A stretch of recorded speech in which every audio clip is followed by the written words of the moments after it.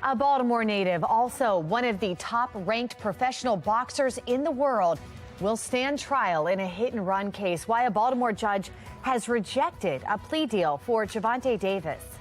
No one is here. To me, it says everybody else is terrified. Explosives found outside of a Baltimore County school. The Carroll County couple charged this morning, and new details about how police were able to track them down. And our next weather maker arriving in just a couple of hours. We're tracking some showers for your morning commute and big changes ahead on this last few hours of summer. Live from WBFF in Baltimore, this is Fox 45 Early Edition. Good morning, everyone. Thank you for joining us. Thanks for waking up with us. It's Thursday, September 22nd. I'm Megan Gillen. Let's check in with meteorologist Justin Chambers. We're counting down a few more hours left of summer. Yeah, 9:03 tonight is when we become autumn, so that's when the autumnal equinox is. Meg, good morning to you, and good morning, everyone. We are tracking a few of those showers that are going to be rolling in really on the last half of the commute. After about 9, 10 o'clock in the morning is when anything starts to roll in, so it's not going to impact your commute this morning, but it will be more of a midday shower activity that's going to be rolling through. But overall, our temperatures a little bit warmer this morning with some of that cloud cover out there. Upper 60s and lower 70s for Cockeysville and Towson down to Baltimore City. 67 in Rosedale, 72 your temp in Essex right now. So a mild Thursday morning, showers moving in midday, and then we're drier and cooler on Friday. And we'll be talking about how those temperatures will drop significantly. Your morning commute looks like this. Low to mid 70s over the next couple of hours. As I mentioned, the morning will be dry, but middle part of the day is when the rain rolls in. We'll take a closer look at that coming up in just a few minutes from right now. All right, Justin, thank you. Remember, you can track severe storms even when we are not on the air, and it's easy by downloading the free Fox 45 Weather Authority app. Just go to your app store, search WBFF to get started. Now, taking a look at our Len Stoller traffic network, we've got our Beltway cameras pulled up here this morning, a few angles around the area, and we're seeing light traffic, no major issues to report. We have some new details this morning after a homemade bomb was found outside of a Baltimore County school on Tuesday. Police now revealing the identities of the Carroll County couple under arrest. Taking a look at their video or their pictures right there. Husband and wife Joseph and Kristen Vickery are pictured right there. According to court papers, the homemade device that was outside Pine Grove Elementary School could be set off remotely. Police say the wife told them Joseph began researching how to make explosives after a fight with her mother. The mother-in-law is the one who tipped police off. Joseph was arrested outside the school and his wife at a Woodlawn motel where they both were staying. We obviously avoided some type of major catastrophe and possibly a loss of life that could have resulted if we didn't catch up with them when we did. Kristen was arrested on drug charges. Mount Airy's police chief will be live at 9 o'clock this morning on Fox 45 to talk about how they were able to track the suspects down. The Barks Animal Shelter in Baltimore will be back open today after an attempted armed robbery. Police say an employee was held up while leaving work when a pair of young suspects approached her. When the employee saw a gun, she sped away. The latest incident, part of a troubling trend of youth crime. We had juveniles that would start off with a minor crime, and once they're in the system, they'd come back for something else that's even worse and worse. And then, unfortunately, many of these juveniles end up becoming adults and committing crimes as well. Barks says that it will have increased security measures today. A Baltimore resident asking for help after reporting her dog stolen. Miniature schnauzer JB was tied up outside of a coffee shop at the Cross Street Market when his owner was told only service dogs were allowed in. She tried to keep an eye on him, but someone walked away with JB. Well, surveillance images were shared and a flyer is being circulated. You can find both on foxbaltimore.com. Baltimore boxer Gervonta Davis will stand trial in December for a hit-and-run crash that left 4 people hurt. This was 2 years ago.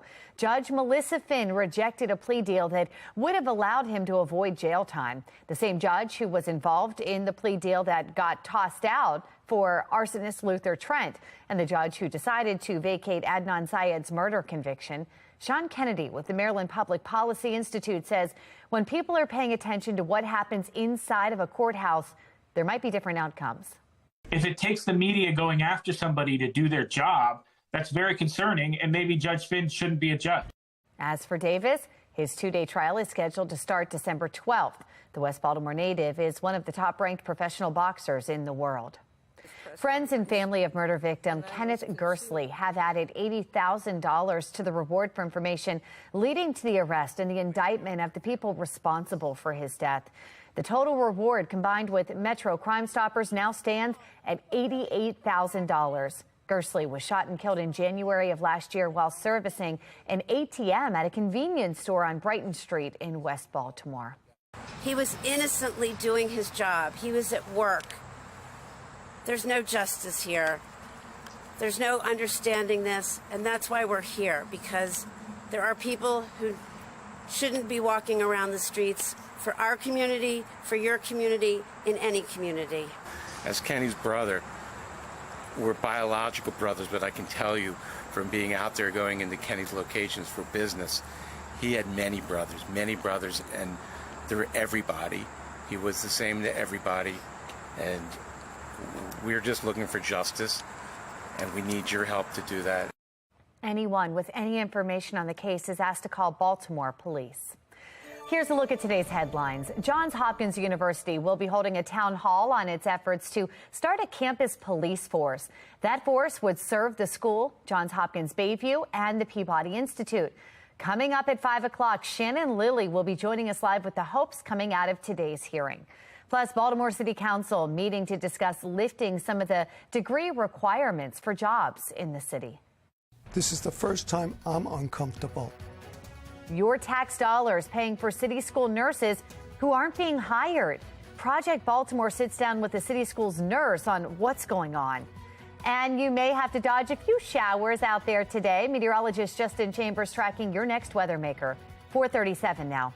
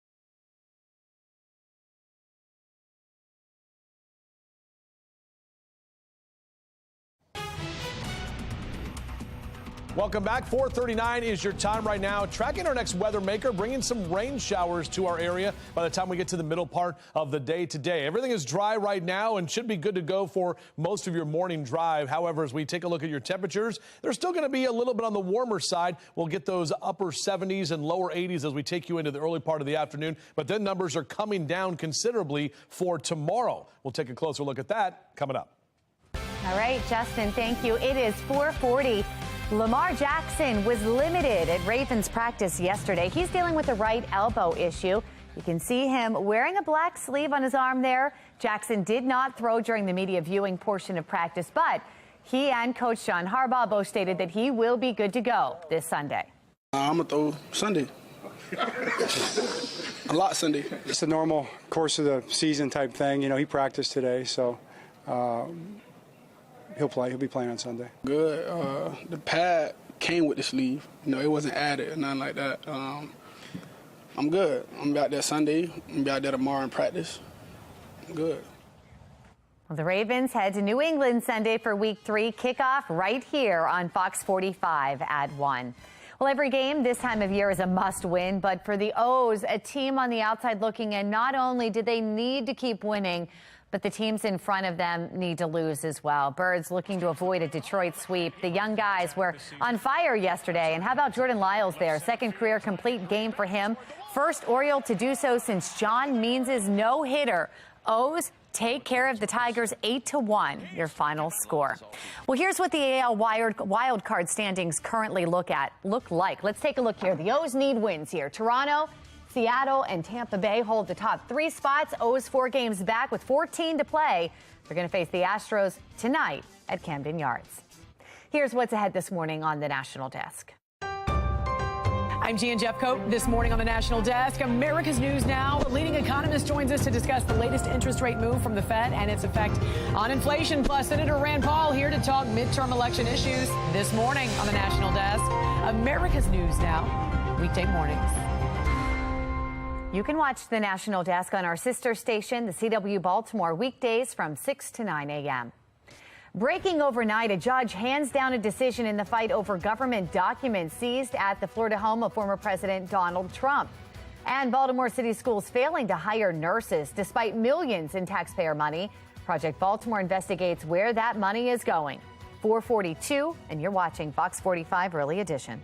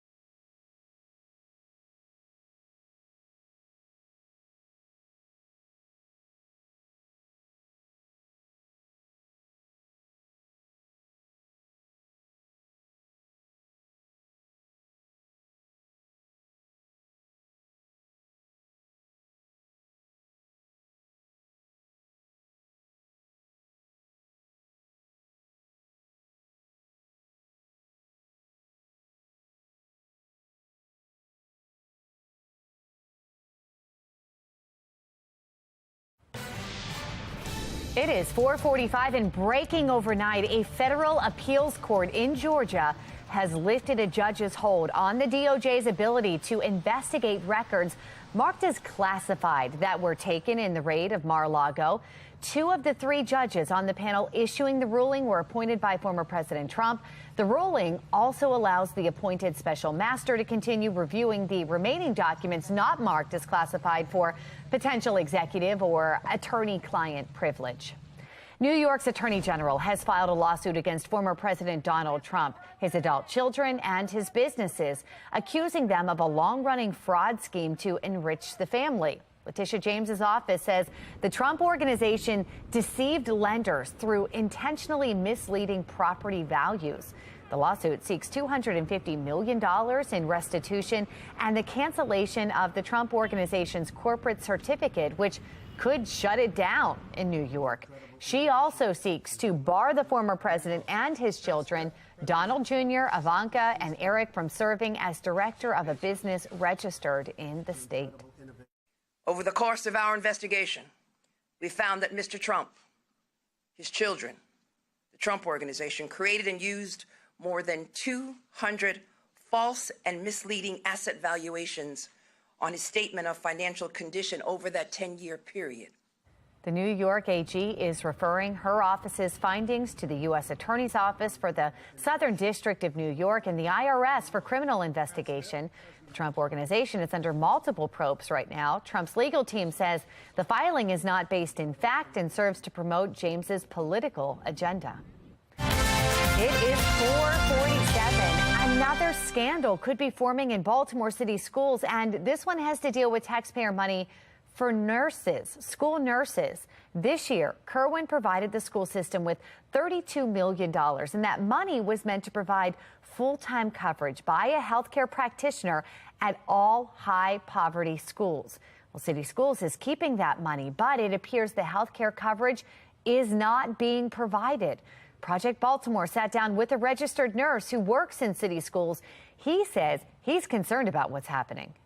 This is the first time I'm uncomfortable. You know, if I'm at one side of town and I have to get to the other side of town, it's going to take me 15 minutes. A lot changes within 15 minutes in an emergency. It could be the matter of life and death. So is Baltimore City Schools violating the law by not having enough full-time licensed nurses? That's the question we're asking. Our Chris Pabst will have a full report coming up later this morning at 7:30. All right, 4:48 now. You see the sign right there. Our next weather maker, meteorologist Justin Chambers here. Yeah, good morning, Megan. We're talking about the rain that's going to be rolling in for these last few hours of summer. Looking outside right now, the Inner Harbor, we're quiet. We definitely have more cloud cover out there, and that's allowed our temperatures to not cool off as much as we've seen the last couple of mornings. We're actually at kind of a mild 71 right now. That dew point at 64 degrees, so that's an indication that we have some of that moisture in place. This is the next weather maker. You can see that cold front right there just to our west. Let's zoom in a little bit closer. Picking up just a few light showers in western Maryland. Most of the rain right now is over in parts of central Pennsylvania. But as that front pushes through, that's when we'll see more of the rain develop right here at home. So let's take a look at our future scan. This is our hour-by-hour future scan. And notice that we're dry pretty much through about 11 o'clock this morning. So the morning commute should not be any issues in terms of any rain. That rain pulls in, though, right around lunchtime. You can see this is at noon as we stop the clock here for your hourly future scan. We're just going to get a few scattered showers, may hear a rumble of thunder or two, but overall not tracking much in the way of any widespread storms. That rain continues through about 1 o'clock this afternoon, and by 2 p.m., notice the rain mainly out toward the eastern shore. Behind that, we're actually going to get some clearing as we set up for tomorrow, which will be breezy and cooler. So it's going to be breezy to windy today, and then we'll keep that wind around tomorrow with that drier air that will be in place. Here's a look at your coffee cast. Next couple of hours, temperatures again staying mild with lower 70s for you. The sun coming up at 6:54 and to bed tonight at 7:04. We'll actually get the 12 hours of day and night a couple of days past the autumnal equinox. It's that seasonal lag that we typically see. Mid to upper 70s and lower 80s. So one more day with temperatures that will be slightly above average across Carroll and Baltimore counties this afternoon. Eastern Shore also into the lower 80s for today. And you can really see where that cold front is. Check out those numbers in Harrisburg and Cumberland back through Pittsburgh in the the 60s and 70s, while we're hanging out to the 80s and even lower 90s down toward Richmond for the afternoon. All right, here's a look at that 7-day forecast for you as we get you ready to go. How about our high of 70 tomorrow? We're going to wake up in the 50s. And then on Saturday morning, we'll see some widespread 40s and temperature right about 50 degrees with an afternoon high in the mid-70s. Now, the Ravens are on the road this Sunday, but we've got the game right here on Fox 45. It's still a Purple Friday, and we'll still be watching that game, of course, up there in Foxborough. But if they were playing here, temperatures will be in the lower 80s on Sunday afternoon. All right, Justin, thank you. Now to the Len Stoller Traffic Network. We've got your Beltway boxes pulled up here this morning. Our live camera showing traffic picking up just a little bit, but no major issues to report. Looking pretty good out there. Let's get a check now on mass transit. We have Mark Jones with the MTA chatting with us this morning. How's it going, Mark? Well, good morning, Megan. Good morning, everyone. The commute start is a good one out there for travel on Light Rail Link. It's operating on time from end to end. Metro Subway Link showing no delays between Owings Mills and Hopkins Station. On the MARC train system, we've got freight train congestion causing 2 cancellations this morning. Camden train 840 and Camden train 841 canceled. Be aware that the other trains and lines of MARC look good for the commute start. For the MTA Transit team, I'm Mark Jones. All right, Mark, thank you. Well, the Federal Reserve raises interest rates once again. The toll this will have on the economy and your wallet. The immigration crisis now playing out in cities across the country have local leaders asking, what is Washington doing to help out? I'm Scott Thuman on Capitol Hill with a look.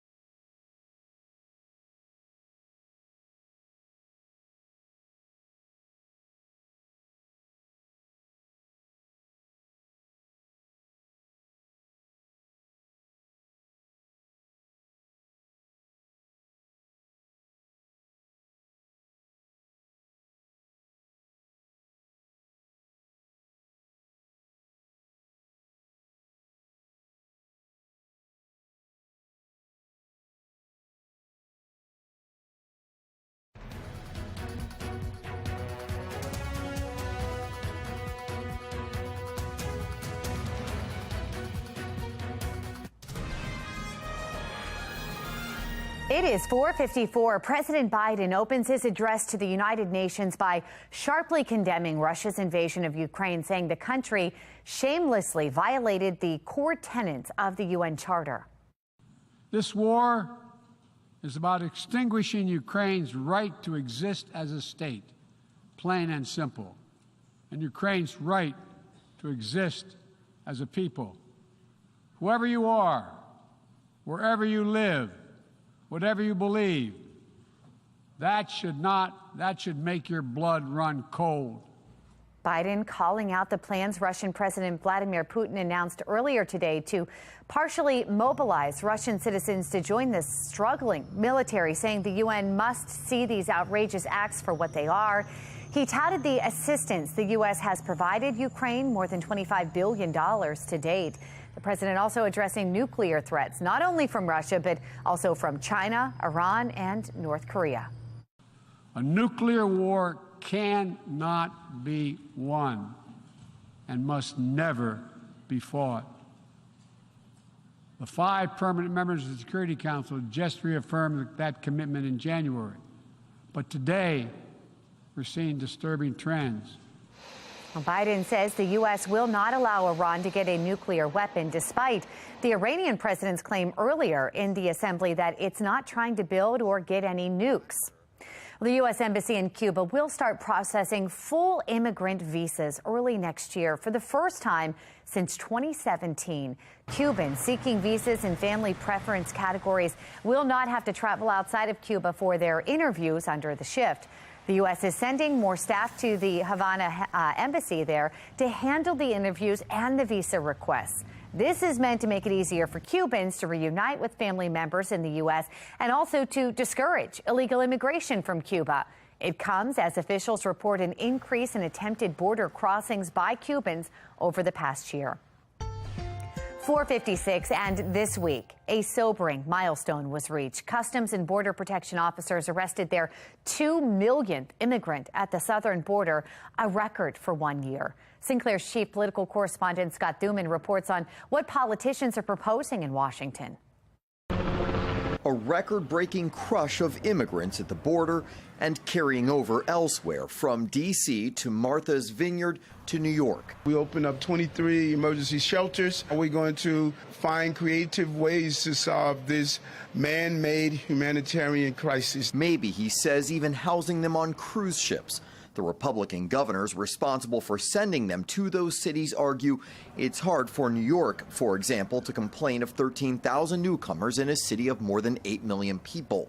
A Texas sheriff is now investigating if Republican governors broke any laws by sending them north. Those migrants were being treated horribly by Biden. They were hungry, homeless. They had no opportunity at all. The state of Florida, it was volunteer, offered transport to sanctuary jurisdictions. We're now giving some Democrat-run states and cities just a tiny, tiny taste of what border communities have been enduring, literally, for years. All sides in this argument agree that action is well overdue here in Washington and point to a failure by Congress to come up with a comprehensive solution.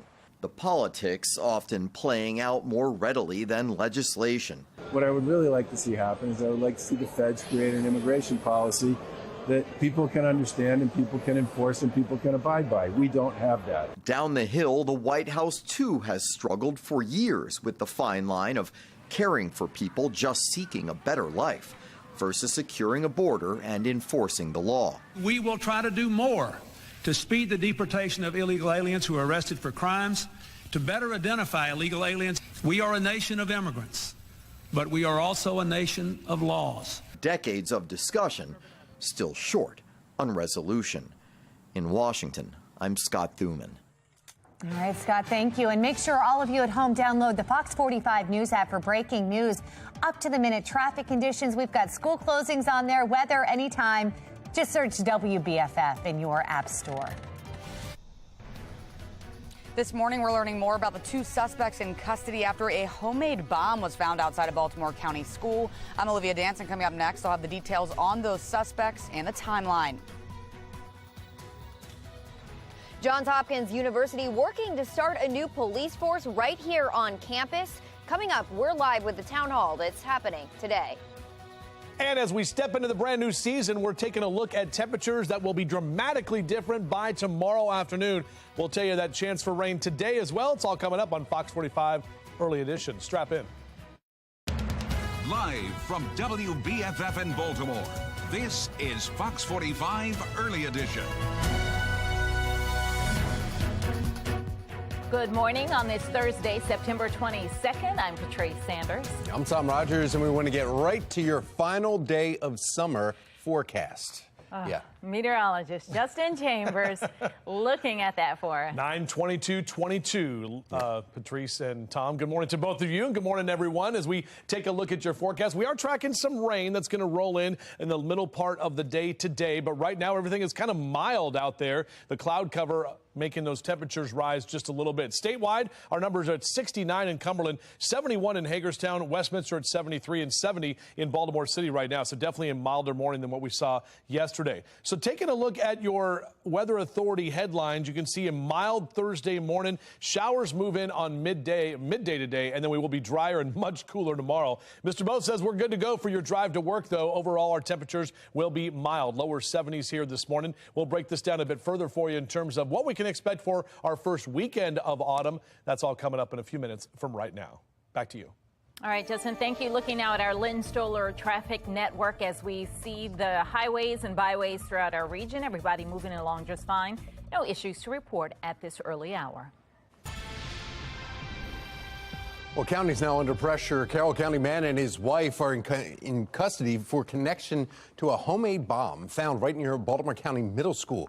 43-year-old Joseph Vickery is accused of making that device. His wife, Kristen Vickery, though, was arrested on drug charges. We now know police discovered the homemade bomb in a vehicle just across the street from Pine Grove Middle School Tuesday. It caused that school and eventually Pine Grove Elementary to be evacuated. Olivia Dance is live outside Pine Grove Middle School this morning with the latest for us. Olivia. Well, Tom, students will be arriving to school in just a couple hours, but the homemade bomb was found in a car right here in this area, and we'll pan across to show you that it's just right across the street from Pine Grove Middle School. On Tuesday, both Pine Grove Middle and Elementary School students evacuated, but now police are saying they were likely never the intended targets. Some parents are also hoping the school district improves its communication. No one is here. To me, it says everybody else is terrified. It's frustrating because for us, you know, you hear something from your kid and you're expecting that somebody is going to be able to communicate with you. According to police, the homemade explosive made of everyday products like cardboard and a remote-controlled car was sitting right outside the school. And the man responsible is 43-year-old Joseph Vickery, who works for an electrical company that actually had a job inside the school at the time. He made a very poor decision to transport the bomb to that location in his vehicle, and that's where he happened to get caught. The Mount Airy police chief said it all started with a tip from Vickery's mother-in-law. Police then found the bomb outside the school and arrested Vickery. They also raided a motel in Woodlawn, which is Vickery's alleged residence. There they found more items to make explosives and shortly after arrested Vickery's wife, Kristen, on prior drug charges. Vickery is also facing several illegal firearms and drug charges, and he's being held without bond. But police say at this time there is no longer a threat to the community. For now, reporting live in Baltimore County, I'm Olivia Dance, Fox 45, Early Edition. Mount Airy's police chief will be live on Fox 45 Morning News later this morning. He will discuss how the department was able to track the suspects down. You can catch that interview at 9 a.m. Happening today, your voice, your thoughts, your concerns can all be heard as Johns Hopkins University plans to restart its efforts to develop its own police force. The first of 3 public town halls is happening tonight. Shannon Lilly is joining us live from the university with more on this partnership with the Baltimore Police Department and what we should expect later today. Shannon. Well, like you said, Tom, this is a partnership. It's a joint effort between city police and the new campus police to keep the university safe. And today, you have the opportunity to come out right here to Johns Hopkins University to learn more about all of this in their first town hall. So we want to get you to the timeline of what you can expect moving forward. Tonight's town hall starts at 6 p.m. and it will be live streamed from Shriver Hall on the Homewood Peabody campus. The other 2 will happen next Thursday and Friday. Now, after that, City Council will have a 30-day period to review and comment on the plan. Then the memorandum of understanding will be finalized and posted online. Now, by spring into fall of 2023, the Johns Hopkins Police Department will begin recruitment and training, And then tentatively, campus police are set to be deployed on the Homewood, Peabody, and East Baltimore campuses in the 2023-2024 school year. Now, not everyone, though, you'll remember, is on board with the plan. Back in 2020, Johns Hopkins shelved the idea of developing campus police after strong backlash from students and the surrounding community. But Hopkins says, Tom and Patrice, that it has listened to the community, so we know that this new campus police force would be relatively small with no more than 100 personnel. Yeah, Shannon, that still seems pretty large there, and this means that Baltimore police then would be freed up to be deployed elsewhere once campus police then are deployed, right?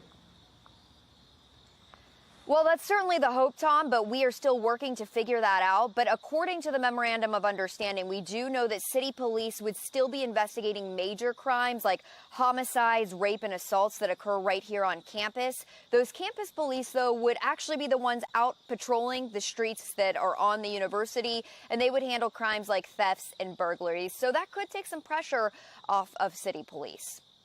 Reporting live right here at Johns Hopkins University, I'm Shannon Lilly, Fox 45 News, Early Edition. Thank you, Shannon. 5:06 now. Markets across the world reacting this morning as the U.S. Federal Reserve announces another rate hike. Megan Gillen is at our live center tracking the impacts and what this all means for you. Megan. Kind of saw this coming, guys. Taking you live to our nation's capital here this morning, where the U.S. Federal Reserve just hiked rates by another 3/4 of a point. No one knows whether this process will lead to a recession, or if so, how significant that recession would be.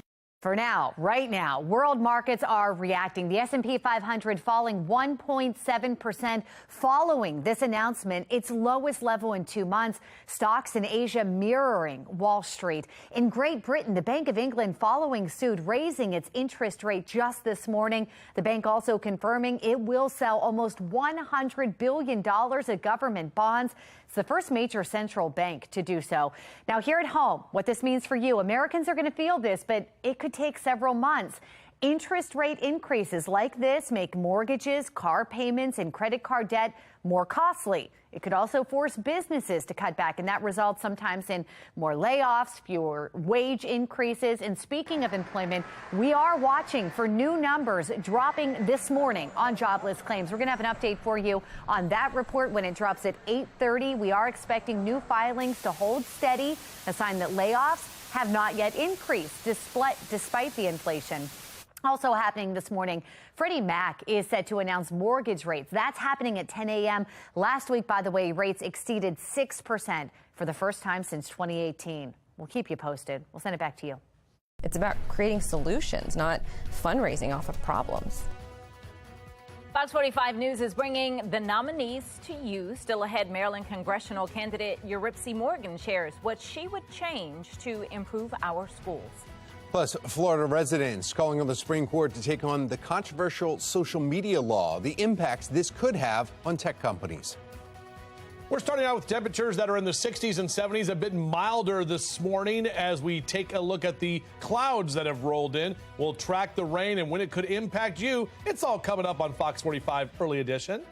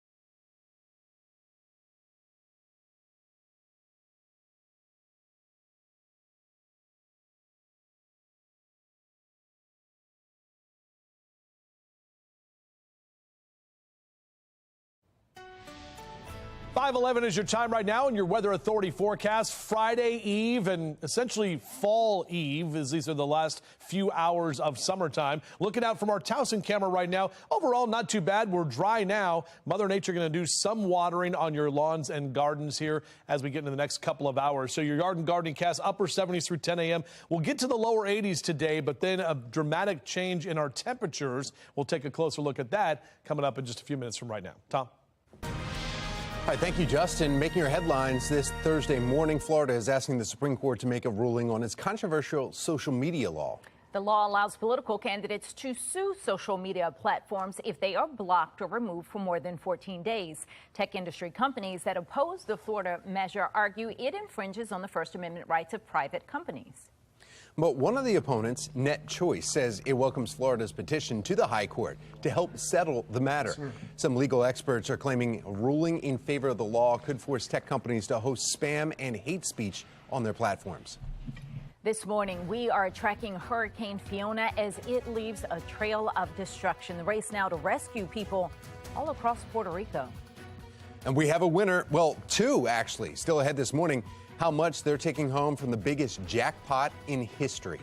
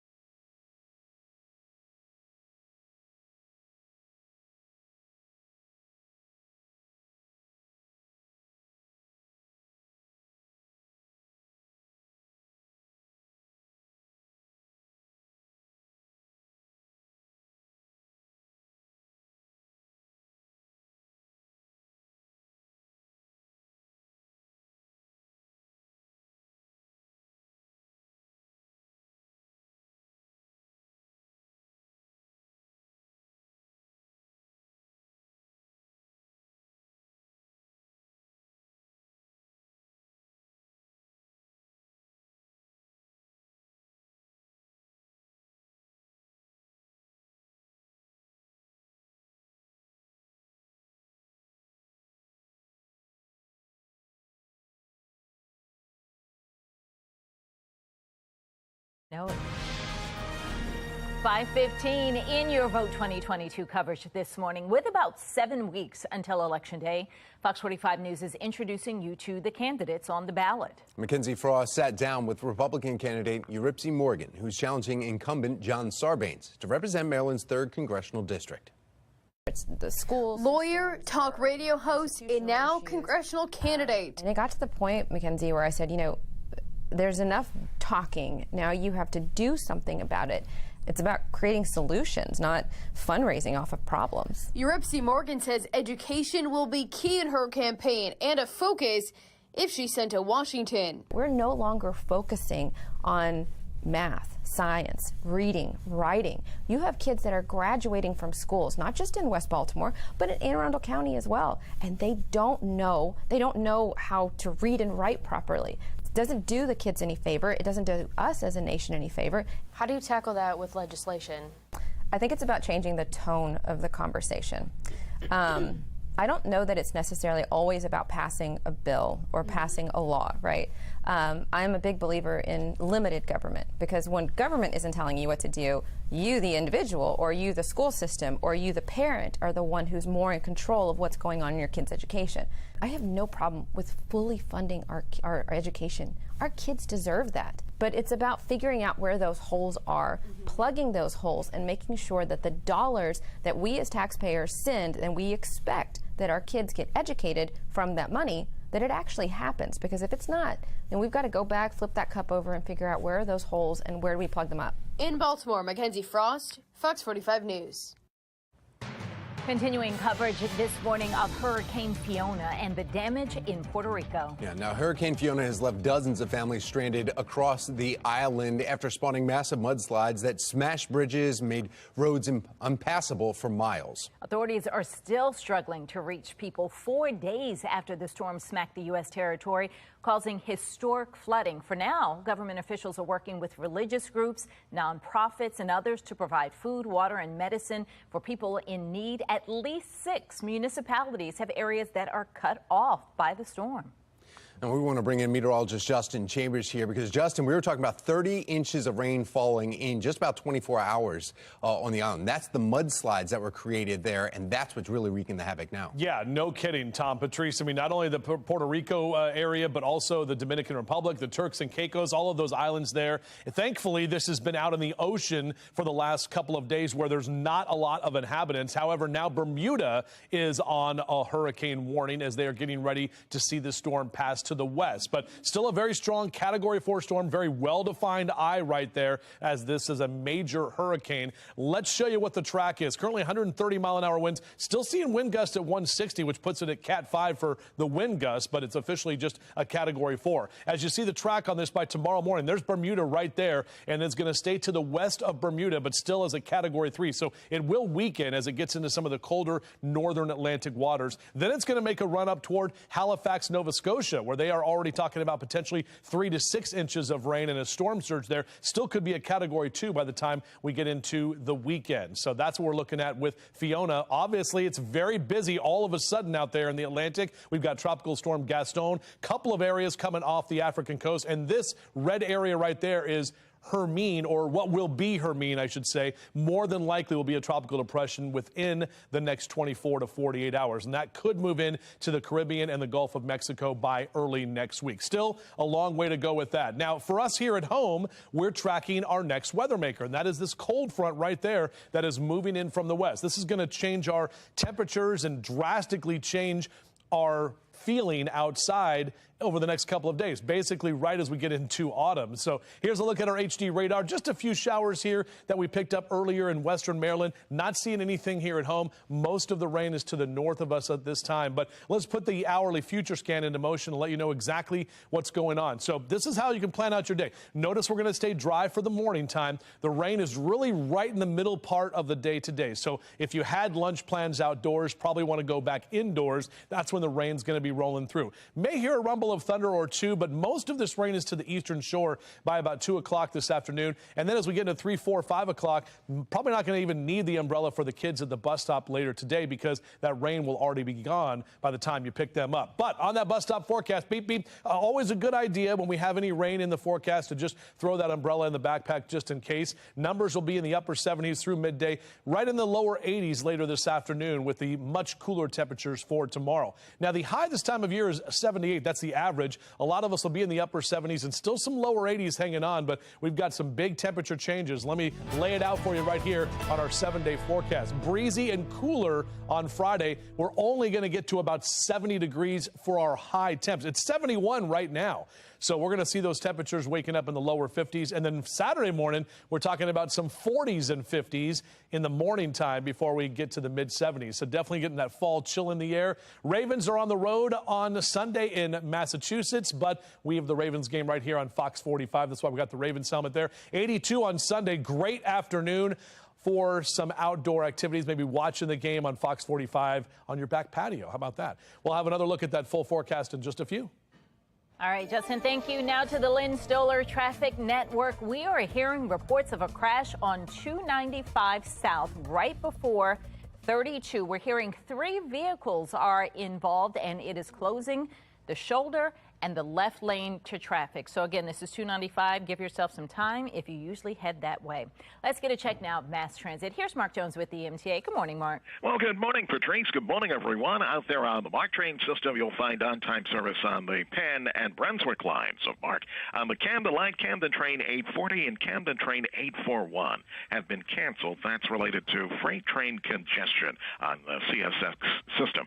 Be aware of that. Perhaps use the Penn line instead out there on the MARC system. If your ride is on Light Rail Link, on-time service in both directions of Light Rail Link, Metro Subway Link on schedule between Owings Mills and Hopkins Station for travel. For the MTA Transit team, I'm Mark Jones. Thank you, Mark. Trending now, 2 winners have come forward to claim one of the biggest jackpots in Mega Millions history. The winners were from Illinois and have decided to claim the prize anonymously. The Illinois Lottery says they bought tickets together and agreed to split the $1.3 billion prize if they won. The winners are taking the lump sum payment option and are walking away with a combined $780 million. Whew. The state's attorney and the attorney general are clashing over the Adnan Syed case. I'm Olivia Dance, and coming up next, hear what each side is saying. And a win for the DOJ this morning. What a panel of judges says they can now do surrounding the raid at Mar-a-Lago. 5:22 now, and you're watching Fox 45 Early Edition.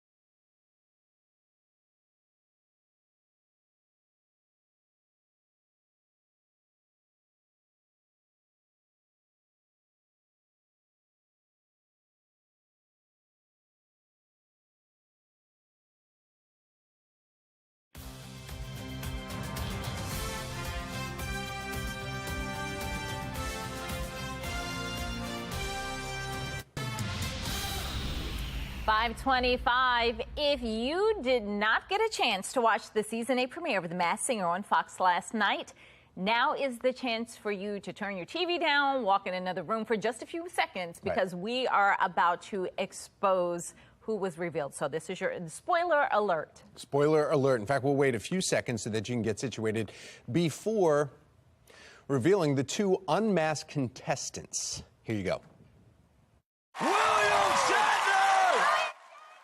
Well, there you go. That's the first eliminated contestant, William Shatner. He's 91 years old. My goodness. All right, anyway. Is he? Yeah, 91. No way. Yeah, William Shatner, 91 years old. Yeah. Oh, my. Isn't that incredible? That just blew my mind. Because his first question that he was asked afterwards, they were like, why would you ever want to do a Masked Singer at the age of 91? He's like, 90 was terrifying. 91, it's just like, whatever. Wow. Yes. Well, good for him. You know, you could tell he was hot under the first thing he did was like, oh, whew. He was under the costume there. Second contestant unmasked last night as well. Get ready to meet the Hedgehog. It's comedy legend, Eric Idle from Monty Python. Recognize him? Idle was voted off after Shatner. He's only 79 years old. Be More Lifestyle Mark Clark will be interviewing him this week about his short term on The Big Show. Man, Yeah. so I'm not familiar with him. I had to look him up this morning. The name I didn't recognize, but once I saw the face, I'm like, oh my goodness, going back there. Right. Monty Python. Is that still going on? He wrote a lot of stuff too, but Spam-A-Lot, he's actually the writer of that. Apparently he was in Singer too. The weird thing about it was they said there was a third contestant knocked off, but they didn't reveal them. Hummingbird? Oh. Yeah, so we'll find out next week. Well, yeah, we were talking about the costume. So that's how I know them, because we obviously didn't know the people. The hummingbird costume, that was a cute one. Gone. All right, well, won't get to see it anymore. Well, let's see what's happening with our forecast. We're going to look at that in just a little bit. Meteorologist Justin Chambers is going to take a look at how the temperatures are holding up for this. So we are calling it the last day of summer and not the first day of fall. That's the deal? Yes. All right. 520. Barks Animal Shelter is back open today after an employee there is held at gunpoint. Coming up, the latest in the investigation and just how old police believe the suspects are.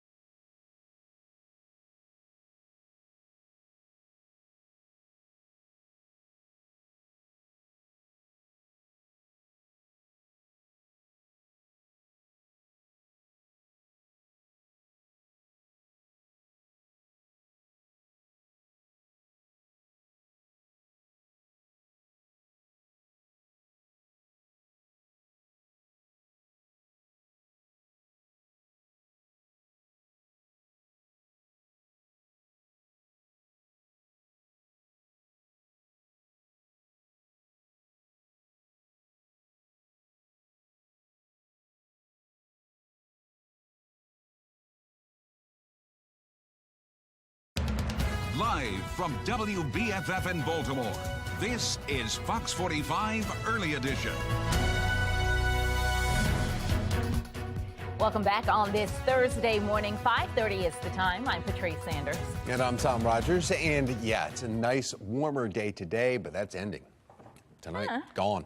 Yeah. I don't like the sound Leaves of that. are falling. Yeah. Meteorologist Justin Chambers is here. Let's see if he agrees with his new mug that he's so excited about. It's a bigger mug. It's pretty cool. Yeah, good morning to you, Patrice and Tom. Good morning, everybody. Let's take a look outside. Maybe you want some sugar in your coffee. Why not get some Domino's sugar? We've got that sign lit up, ready to go for you. On this Thursday, it is Friday Eve. It is Fall Eve. It's officially fall at 9:03 tonight. 68 your number at Cockeysville and Towson right now. 67 in Rosedale, 72 in Essex and Middle River. It is definitely warmer this morning because we have some of that cloud cover around. And we're tracking rain that's going to move in the middle part of the day today. However, tomorrow, drier and cooler. And that wind's going to kick up not only today, but especially into tomorrow. Mr. Bose says we are good to go. Next couple of hours, lower 70s. We stay dry for your morning commute. And look at the next 3 days, guys. 82 today, then 70 Friday, 74 Saturday. So definitely a big shift temperature-wise. Closer look at all of this coming up in just a few. Somebody's lying. Whether or not it's the Attorney General or the state's attorney, it's unclear, but somebody's not telling the truth.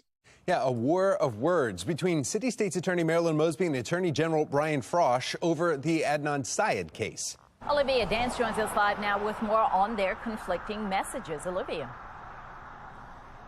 Yeah, that's right. Well, State's Attorney Marilyn Mosby now has less than 30 days to decide whether to retry Adnan Syed, but that's being overshadowed by the tug of war between Mosby and Attorney General Brian Frosh. Now, right after Syed's murder conviction was overturned, Mosby accused the Attorney General's office of failing to disclose critical evidence during his original trial.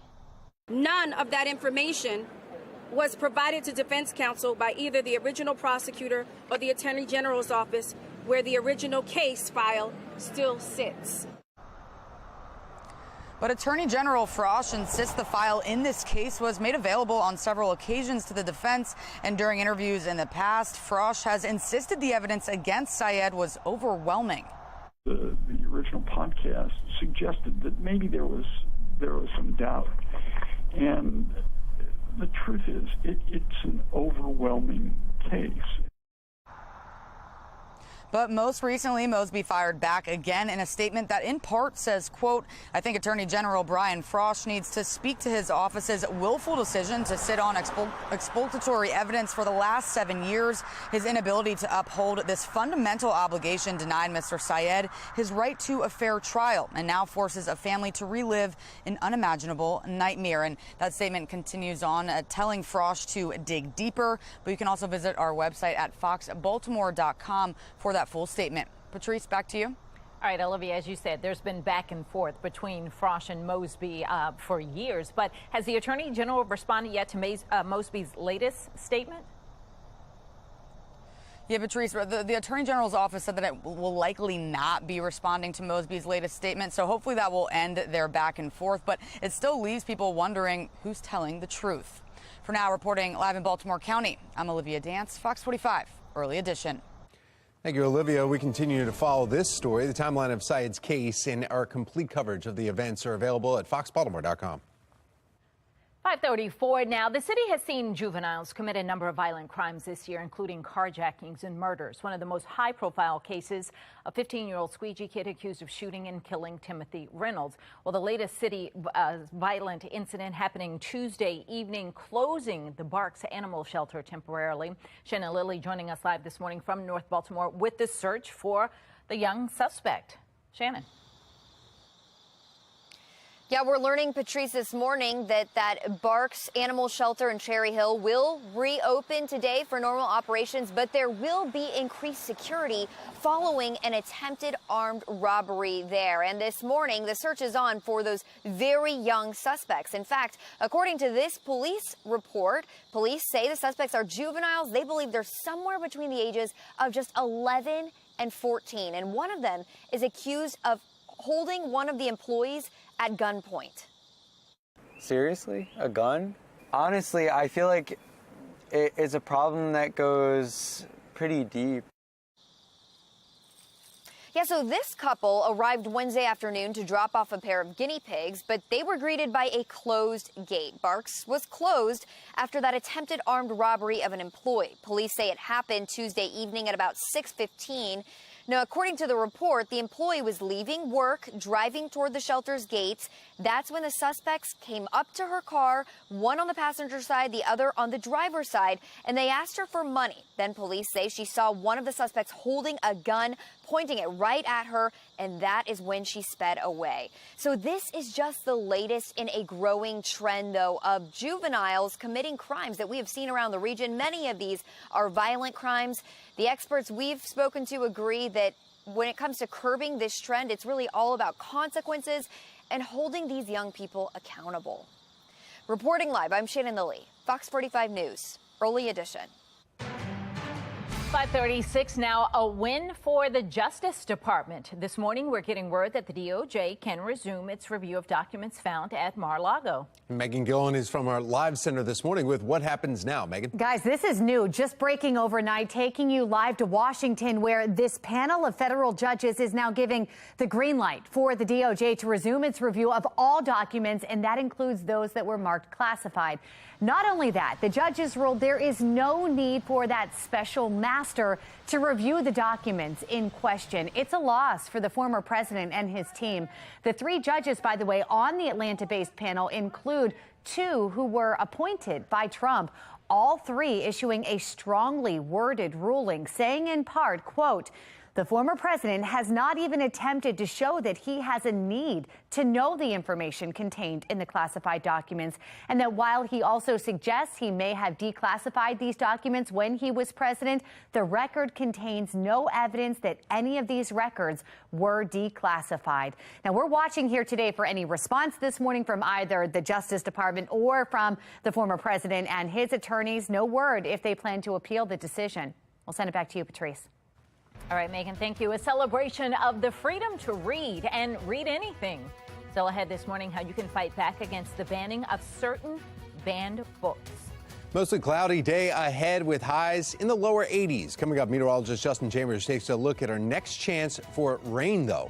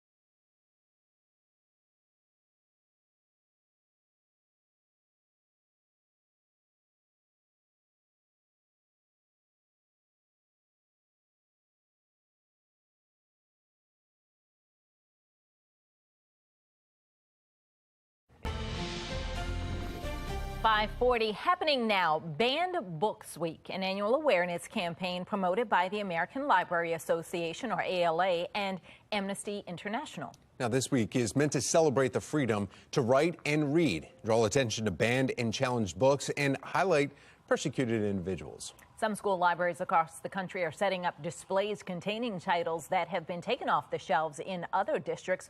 One parent advocate feels that while families can decide if their child reads these books, it is wrong for them to be in schools. If parents want their kids to have access to this type of material, then they can go ahead and purchase the book for their kid on Amazon or at Barnes & Noble or wherever you can find it. But it is completely unconscionable for a government entity like a public school to expose children to this kind of stuff.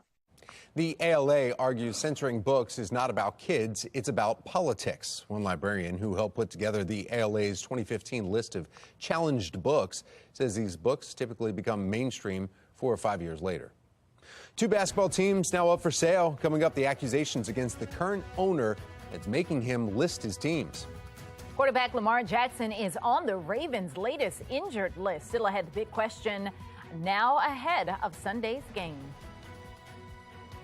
Fox 45 News, winner of 17 2022 Regional Emmy Awards, more than all other Baltimore news stations combined.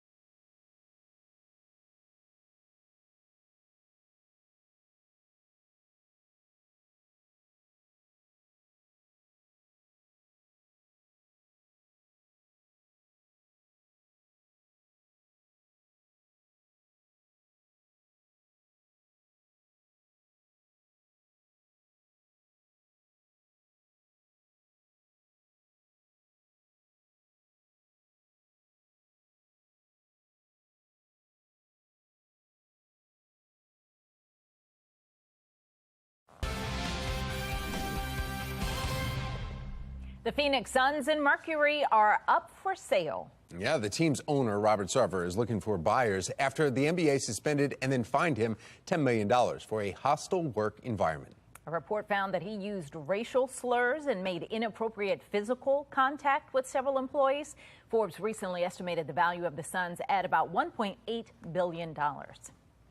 The Ravens are on to New England for Week 3. Now, as the team moves on from Sunday's tough loss, some players are still recovering. Ravens quarterback Lamar Jackson did not throw during media viewing at practice yesterday. He watched Tyler Huntley do the work instead. Jackson did run the offense in the handoffs, which we cannot film, but there were no tosses. And he was wearing that right arm sleeve from his bicep to his wrist with the pad on the elbow. Jackson said after practice that he's good and that we'll see him on Sunday. Well, speaking of which, you can watch that big showdown. The Ravens this weekend right here on Fox 45. Flock trying to bounce back from that 21-point collapse against the Dolphins in the fourth quarter. My goodness. They'll be in Foxborough, though, taking on the Patriots Sunday at 1. Maryland Terrapins also have a huge game on their hands. After starting 3-0 for the second straight year, they're going up to the Big House to take on the Michigan Wolverines. That game is featured as Fox's Big Noon Saturday and will air right here on Fox 45. Well, right now it's 5:46, and it is our final full day of summer. Well, it's the end of summer. Meteorologist Justin Chambers is here. I like that graphic. It's M&M. You know, it's the Terps, it's Michigan, so that's kind of cool. Also, guys, I mean, the O's are still in it. We're 4 games out. I mean, 8-1 last night. They got the win. Did you like having Gunnar lead off his batter? I haven't seen that yet. Oh, he's led off last night. He's the leadoff now. He's number 1 spot. Oh, yeah. I see what you mean. Yeah. I like that. And Jordan Lyles with a complete game, 94 pitches. It was a gem, 8-1 over the Tigers. Now, look, Trey Mancini is back tonight at Camden Yards because the Houston Astros are in town. See what happens. 4 games set against the Astros as we take you outside right now. A live look here. There we go. Charm City tank shot. Look at that. Lit up nicely this morning. I think we need some orange lights on those. The Ravens are out of town this week, so let's put the orange lights on that Charm City tank shot. Looking outside right now, overall, not too bad. This is our next weather maker, and this is a strong cold front that's going to be coming through later this afternoon. Now, along the front is when we'll see some of the rain that's going to move in. But you can see we're dry right now. Any of that rain that's tracking is to the north of us in central PA. As the front moves in, that's when the rain starts to develop. Let's show you the hourly future scan. Look at this. As we take you through about 11 a.m., we're dry. So the rain is mainly going to be right there in the middle of the day. This is the latest updated model run. We get these every hour. So the newest one showing a couple of showers here between about noon. 1 o'clock is going to be probably the heaviest rain, and we could see a couple of thunderstorms pop up, but very isolated at best, if anything. Most of those storms and showers move off to the east by 2 o'clock, and by about 3, 4, 5 o'clock this afternoon, we're drying out and definitely will be cooler. The wind is going to pick up too. It's a good idea to just go ahead and throw a little umbrella in the backpack for the kids and make sure they at least have a jacket to throw on later today. Even though it's still going to be 80 degrees when you pick them up from the bus stop, just know you may encounter some showers, especially if they're out and about at recess, probably indoors for today. Golfers, same thing. You can get that out there on the links this morning with temperatures in the mid-70s, upper 70s through noontime, and we'll be in the lower 80s later this afternoon. And you can see some of those high temps today across Carroll and Baltimore counties in the mid to upper 70s and lower 80s, but those numbers are going to drop pretty significantly tomorrow. And you can actually kind of see where the cold front is on this map. Our regional highs, we'll see those temperatures in the lower 70s for Scranton and Cumberland, 67 in Pittsburgh today, while we'll be at 91 in Richmond. So here's where that last of that summer heat is kind of hanging around. All right, let's take a look at your O's cast. Back at it tonight. As I mentioned, the Stros are in town. 7:05 first pitch. Should be a gorgeous night for baseball. We are going to see some of that wind pick up later today as well, but temperatures will drop throughout the evening, so make sure to grab a light jacket. Fan Appreciation Weekend this weekend for Camden Yards. The Ravens, as we mentioned, on our station Sunday afternoon, but they're playing in Foxborough, Massachusetts. But we'll see temperatures in the lower 80s here at home on Sunday. Great football watching weather. Tom? All right, thank you, Justin. Taking a look now at your Lens Solar Traffic Network and the issue right here in 95 at right at 395. There's actually multiple vehicles involved with this accident. You can see the one there blocking the whole ramp is shut down right now because the 2 vehicles that are, one is against the rail there, and then the other one is sideways in front of those police units. So I'm not sure exactly if anybody was injured here, but still blocking that ramp. Now we want to get a check of your mass transit. We have Mark Jones with the MTA. Good morning, Mark. Well, good morning, Tom. Good morning, everyone. Out there on the MARC train system, you'll find 10 train 511 and 10 train 407 operating with 5-minute delays. Out there on the Camden line of MARC, 2 cancellations. Trains 840 and 841 are canceled due to freight train congestion. And the Penn line might be a better bet out there this morning for travel. Out there on Light Rail Link, nothing in your way. Looking good for travel in both directions of Light Rail Link service. Metro subway link on time from Owings Mills to Hopkins Station. For the MTA Transit team, I'm Mark Jones. Thank you, Mark. There may be a few tears spilled over this spilled beer. Yeah. A multi-truck crash causes cans and cases of beer to scatter across the Florida highway. Now, according to the Florida Highway Patrol, 2 tractor trailers collided when one was attempting to just change lanes. A pickup truck stopped behind the collision, and then it was hit by a semi-truck carrying Coors Light beer. Crews were busy cleaning up the roadway of the...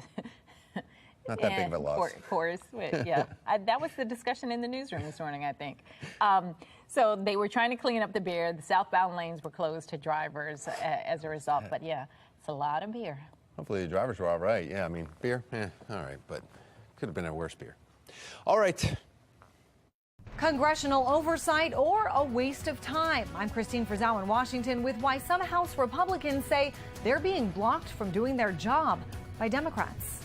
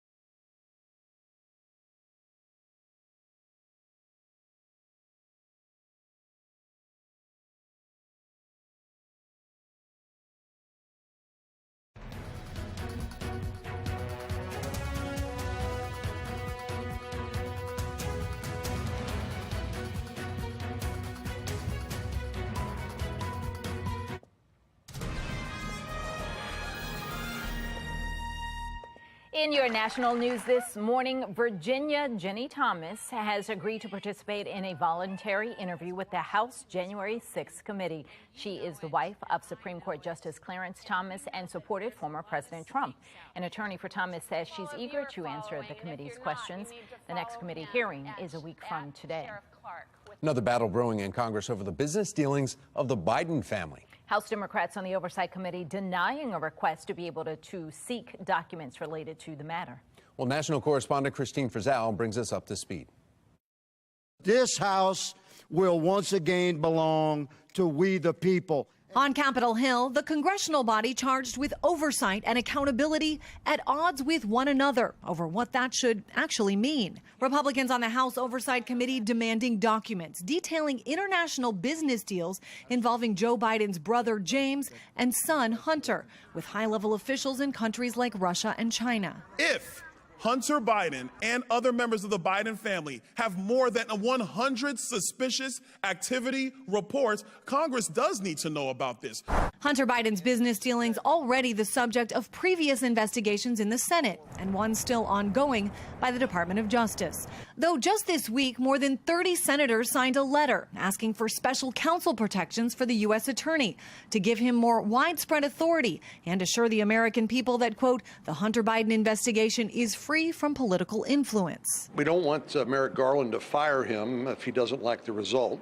With Republicans in the minority, they have little power to proceed with the congressional investigation, but say stopping them is tantamount to a cover-up. They are continuing in their coordinated effort to shield a potentially compromised president from necessary congressional oversight. We must shed light on the Biden family's international business schemes to determine if they're a national security threat. Democrats insist the effort is purely political. These same Republicans turned a blind eye when Donald Trump incited a deadly riot in the Capitol. Others call it a poor use of the committee's time and of taxpayer dollars. I hope we can get back to the business of helping the American people by tackling real problems, like growing our economy, stopping climate change, protecting a woman's right to choose, and preventing gun violence.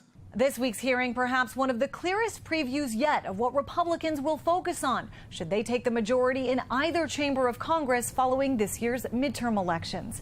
In Washington, I'm Christine Frizzau. Former President Trump responding this morning after being hit with a $250 million lawsuit by New York's Attorney General.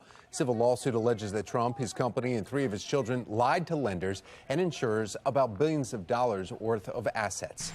Now, it follows a 3-year investigation into Trump's New York-based real estate business.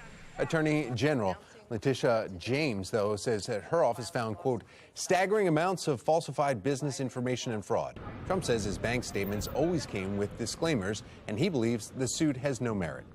What we do is, here's a financial statement, but be careful because it may not be accurate, it may be way off, and then she sued us.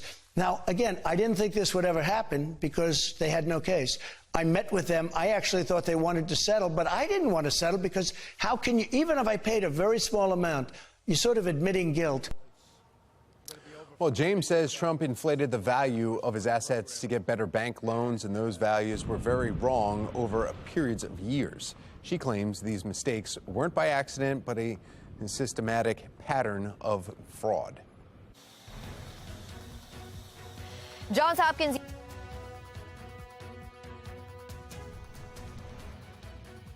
Temperatures are looking okay right now, and we are going to see some big changes with our numbers. We'll break it all down for you on Fox 45 Morning News. Live from WBFF in Baltimore, this is Fox 45 Morning News. Good morning on this Thursday, September 22nd. I'm Patrice Sanders. I'm Tom Rogers, and you know it's fall because Chick-fil-A just came out with the Autumn Shake. Ooh. Yeah. What's good. in it? What's in it? I don't know. What flavor is awesome? It's like a, I don't want to say it because somebody's here, but it has that kind of flavoring.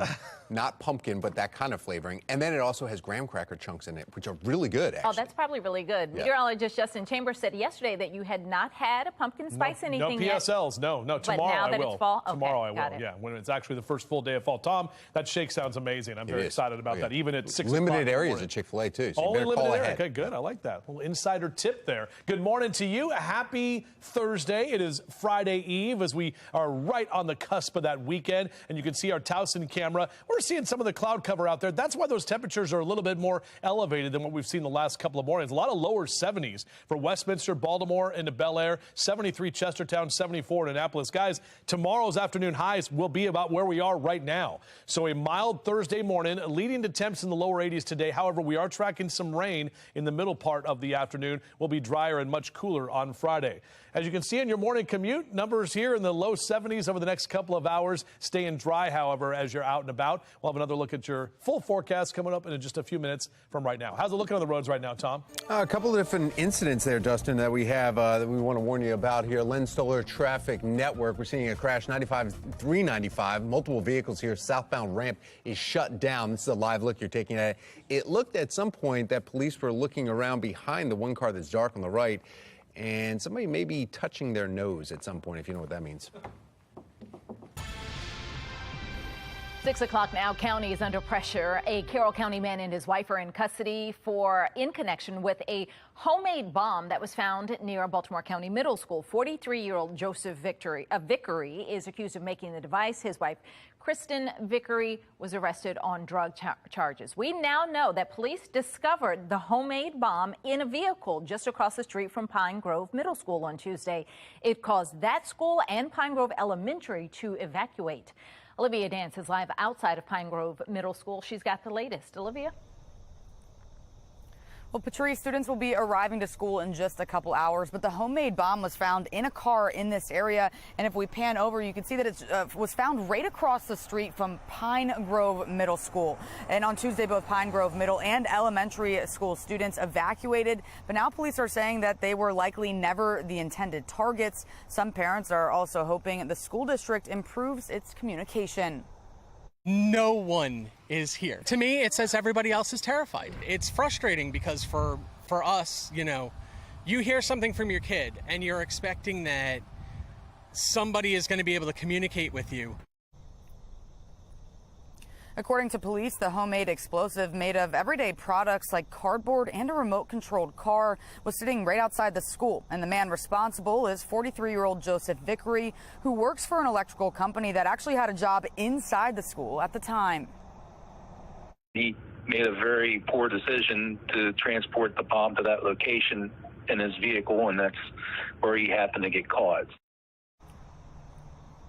The Mount Airy police chief said it all started with a tip from Vickery's mother-in-law. Police then found the bomb outside the school and arrested Vickery. They also raided a motel in Woodlawn, which is Vickery's alleged residence. There they found more items to make explosives and shortly after arrested Vickery's wife, Kristen, on prior drug charges. And Vickery's also facing several illegal firearms and drug charges, and he's being held without bond. But police say at this time there's no longer a threat to the public. For now, reporting live in Baltimore County, I'm Olivia Dance, Fox 45 Morning News. Thank you, Olivia. Mount Airy's police chief will be live on Fox 45 Morning News a little later on this morning. He will discuss how the department was able to track down the suspects. You can catch that interview at 9. Happening today, you can voice your thoughts and concerns as Johns Hopkins University plans to restart its efforts to develop its own police force. The first of 3 public town halls is happening tonight. Yeah, controversy just 3 years ago. Shannon Lilly joining us live from the university with more on the partnership with the Baltimore Police Department and what we should expect later today. Shannon. And like you said, Tom, this is a partnership, a joint effort between city police and what would be the new campus police to keep this area safe right here at Johns Hopkins University. You can come out right here to Johns Hopkins University today for the very first town hall to learn more. In fact, we have a look right here now at the timeline for tonight's town hall that starts at 6 p.m. and it'll be live streamed from Shriver Hall on the Homewood Peabody campus. The other 2 town halls will happen next Thursday and then on Friday as well. Now, after that, City Council will have a 30-day period to review and comment on the plan. Then the Memorandum of Understanding will be finalized.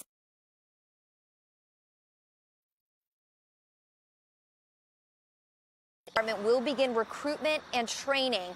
Then, tentatively, campus police are set to be deployed on the Homewood, Peabody, and East Baltimore campuses in the 2023-24 school year. Now, not everyone is on board with the plan, though. You'll remember back in 2020, Johns Hopkins shelved the idea of developing campus police after strong backlash from students and the surrounding community. But Hopkins says that it has listened to the community, Tom and Patrice. They say this police force will be kept relatively small with no more than 100 personnel. Shannon, there were some major protests then, but now this new plan means that Baltimore police should be freed up to be deployed elsewhere once the campus police are deployed, right? Well, Tom, that's certainly the hope, but we're still working to find out if that would be the case. We do know, as we mentioned, since this is a partnership, city police would still be handling major crimes like homicides and rapes that happen right here on campus. But we know that campus police would be the ones actually out patrolling the streets on the university, and they would be the ones handling crimes like thefts and burglaries. So it could take some pressure off city police. Reporting live from Johns Hopkins University, I'm Shannon Lilly. Fox 45 Morning News. Markets across the world are reacting this morning as the U.S. Federal Reserve announces yet another rate hike. Megan Gillen is at our live center this morning tracking the impacts and what this means for you. Megan. A lot going on here, Tom. Taking you to our nation's capital here this morning, where the U.S. Federal Reserve just hiked rates by another 3/4 of a point, and now we're waiting to see what happens next. No one knows whether this process will lead to a recession, or if so, how significant that recession would be. Right now, world markets certainly reacting. The S&P 500 falling 1.7% following this announcement. It's its lowest level in 2 months. Stocks in Asia mirroring Wall Street. In Great Britain, the Bank of England following suit, raising its interest rate just this morning. And just about an hour ago, Switzerland's central bank doing the same, carrying out the biggest hike ever for them. Here at home, Americans will feel this. It could take several months, though. Interest rate increases like we're seeing right here make mortgages, car payments, credit card debt more costly. This could also force businesses to cut back, and that would result in sometimes more layoffs, fewer wage increases. Speaking of employment, guys, we are watching for some new numbers to drop this morning on jobless claims. We're going to have an update for you when that comes out at 8:30. We are expecting new filings to hold steady, and this could be a sign that layoffs have not yet increased despite inflation. Also happening this morning, one more thing. Freddie Mac to announce mortgage rates at 10 a.m. last week, if you remember.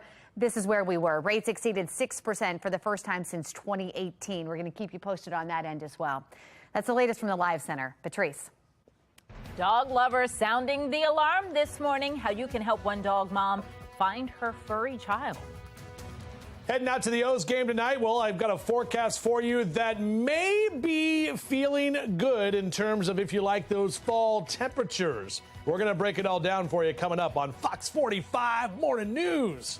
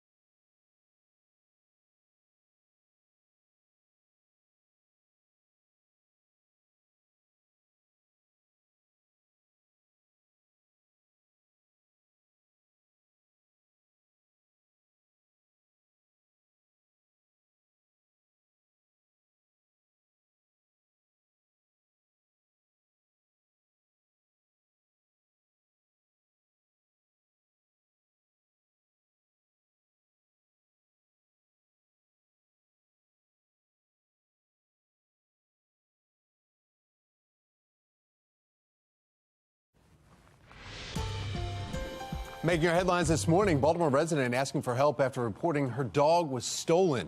Miniature schnauzer JB was tied up outside of a coffee shop at the Cross Street Market when his owner was told only service dogs were allowed in.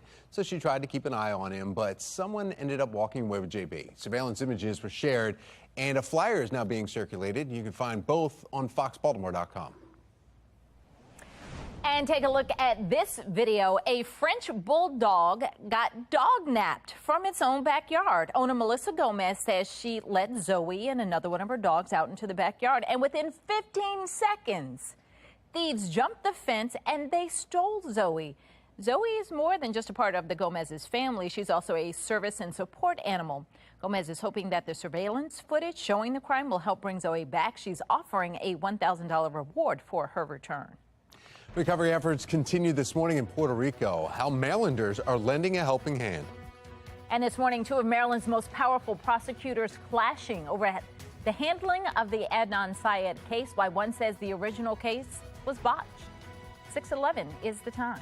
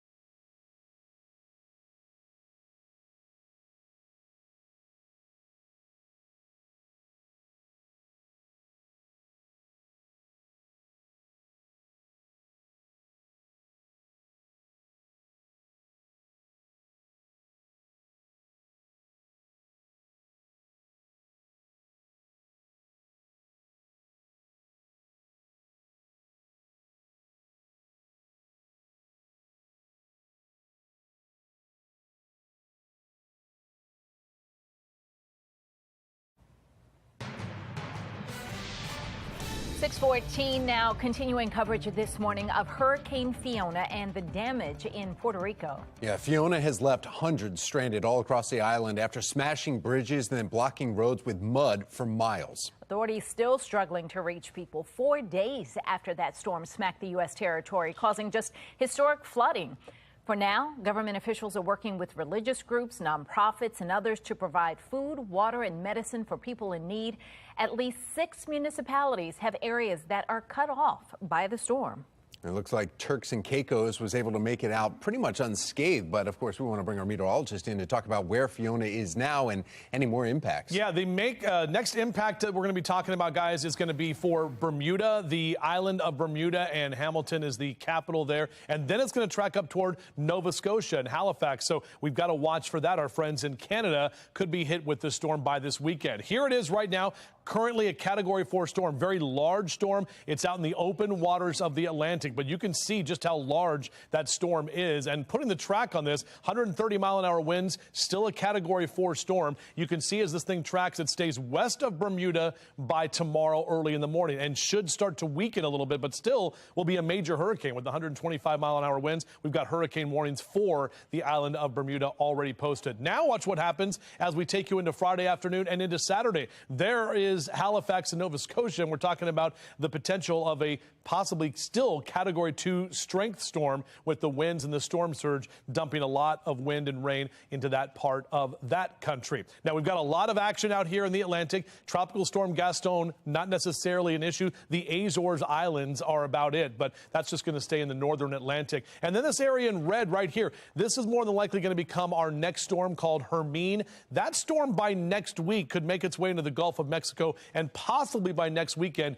impact us right here at home. Still a long way to go, and the models are kind of way off on this one in terms of where they're not agreeing on anything in terms of our impacts locally. But either way, we will get into more of a favorable environment for that storm more than likely by the time we head into the day tomorrow. All right, here's a look at our HD radar. We're tracking our next weather maker. It's going to be a cold front, a stronger cold front that's moving into western Maryland as we speak, bringing with it some showers and storms to the north of us in parts of New York and Pennsylvania. As you get a little bit closer here on our hourly future scan, taking you through about 9, 10, 11 o'clock this morning, notice that we stayed dry. It's already muggy outside and a little bit mild. As we head into about noon today, you'll see those showers start to develop from west to east. And right around 1 o'clock is going to be our best chance to see that rain through the 95 corridor. So basically the middle of the day is when it'll be the rainiest. Excuse me, possibly a thunderstorm here, but overall, those storms and showers move out of here by the time we head into the afternoon. As you're waking up with us, enjoying some coffee and some breakfast this morning, lower 70s over the next few hours and mild conditions. Sun comes up at 6:54 and to bed tonight at 7:04. Getting closer to the 12 hours of day and night. Officially, the autumnal equinox is later this evening, and then we'll have the 12 hours of day and night a couple of days later. That seasonal lag is what we see. Upper 70s here in the 10 o'clock hour for your Towson area. We'll see those temperatures into the lower 80s for today.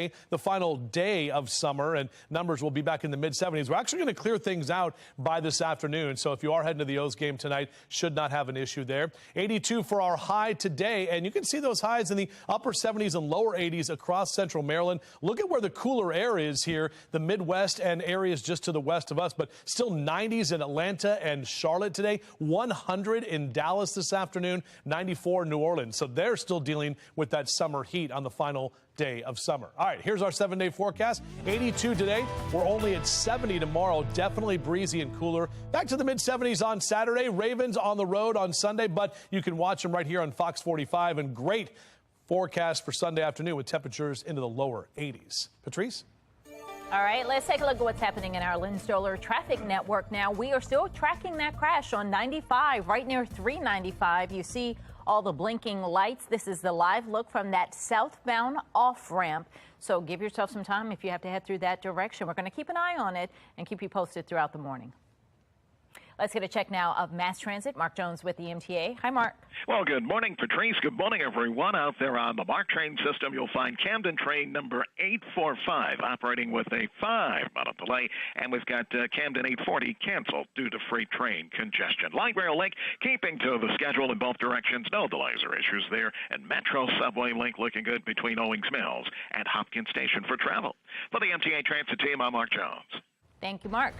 This morning, questions continue to circulate surrounding the Safe Streets program. Why some city council members say they were left in the dark regarding structural changes. And this morning, the search continues for the suspects. Police say he tried to rob a Barks Animal Shelter employee at gunpoint. Why officials say this was part of a disturbing new trend. 6:19 is the time.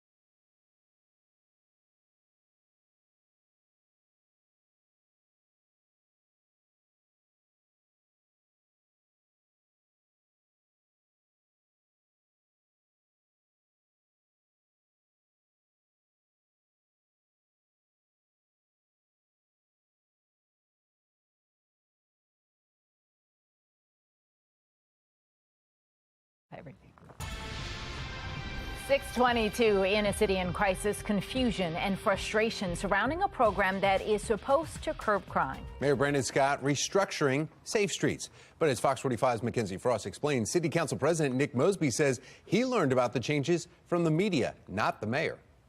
City Council President Nick Mosby tells me that it was news to him on Friday when Mayor Brandon Scott made the announcement of this major shift within Safe Streets.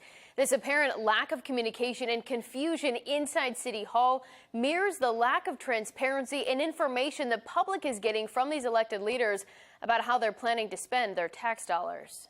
Safe Streets is Baltimore's flagship violence intervention program. According to Mayor Brandon Scott, the decentralized oversight and management meant a patchwork of nonprofits running the 10 different locations, like Living Classrooms, Park Heights Renaissance, and the Family Health Center of Baltimore. But now, Mayor Scott putting all of the oversight of Safe Streets under the Life Bridge and Catholic Charities umbrellas, along with all of the money from the city to run the program. The mayor quick to say the switch isn't because of the serious questions about the effectiveness of Safe Streets. Does that signal that the previous CBOs that were operating these locations were mismanaging the locations? No, it's about evolving. Now it appears the mayor and his Office of Neighborhood Safety and Engagement, or MONSE, made the decision without telling other elected leaders. When did you first learn about the change in management and oversight that the mayor announced about the Safe Streets program? When it was reported in the media.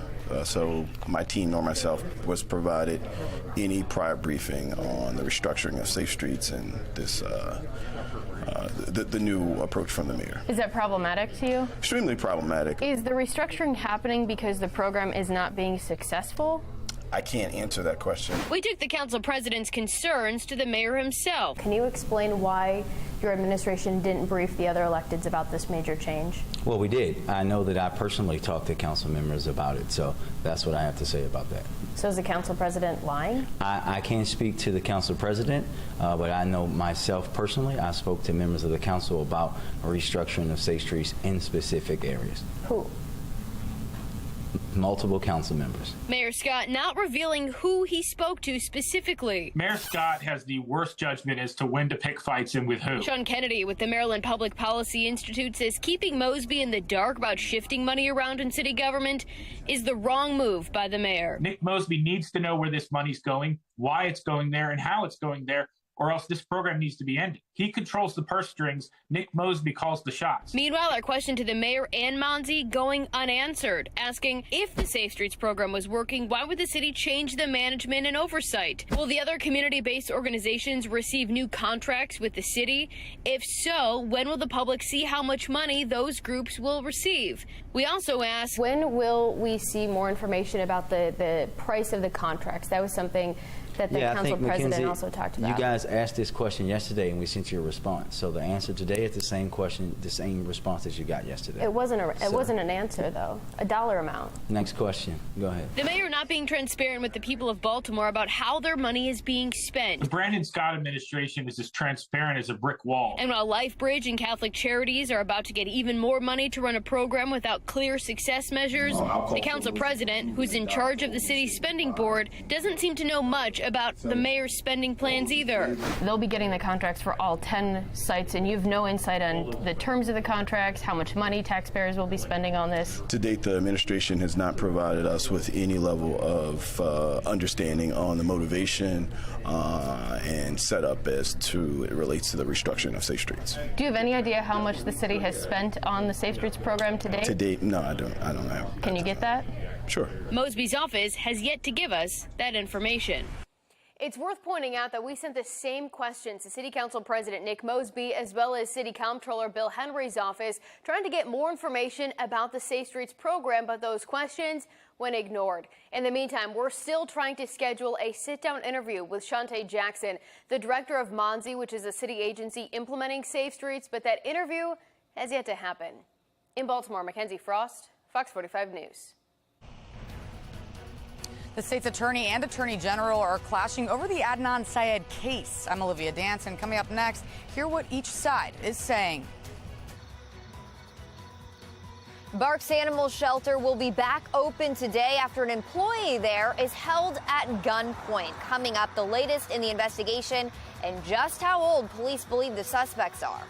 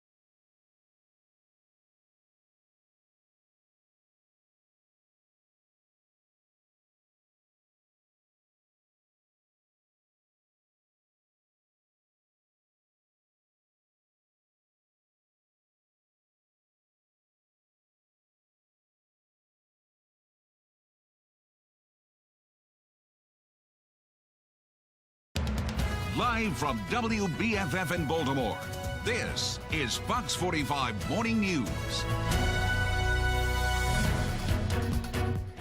Welcome back to Fox 45 Morning News. 6:30 is the time.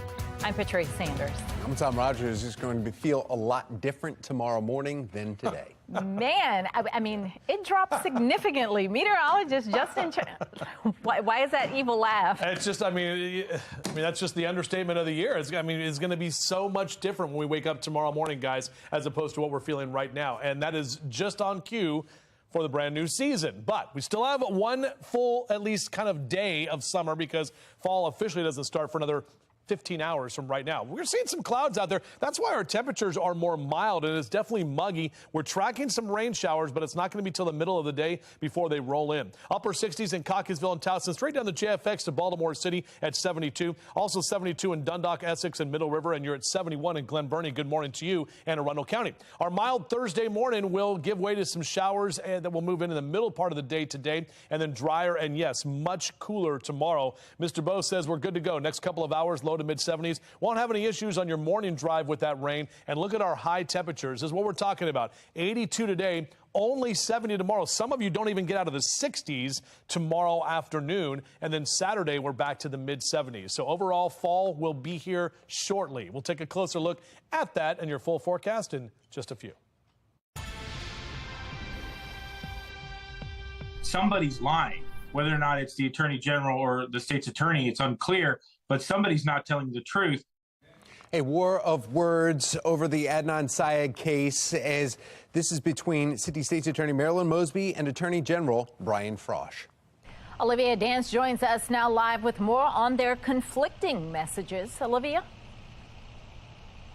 Well, Tom and Patrice, State's Attorney Marilyn Mosby now has less than 30 days to decide whether to retry Adnan Syed, but that's being overshadowed by the tug of war between Mosby and Attorney General Brian Frosh. Now, right after Syed's murder conviction was overturned, Mosby accused the Attorney General's office of failing to disclose critical evidence during his original trial.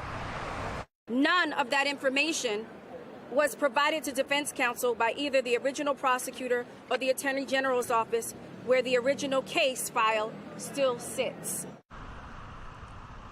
But Attorney General Frosh insists the file in this case was made available on several occasions to the defense. And during interviews in the past, Frosh has insisted the evidence against Syed was overwhelming. The original podcast suggested that maybe there was some doubt. And the truth is, it's an overwhelming case.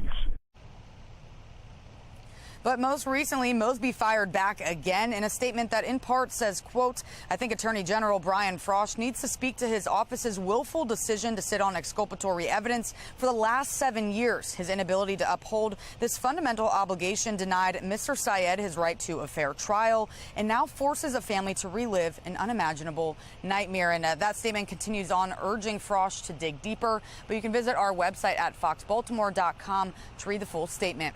Back to you. So, Olivia, they've been back and forth at this for years. Has the Attorney General responded to the latest Mosby statement? Well, Patrice, the Attorney General's office says that it will likely not be responding to Mosby's most recent statement. So maybe that will end their back and forth, but it still leaves people wondering who's telling the truth.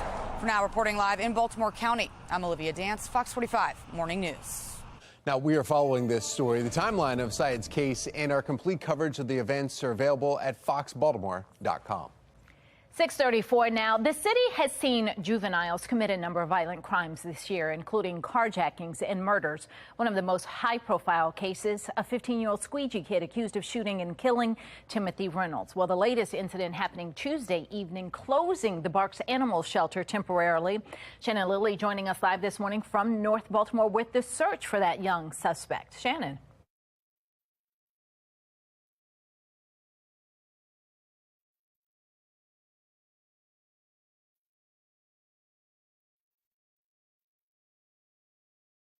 We'll check in with Shannon here in just a little bit, but police will be back at Baltimore County schools, though, today after a homemade bomb was found in a parked car right across from Pine Grove Middle School. Now, these two people, 43-year-old Joseph Vickery and 39-year-old Kristen Vickery, are now in custody in connection with that incident. Kristen was arrested on drug charges. Police say the device belonged to Joseph, who was doing work for the school at the time. Now, it doesn't seem that the school was the intended target. A police report shows Vickery's mother-in-law told police that she says she was the target. Fox 45 News is told it was her tip to Mount Airy police that led officers to that device. Coming up in our next half hour, Olivia Dance will have a full report on what we know about the suspects and how Tuesday's scene in Woodlawn is connected to the case. In fact, Mount Airy's police chief will be joining us live here this morning, talking about how quickly they were able to track down these suspects. And you can catch that interview at 9 o'clock. A win for the Justice Department. This morning, we are getting word that the DOJ can resume its review of documents found at Mar-a-Lago. Megan Gillen at our live center with what happens now. Megan. Tom, this just breaking overnight, taking you live to Washington, where this panel of federal judges is now giving the green light for the DOJ to resume its review of all documents. And guys, that includes those that are marked classified. Not only that, the judges ruled there is no need for a special master to review the documents in question.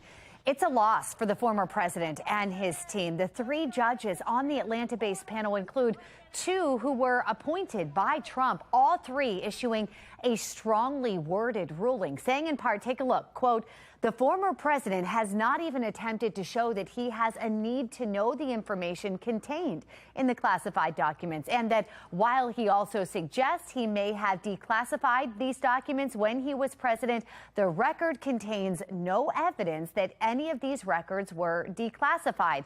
Now, here this morning, after this news broke last night, we're waiting for response this morning from either the Justice Department or from the former president and his attorneys. No word yet if they plan to appeal the decision. We'll keep you posted. Tom, back to you. Thank you, Megan. New details revolving involving the homemade pipe bomb found near city schools and some school grounds in the county. Why police are now saying the school may not have been the intended target. Plus, a cool and fall-like weekend ahead. Meteorologist Justin Chambers letting us know when the warmth returns. 6:37 is the time. Weather Window, presented by the National Weather Desk. Don't tell Bo, the golden retriever, that not only are the dog days of summer over, all of summer is almost over, as the autumnal equinox occurs at 9:03 this evening Eastern Daylight Time. So you have to adjust for your time zone. Leaves are changing in New England already and even close to Baltimore. This pretty leaf already fell in Ohio, and they're changing rapidly in the Northwest. For more content like this, follow the National Weather Desk on Instagram.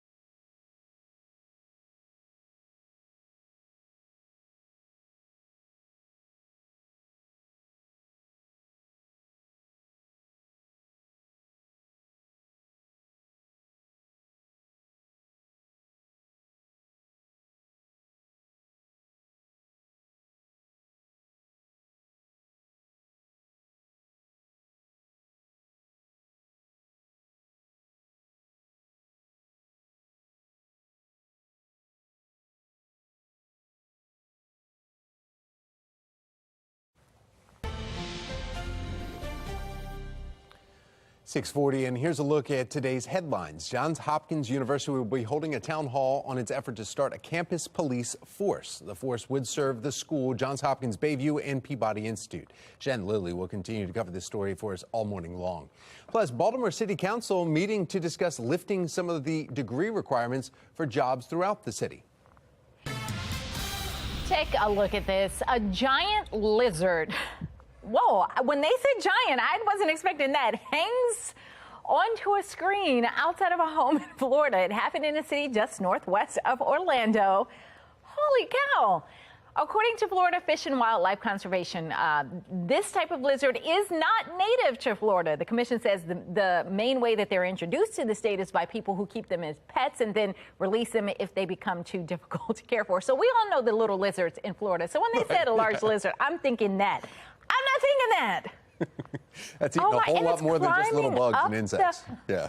Right, I'm calling the police. It's probably thought it was his house. You know, they grew up in a house, they were released, and he's trying to get back into a house. He wants the air conditioning. Oh my gosh, that would send me into a tailspin. That is terrifying. Are you a Wheel of Fortune watcher? Well, you can be a Wheel of Fortune player coming up this weekend. Your chance to not only play, but to win prizes. That's coming up. New York Attorney General filing a lawsuit against former President Donald Trump and his family. His reaction straight ahead.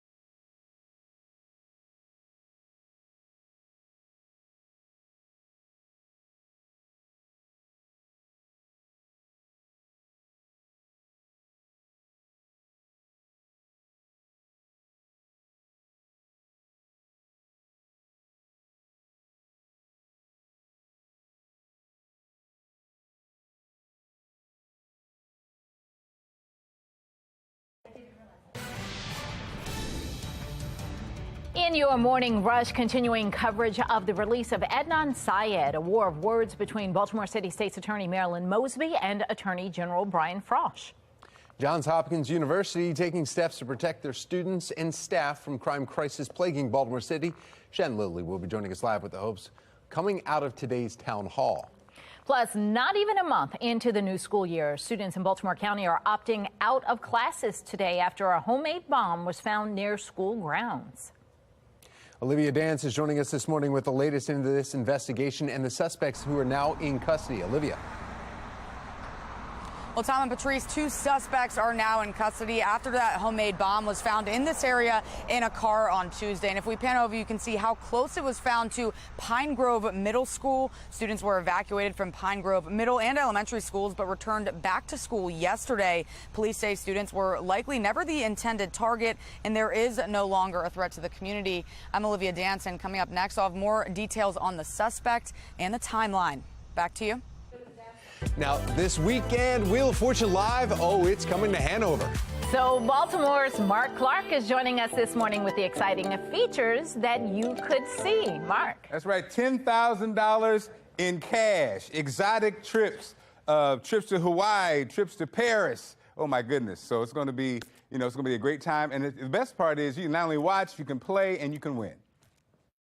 So if you're a wheel watcher, as most of America is, we're bringing sort of a celebration of the TV show to you. So it won't be on TV, but you could play, and even if you don't play, you could be a winner. It's the whole set, it's the letters, it's the wheel, it's the prizes. And we got people coming right out of the audience to play. And then sometimes when they win, we match that prize with people in the audience that didn't even play, that just lucky to be there. And so, guys, it's going down. Are you a wheel watcher? Yeah, I like it. I watch it because it comes on after Jeopardy. But that sounds like, that's fun to be able to go and actually play it and win something. Oh, yeah. Yeah. Right. Spin that thing, I always wonder, So then you could see while you're up there, why do they keep buying the vowels? To help you get it and then win big. I know. I feel like some of those things you pretty much know the word. Why Yeah, you you're keep just spending buying your money, them? right? You could save your money. They must not know it, right? Yeah. You got to keep because they don't. Some They're I trying feel to are piece so it together. obvious. Every day, Patrice, I'm on the same page. Why are you buying vowels? What's going on? If you watch, there's a lot of moments where you go, "What? Come on!" But you get nervous when you're up there too, maybe. And people get greedy too, Yeah. because they're like, they know what it is. They're like, I just want to spin it one more time. Yeah, but before I not get a some more money." vowel, right? Bankrupt. That's Bankrupt. true. Right. Yeah. But you wouldn't buy a vowel then. No. You know, No. you keep spinning it right. Get the concept. But I can see going for it again because that's what you're there for. You either win big or if you're going to be big or there, go home. Yeah. right? Yeah. So it's exciting that now we can we can because we work here, but all of you guys at home can actually go and play I this think weekend. we actually can, Patrice. Actually, so yes, this weekend it's going down. You go win some all prizes. live in Hanover. All right, Mark. Thank you. Well, 6:48 is your time right now. A little fun fact: I actually made it onto Wheel of Fortune. I'm not surprised. Really? And what happened? And then what happened was they were like, "Oh wait, did you work at this station? Because this station airs Wheel of Fortune like we do right here. Like we just said, we can't play." And they're like, "Yeah, you can't." And I was like, I don't want Pat and Vanna coming after me. So I was like, I'm just going to step back. But I made it on the show, and then I just never got on. So anyway. I made it on The Price is Right. I'm actually on that show. That's a whole other story for another day. A live cam right now. Good morning to you, our Toyota Inner Harbor Skycam. Look at that, kind of a cool shot here this morning as we are seeing those clouds that are rolling in. Now, it's a little bit more muggy because of the cloud cover, and you can see that temperature at 72 degrees. Notice the dew point at 64 degrees. Now, you can see our mugginess trend. Our dew points, where'd they go? Oh. How about the drier air that's coming in? Right. After today in that uncomfortable kind of sticky category, whoop, those dew point temperatures drop, and we're going to see that dry, comfortable, pleasant feeling. It will definitely feel like fall starting tomorrow. Here's our HD radar. This is why the cold front's going to be coming through as we head into the afternoon. It's already moving into western Maryland as we speak, our next weather maker. Here's a look at our future scan. Notice this is at 11 a.m. This is the most recent model run. This one is bringing in a few more showers in northern Baltimore County, Carroll County, and back through Frederick County by about 11 a.m. So we're dry through the morning commute. The rain doesn't push in until about noon through the 95 corridor, and this is where we're going to see those rain showers, possibly a couple of pop-up thunderstorms. This latest model run is a little bit heftier than what we saw just a few hours ago. So notice that it wants to bring that rain through about 1 o'clock this afternoon. But by about 2 p.m., that rain continues to shift off toward the east, and we're drier back behind that. The wind is also going to pick up later today. So it's a good bet to go ahead and throw the umbrella in the backpack for the kids, beep, beep, and at least a rain jacket when you pick them up later this afternoon, as they may encounter a few showers. Definitely through the middle part of the day, later part of the afternoon, we're drier, and we're dry this morning as well. There's Hank the Bird. Good morning, Hank. Yeah, he'd buy a vowel for sure. 75 by 9 a.m. and into the upper 70s by noon. That's when those rain showers will be around. Check out some of our high temps today. Upper 70s and lower 80s for today. Look at these numbers, too. You can really see where the colder air is. Only 73 in Cumberland, 67 in Pittsburgh today, but lower 80s for us in Baltimore and D.C., even 91 in Richmond. How about them O's on your O's cast? Just 4 games out of that wild card.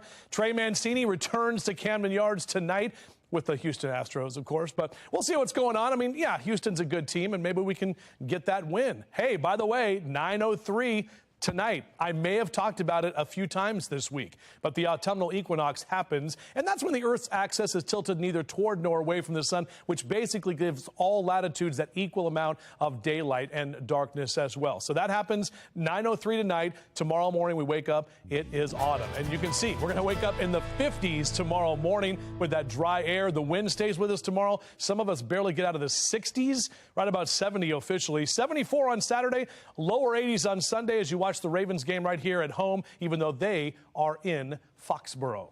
Tom? All right, thank you, Justin. Dog lovers is sounding the alarm this morning. He can help one dog mom find her 4-legged friend. Plus, cast your reel and take part in National Hunting and Fishing Day. We're taking you out on the water in today's hometown hotspot. Oh, and while some enjoy the fight, the catch, and the release while being out in the elements, others may enjoy the thought of sipping on a nice warm cup of coffee. That's my kind of use of water. It's time for a coffee break.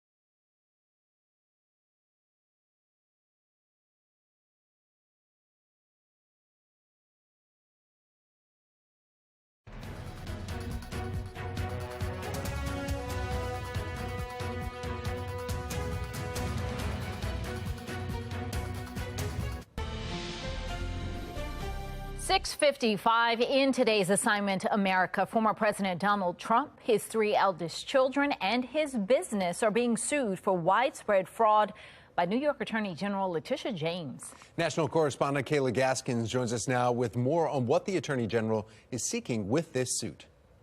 Essentially, Letitia James aims to lock the Trump family out of the New York business world and get them to pay $250 million in penalties. New York Attorney General Letitia James filing a sweeping lawsuit against the former president on Wednesday. Claiming you have money that you do not have does not amount to the art of the deal. It's the art of the steal. The 220-page filing, the result of a 3-year investigation. The document alleging Trump had a pattern of inflating the value of assets to obtain favorable loan agreements, citing 200 instances of alleged fraud over 10 years, like Trump's Fifth Avenue apartment, for example, which he allegedly reported was 30,000 square feet when it's actually 11,000. The exaggeration bumping up the value to $327 million. To this date, no apartment in New York City has ever sold for close to that amount. Trump's 3 eldest children also included in the suit, along with his company. James seeking to bar all from doing any business in New York State. Donald Trump Jr. firing back on Twitter, accusing James of weaponizing her office to go after political opponents. Donald Trump taking to Truth Social, posting, quote, "Another witch hunt by a racist attorney general." Will you sue him for us? Oh, we're going to definitely sue. Adding montages of James on the campaign trail, promising to take Trump down. It should also be noted that Trump tried to take the offensive and use this by filing a suit saying she's prejudiced to take this case away from her, and that flopped. He filed that suit last winter, and later in the spring, a judge threw it out and said, no, that is not a good enough argument. The former president is reacting to the lawsuit, Trump telling Fox News this about Letitia James. She's trying to defend banks that got paid off. She's trying to defend banks that had unbelievable legal talent. I will tell you that. They're very good. Although this lawsuit is only a civil case, Attorney General Letitia James sent documents to the federal prosecutor in New York, encouraging them to take up a criminal case. I'm Kayla Gaskins reporting. Well, former President Trump responding to the lawsuit last night. Trump says that his bank statements always came with disclaimers, and he believes that the suit has no merit. What we do is, here's a financial statement, but be careful because it may not be accurate, it may be way off, and then she sued us. Now, again, I didn't think this would ever happen because they had no case. I met with them. I actually thought they wanted to settle, but I didn't want to settle because how can you, even if I paid a very small amount, you're sort of admitting guilt. Well, a win for the Justice Department in its investigation of documents seized from Mar-a-Lago. An appeals court has cleared the way for the DOJ to immediately resume use of the seized documents as it determines whether or not to bring more charges against former President Trump. A lower court previously barred access to the documents in order to give an appointed special master time to independently review them. The FBI seized 11,000 documents from Trump's home, including 100 marked classified. This morning, we're learning more about the 2 suspects in custody after a homemade bomb was found outside a Baltimore County school. I'm Olivia Danson. Coming up next, I'll have more details on those suspects and the timeline. And some city council members say they were left in the dark regarding structural changes to safe streets. Fox 45 News presses the mayor for increased transparency on the past, present, and future of the violence prevention program. And as we're walking into the brand new season, we're taking a look at a big temperature change. We're also tracking rain. We'll do it all on Fox 45 Morning News. Let's go.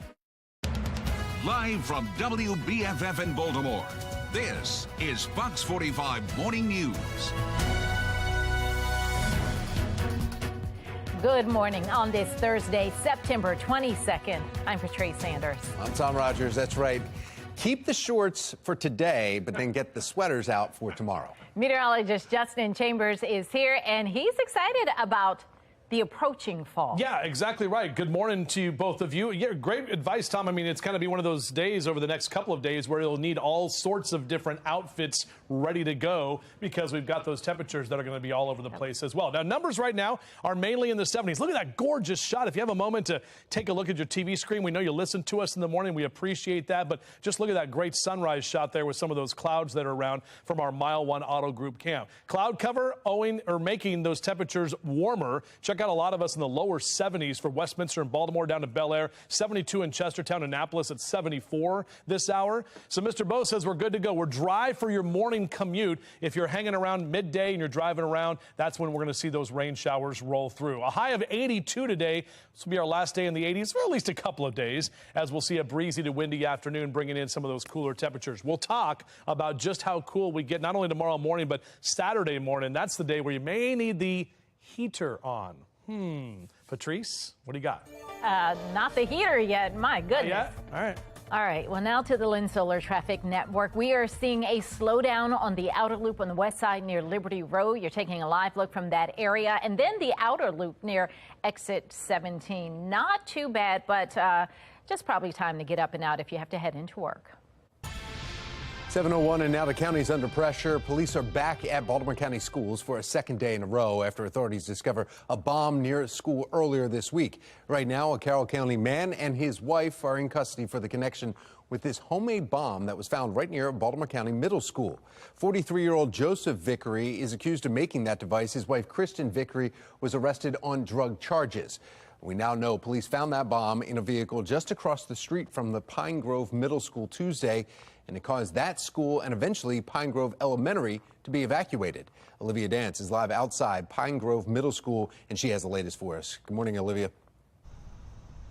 Good morning, Tom. Students will be arriving to school shortly, but the homemade bomb was found in a car right in this area. And if we pan, you can see how close this is to Pine Grove Middle School. It's just across the street.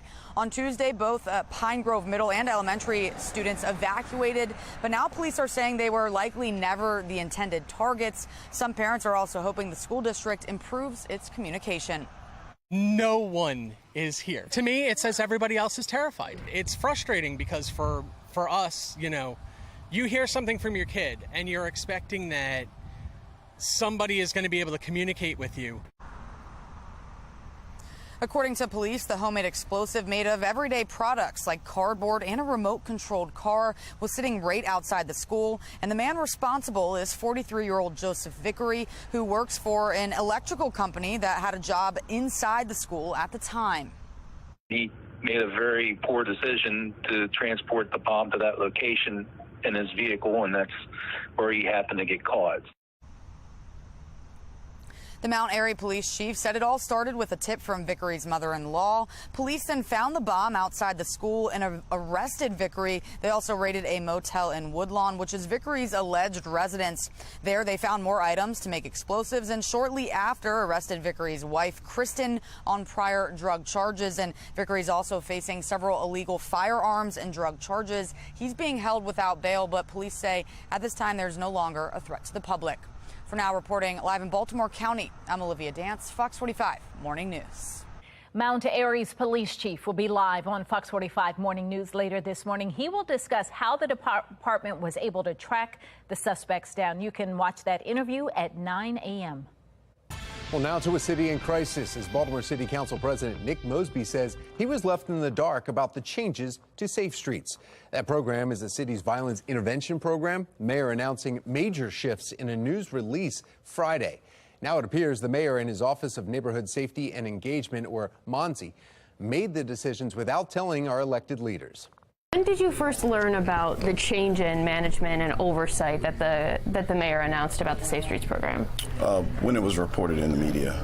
So my team or myself was provided any prior briefing on the restructuring of Safe Streets and this the new approach from the mayor. Is that problematic to you? Extremely problematic. Is the restructuring happening because the program is not being successful? I can't answer that question. Now, you can watch our latest reporting on Safe Streets right now at foxbaltimore.com. Just look for the story when you're there. As the city continues to pour money into the Safe Streets program, another organization working to reduce violence says the city rejected its request for funding. doing the same old thing, giving to the same old folks, but expecting different results. You can find more about the concerns and mission of FACE, or Freedom Advocates Celebrating Ex-Offenders. It's all on our website, foxbaltimore.com. This morning, friends and family of Kenneth Gersley are hoping an $80,000 reward will lead to more information and maybe even an arrest in his murder. Yeah, someone killed him in January of last year while he was just working on an ATM in West Baltimore. Friends and family are now offering $80,000 for information to go along with the $8,000 reward from Metro Crime Stoppers. He was innocently doing his job. He was at work. There's no justice here. There's no understanding this, and that's why we're here, because there are people who shouldn't be walking around the streets for our community, for your community, in any community. As Kenny's brother, we're biological brothers, but I can tell you from being out there going into Kenny's locations for business, he had many brothers, and they were everybody. He was the same to everybody, and we're just looking for justice. And we need your help to do that. Baltimore police say they have not received any new leads in the case. 7:06 and happening today. You can voice your thoughts and your concerns as Johns Hopkins University plans to restart its efforts to develop its own police force. The first of 3 public town halls is happening tonight. Shannon Lilly is joining us live now from the university with more on this partnership with the Baltimore Police Department and what we should expect later today. Shannon. Well, like you said, Tom, this is a partnership. It's a joint effort between city police and the new campus police to keep the university area safe. And today you will have the opportunity to come right out here to Johns Hopkins University to learn more about this in their very first town hall. So let's get you straight to the details for this town hall happening tonight at 6 p.m. It'll be live streamed from Shriver Hall on the Homewood Peabody campus. The other 2 town halls are going to be happening next Thursday and then another one again on Friday. After that, City Council will have a 30-day period to review and comment on the plan. Then the Memorandum of Understanding will be finalized and posted online. By spring into fall of 2023, the Johns Hopkins Police Department will begin recruitment and training, and then tentatively, campus police are set to be deployed on the Homewood, Peabody, and East Baltimore campuses by the 2023-24 school year. Now, you'll remember, though, not everyone is on board with this plan. Back in 2020, Johns Hopkins shelved the idea of developing campus police after strong backlash from students and the surrounding community. But Hopkins says it has listened to that feedback, and so they are opting to keep these private police relatively small, and so there would be no more than 100 personnel involved. Reporting live from Johns Hopkins University, I'm Shannon Lilly, Fox 45 Morning News. Thank you, Shannon. More on that. In 2019, state legislators gave Johns Hopkins that green light to create their own force. But a year later, and the death of George Floyd at the hands of Minneapolis police, students, staff, and faculty started protesting police brutality, demanding that the university scrap those plans entirely. Johns Hopkins then decided to put those plans on pause until now. Markets across the world are reacting this morning as the U.S. Federal Reserve announces another rate hike. Megan Gillen at our live center this morning tracking the impacts and what this means for you. Megan. Big impacts, guys. Taking you live to our nation's capital where the U.S. Federal Reserve just hiked rates by another 3/4 of a point. And now what we're doing here this morning is waiting to see what happens next. No one knows whether this process will lead to a recession, or if so, how significant that recession would be. Right now, world markets certainly reacting. Take a look. The S&P 500 falling 1.7% following the announcement, its lowest level in 2 months. Stocks in Asia mirroring Wall Street. In Great Britain, the Bank of England following suit, raising its interest rate just this morning. And just about 2 hours ago, Switzerland's central bank doing the same, carrying out the biggest hike ever for them. So here at home, what does this mean for you? Americans, you're going to feel this, but it could take several of months. Interest rate hikes like this make mortgages, car payments, credit card debt more costly, and it could also force businesses to cut back, resulting in more layoffs and fewer wage increases. Now, something else to keep in mind on the end of employment. We're waiting, watching for new numbers dropping this morning on jobless claims. We're going to have an update for you on that report at 8:30 when that happens. We know new filings are expected to hold steady, a sign that layoffs have not yet increased despite inflation Also happening this morning, Freddie Mac set to announce mortgage rates. That is going to happen at 10 o'clock this morning. We know last week rates exceeded 6% for the first time since 2018. Wasn't pretty. We'll see what happens this morning. That's the latest from our live center. Tom, back to you. Thank you, Megan. The Orioles' memorable season is coming to a close, and the dream of postseason, it's kind of starting to fade. Don't let Justin hear you say that. Oh, see, got him started. The Detroit Tigers almost swept the team, but fortunately the team took home one win from the series. Yeah, the Orioles needed a win, and Jordan Lyles helped make sure they got it. Gunnar Henderson now continues to make history. He became the youngest player to bat third for the Orioles since Eddie Murray occupied the spot in 1977. All right, here's what the AL wild card standings currently look like. Not trying to be Captain Obvious here, but the O's need to win. Toronto, Seattle, Tampa Bay hold the top three spots. The O's are 4 games back with 14 games left to play. Yeah, that graphic says 4.5. It should be 4 games back because they got that half game because of that win. Well, because Tampa Bay and Seattle keep losing, which is great. That's what we need to happen. We need to win. We need Tampa Bay and Seattle to keep losing. And, yeah, don't be Nancy negative over there, Thomas. Let's go. I'm just a realist. It's looking pretty tough. That's all I'm saying. Tough. It's slowly fading. It didn't 14 fade games out. to go. It's a 162-game season. Of course it's tough. We didn't even think we'd be here talking about this. I know. In April, we had a 0% chance of making the playoffs. 0% Do you have stock in the Orioles? What? So do you have some stock in the Orioles? I love the team. I've loved the team ever since I met my wife. We didn't say it was done. Yeah. We're just saying it's fading. All right, let's go. Here we go. Our first pitch tonight, 70 is your temperature. It's going to be a gorgeous night for baseball. Those balls are going to be flying out of the park. Well, maybe not, because it's going to be more of a northerly wind. But either way, the Astros are back in town tonight, and that means Trey Mancini returns to Camden Yards, our fan favorite. It's a 4-game set against one of the best teams in the entire Major League Baseball. They're already in the playoffs, so maybe we have a chance if they're going to rest some players, something like that. Either way, if we can get a couple of more wins, now we really just want a winning season, which is very, very possible as well. I love it. They've had a great season so far, and we've got Fan Appreciation Weekend this weekend, including Brooks Robinson Day on Saturday there at the Yard. So this is the final weekend of baseball, guys, in Charm City. Unless things, progress, we'll take a closer look at that. Did you say Gunnar Henderson T-shirt giveaway today? That's today. I'll have to look that up. Yeah, no, it is. Okay, good. It's today. Well, there you go. Tom, thanks. Grab your rod and some hooks and some bait, because today is National Hunting and Fishing Day. Switching gears here. Yeah, just a little bit. Meteorologist Amy Aronson is actually out on the Susquehanna River here in Harford County showing us how the pros do it. So where's the rod, Amy? Yeah, it's right beside me, actually, Tom, but I wanted to start off showing you this sunrise this morning. It's the last sunrise of summer, and it is a beauty. Before we get to fishing, we're actually going to learn a little bit more about the Susquehanna River that you're seeing right here with that beautiful sunrise. We're going to learn all about the history of it and why it's so important to this area. So that's coming up in just a couple of minutes. Tom? Amy, great shot there. Absolutely beautiful there. So let's get to the other stories making your headlines this morning. City Council President Nick Mosby off to the races on the taxpayer's dime. Coming up next, we're speaking with CEO and founder of OpenTheBooks.com with more on where your hard-earned money is now going.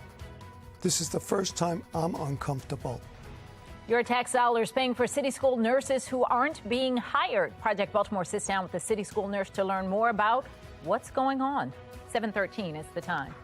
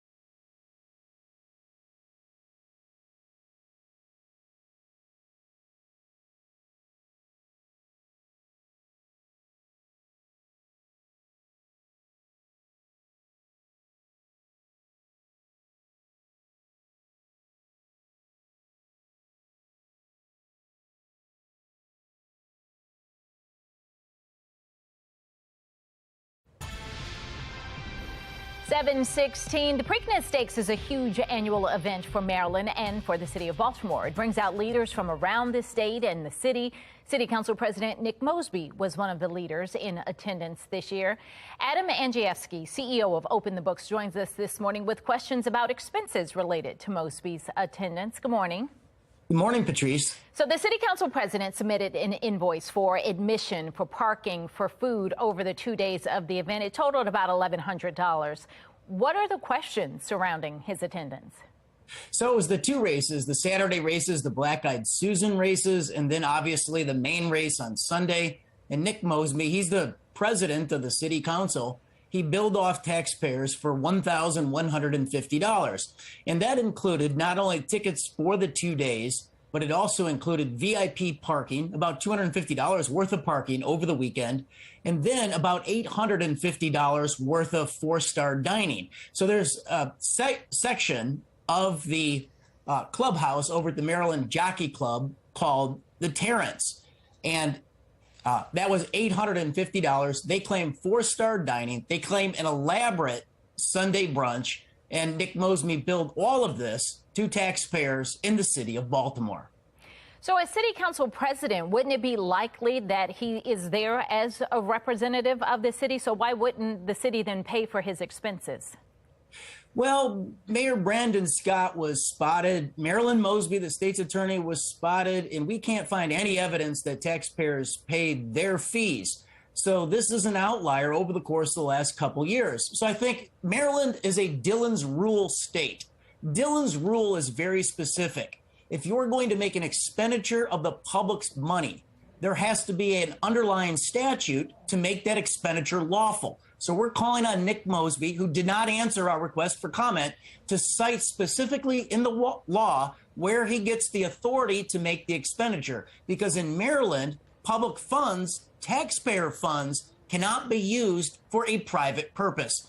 For example, the Maryland Jockey Club has 11 levels of dining over there at the field. And Nick Mosby chose the four-star level of dining. So even if he was conducting the public's business, he needs to justify why he needed to do it in the Terrence room.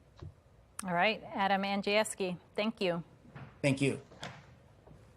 Well, it's 7:19 now. We want to get over to meteorologist Justin Chambers and talk about the final few hours of summer and the approaching fall. Now, but Patrice, yes. Tom, I know, Patrice, you're a summer baby, right? Yes. But you like Christmas. Oh, I love Christmas. Right. Oh, yeah. Go ahead. And Tom, you like everything, right? You're just like whatever, right?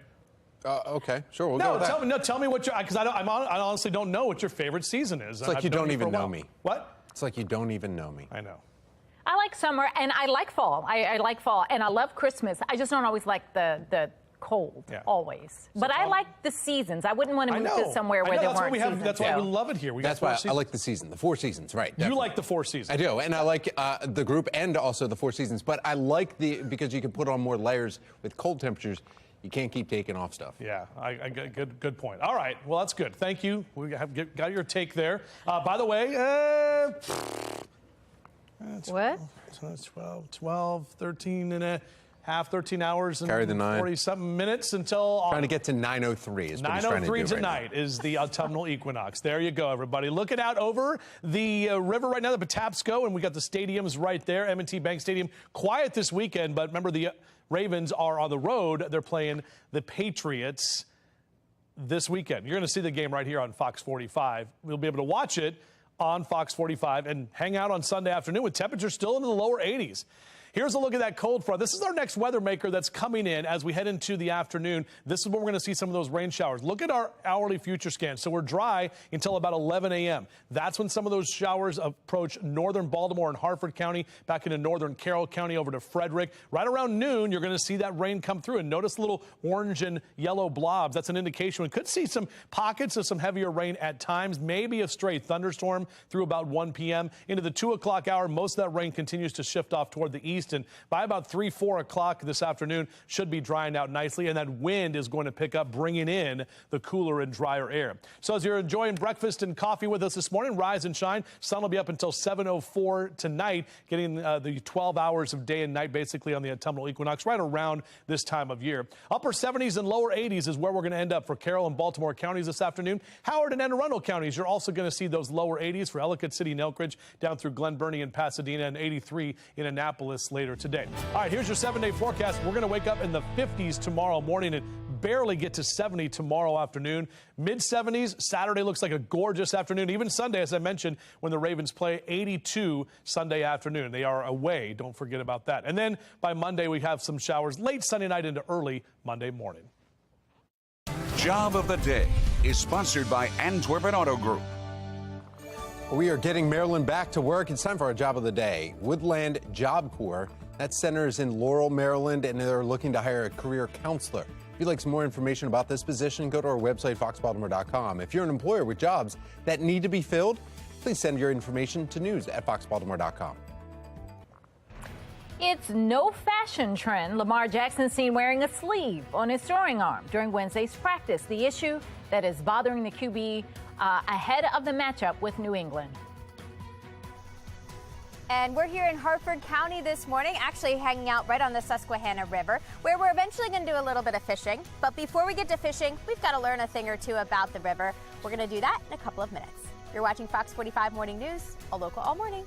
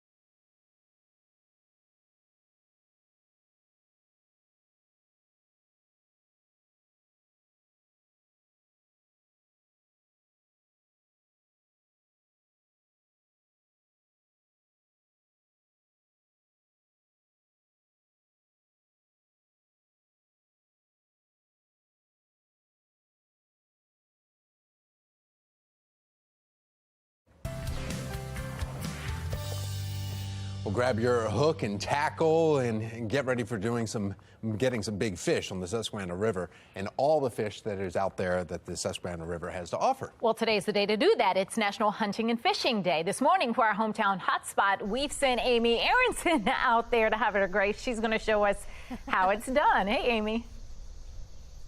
Yeah, why not? Learn to fish. I'll add it to my list of things I can do. We are here with Dave McCullum this morning, who's an expert at it and is going to show us the ropes. Thanks. You brought all your gear, but before we get to the fishing part of this, we got to talk about the Susquehanna River. It's absolutely stunning, but there's actually a lot of history to go along with it. Probably more than you can tell us in 90 seconds. Yeah, a lot more. The Susquehanna River is probably the region's area. It's the most rich in history. If you wanted to immerse yourself in the history of the settlement of this area, if you wanted to immerse yourself in the history of indigenous peoples, even up to current time, this would be the place to do it. The Susquehanna River starts up in upstate New York. It runs for 444 miles.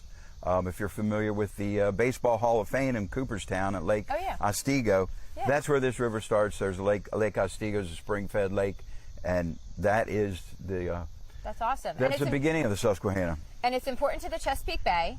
Certainly, the river is the lifeblood for the Chesapeake Bay. In order for an estuary to function properly, you need fresh water. The Susquehanna River is the biggest source of fresh water to the Chesapeake Bay. Why is that important? That brings all the nutrients, that brings all the sediments that contain all the biodegradable material they call detritus that's just broken down like a vegetable soup of plant material. And why is that important? That's because of what all the plankton eats. And what eats the plankton?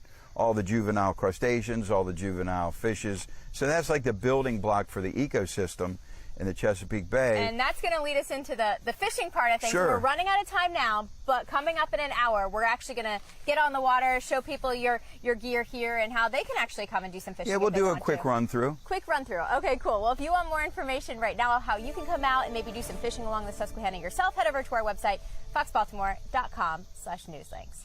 Tom, Patrice. All right, thank you, Amy. A nursing crisis within Baltimore City schools. Just ahead, Project Baltimore speaks with a school nurse who is now worried about the safety of kids. Plus, a cooler weekend ahead for us. Yeah, meteorologist Justin Chambers letting us know when the warmth will return. 7:27 is your time.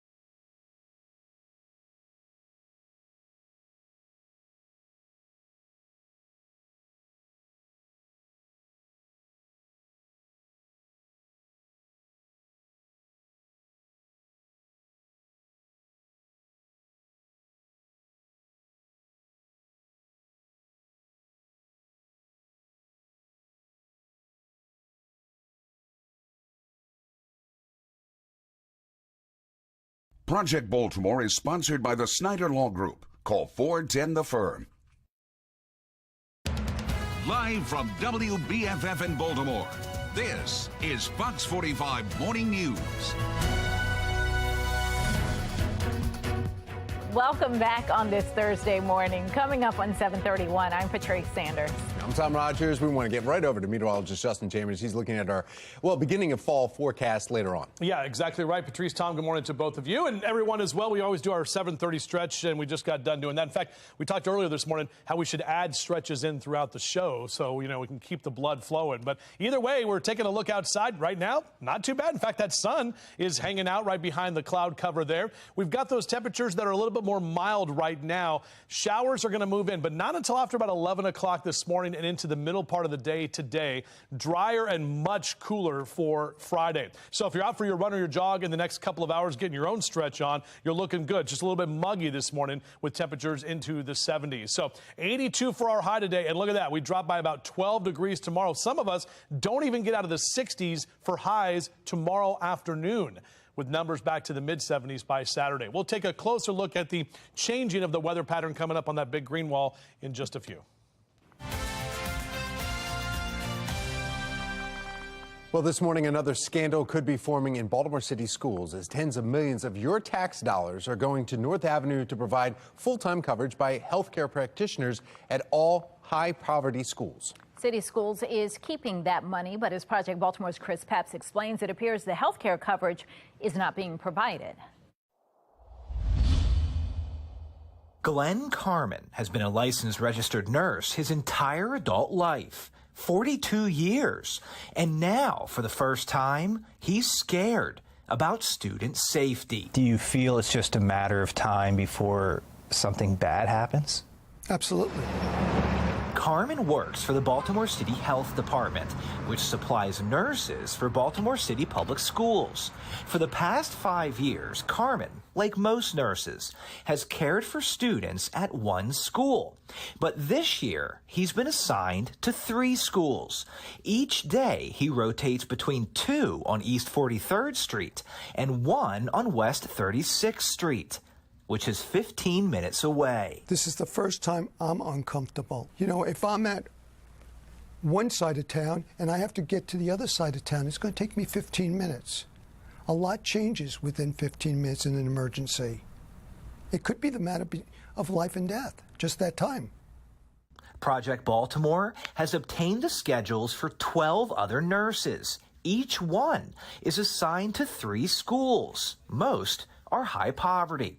And Carmen says this is not just about student safety. Right. It's about state law. You believe the law is being broken? I know the law is being broken. The Blueprint for Maryland's Future, also known as the Kirwan Plan, was passed by Maryland's legislature in 2021. Under Kirwan, schools with high concentrations of poverty shall provide full-time coverage by at least one professional healthcare practitioner who is a licensed physician, a licensed physician's assistant, or a licensed registered nurse.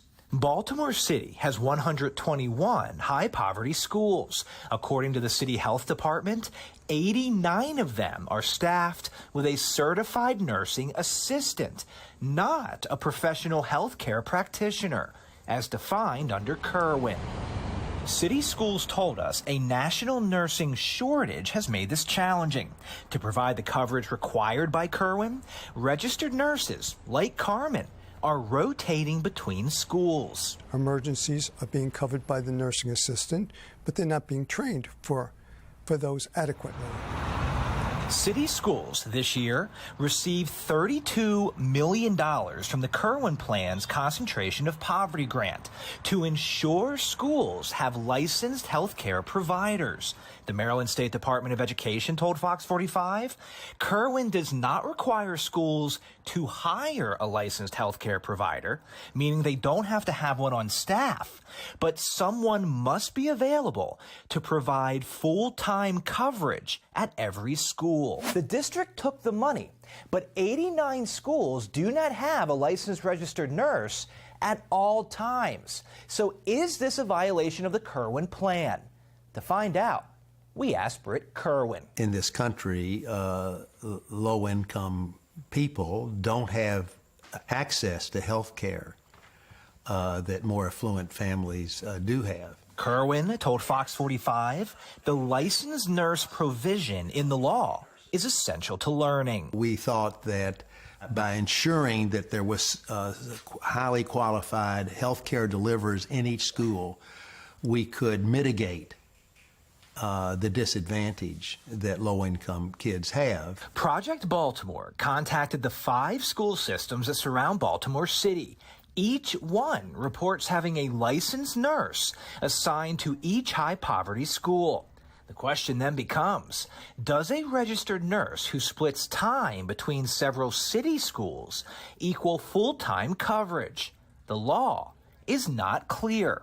But if city schools is not meeting the health provider expectations, Kerwin says a district will have to produce a compelling reason why, or the state could withhold funding. It's concerning because we deem that as a very important aspect of these concentration of poverty grants. I have to take on faith that they are doing everything they can to get qualified healthcare providers in each school. They're accepting the money. They're not providing the service. I'll be honest to you, the law is the law. You're correct. But until you're caught, until you're punished, it doesn't stop you from doing it. So Baltimore City Schools received $32 million to hire licensed healthcare providers at high-poverty schools.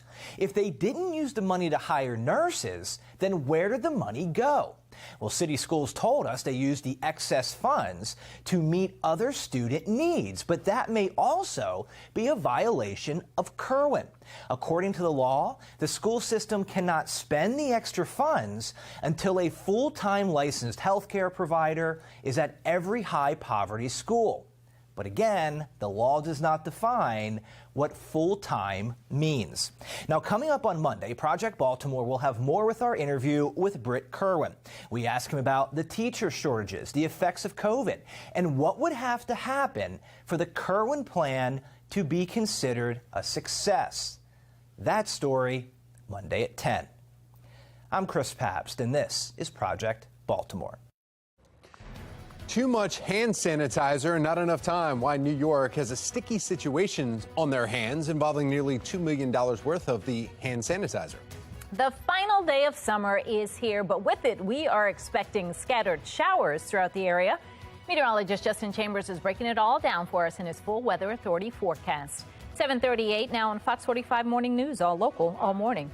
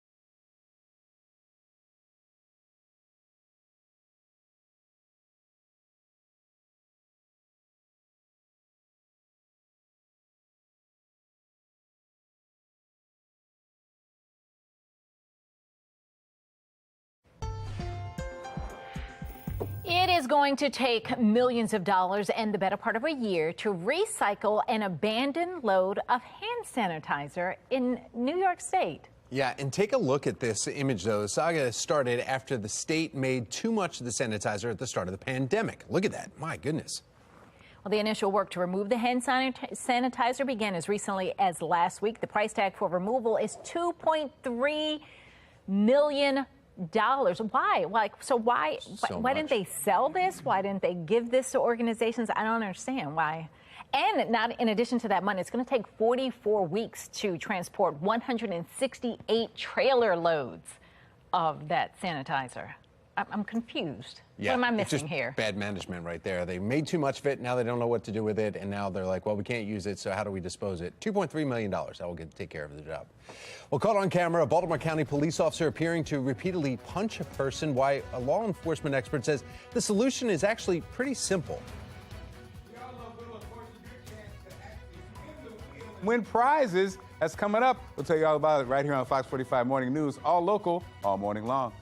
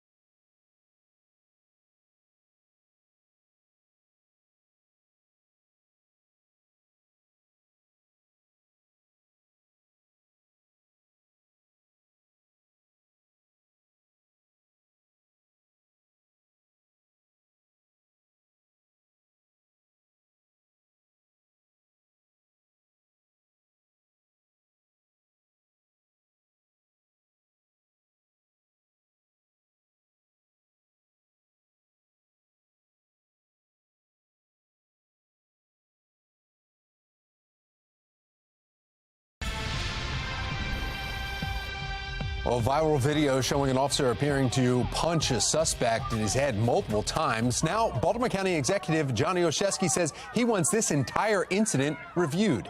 Joining us now for this week's Fox Undercover, former police commissioner, current talk show host Ed Norris. Ed, we've shown many videos. You and I have talked about this on Fox Undercover multiple times. Videos come out, they automatically get the public judging them right away, and then it's slow for police to respond. Apparently, Baltimore County police officers say they were wearing body cameras and they were on. Yeah, I mean, I don't know what the outrage is about, but whatever. I have plenty to say about this. I mean, I saw the video. I see what people saw, what they recorded. But the fact is, I just love when civilians decide to chime in. It's like they're watching a movie. Well, and the reaction, though, is what you see. And this is what Baltimore County police are saying, that you're just seeing a snippet of it. It was edited. It started at one incident. But there is at least, and you can see it on our website, foxbaltimore.com. We have it not fuzzed out there. And you can see the officer punching, it appears to be the guy in his head, either with his hand, a fist, or his elbow multiple times. And Baltimore County police are saying it's because he wasn't listening to the officer and put his hand behind his back. But it looks at some point like the guy's trying to block his face from getting punched. Well, he should have put his arm behind his back. He wouldn't have gotten punched. You don't fight with the police. You know, we could solve all these problems in America if people would stop fighting with the police. If you don't fight with them, they don't punch you in the face. Trust me, I did it for 25 years. Doesn't happen. If it does, they're rogues. It doesn't happen. And you know what? When you're in a fight with a police officer, whether or not you have a gun in your possession or not, and these kids did, one, there's a gun in the fight. It's on the officer's hip, and he treats it that way, and he's not getting paid to get killed. He's going to win that fight. The police don't get paid to lose. End of story. And this is happening in a strip mall right near Woodlawn High School. It's close to that high school there. And the 17 and 19-year-old, the police releasing the 19-year-old's identity, but said that they both were carrying illegal handguns at the time of this incident. I don't know if the one who's on the ground fighting with the officer actually had the gun on him at that point, but another officer comes over and finally handcuffs him, and they pick him up, and then they take him away. So what led up to that point, though, if an officer hears there's a handgun or a gun involved or an armed robbery, they come about it a little different, right? Of course. I mean, you know, if someone's armed, you get a man with a gun call. It's one of the most serious you're going to get. But the fact remains, I'd like to challenge anybody, when the county executive, the people in the county council, people in the media, I'll tell you what, pick the smallest person in the room. Try to handcuff them if they don't want to be handcuffed. It's a fight. And pain compliance is a real thing. If you don't comply, they're going to inflict pain upon you. It's a really dangerous job. Really, really dangerous. Police officers killed every 53 hours on average in this country, many times with their own gun. That's why this happens. Stop fighting with the police. It's a simple end to this. It really is. These discussions have gotten preposterous. And notice we'll leave it right there. You can always hear Ed every morning, Monday through Friday on Sports Radio 105.7 The Fan from 6 to 10 a.m. Well, 7:48 right now, and we need to find out about the change in temperatures from today to tomorrow. The change in seasons. Meteorologist Justin Chambers is here for it. So you guys know I like some pumpkin spice lattes, but I don't like when they go crazy with all that pumpkin spice stuff. Olivia just told me they have pumpkin spice Oreos. Stop. Oh, that's stupid. Remember we talked about the pumpkin spice Build-A-Bear? Yes. We went there. I need to bring that in for you on Monday. Oh, okay. All right. I'm going to bring it in. And Tom, Monday. You said autumn milkshakes? Autumn milkshakes at select Chick-fil-A stores because they brought back their spicy chicken grilled sandwich, which is amazing. Which is uneatable. How do you say that? You can't eat it. It's too spicy. No. Okay, sorry. What? Moving on. Patrice. You can't. You might be able to with that autumn shake then. I had 2 yesterday. Oh, man. My God. All right. Not the shakes, the chicken I ate sandwiches. one and almost died. I couldn't even finish it. All this stuff is good because we're talking about the fall season and those things that we like to eat around fall. And I know Miss Patrice likes her apple donuts, so we're going to try to get some of those in eventually, and maybe some pumpkin spice donuts and all that good stuff. Now, look, we still have another day where we've got to get through temperatures that are still going to be above average, and you can see the sun that's actually out right now. So even though we're going to have a lot of cloud cover in just a little while with that rain rolling in, the sun is out now. So get out there and enjoy it while you can from our Towson camera. Mile One Auto Group looking good. Here comes the cold front. This is our next weather maker, and this is moving in from western Maryland right now as we speak. Over the next couple of hours, we'll start to get some showers to develop. Now notice this is through 11 a.m. where we stay dry, but right about 10, 11 o'clock, after our commute's done, we're going to start to see a few of those showers roll in. We'll definitely get cloudy, maybe even a thunderstorm or two right over Baltimore City and County here into the noon hour. This is along the 95. Where we're seeing some of the oranges and yellows, could see a potential for some pockets of some heavier rain. Through about 1 o'clock this afternoon, that rain eventually starts moving out of here into the 2 and 3 o'clock hours. Some leftover showers possible, but overall, we're definitely drier as we head into the afternoon and evening time, as that wind is going to come in and dry us out and also cool us down. As the kids get out to the bus stop, might be a good idea to just have that rain jacket in there. It's not raining this morning, but noontime and recess it will be, and possibly when you pick them up, some of those leftover showers with temperatures that will sneak in to the upper 70s and lower 80s for at least one more day before those numbers really come down. Look at this map right here. I mean, you can see just how much cooler it is just to the west of us in Columbus, Pittsburgh, and Cumberland. Meanwhile, 91 in Richmond today and 83 in D.C. So we've got one more day of those temperatures that are above above average. Here comes the change, though. You can see that 7-day forecast, 70s for Friday and Saturday, lower 80s on Sunday. Ravens are in Massachusetts, but you can watch them right here on Fox 45, 1 o'clock Sunday afternoon. Tom? Well, thank you, Justin. Floridians are having a difficult time being hoppy this morning after a multi-truck crash sends cans and cases of beer all across the Florida highway. What led up to the crash and the sticky cleanup effort now taking place. Wheel of Fortune Live is coming to Maryland. Mark Clark is giving you exclusive looks at the event and who gets to spin the wheel. All right, so Patrice, do you need to buy a vowel to solve this puzzle right here? It's time for a coffee break. We could be on the show.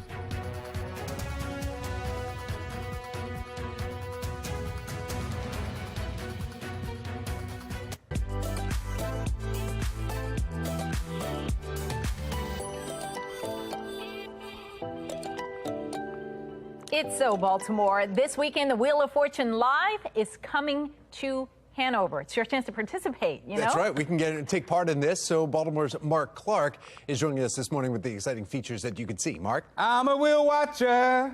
I'm a wheel watcher. You guys remember that? Okay, Wheel of Fortune Live is coming to Hanover, Maryland at the Hall Live with fun prizes. I asked celebrity host Mark L. Wahlberg, not related to the others, if people will be allowed to spin the wheel, and here's what he had to say.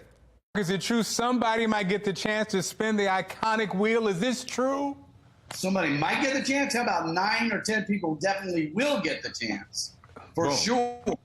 So, and that's randomly selected. So if that's something you want to do, you got a ticket. When you register and say, I'd like to be in the prize pool, you could end up on stage. How fun is this, guys? That's very cool. You know what I'm saying? Yeah. To actually be able to spin the wheel and win prizes, can you imagine that? And wait a minute, earlier, what were you saying about the prizes? Because they're pretty significant. Some of them are pretty significant. Trips to Hawaii, Paris, $10,000 in cash. Oh, yeah. This is, imagine some people have been watching this like for 30 million years, and you get a chance to go do this. So the Hall Live is going down Saturday. Be there or be square. So, but this is the time when all the people who have been watching for 30 years and they sit at home and they scream at the TV, you don't know that answer. Yeah. It's this. Right. But now that they're going to be there and in the heat of the moment, they're going to be like, oh no, this is why. How did I not get that? They'll understand. Yeah, Wheel of Fortune is kind of scary because it's a simple game, but you could embarrass yourself. When you're in the heat of the moment, yeah, you get nervous. The word was and? Oh, right, man. Exactly. Boy, All right. I want to buy a vowel, buy an A. They already bought that. It's already on the board. You're like, ooh. They get to find out this weekend. Thank you, Mark. Thanks, guys. Johns Hopkins University working to start a new campus police force. Coming up, we are live with a town hall meeting happening today. This morning, we're learning more about the two suspects in custody after a homemade bomb was found outside a Baltimore County school. I'm Olivia Danson. Coming up next, I'll have more details on those suspects and the timeline.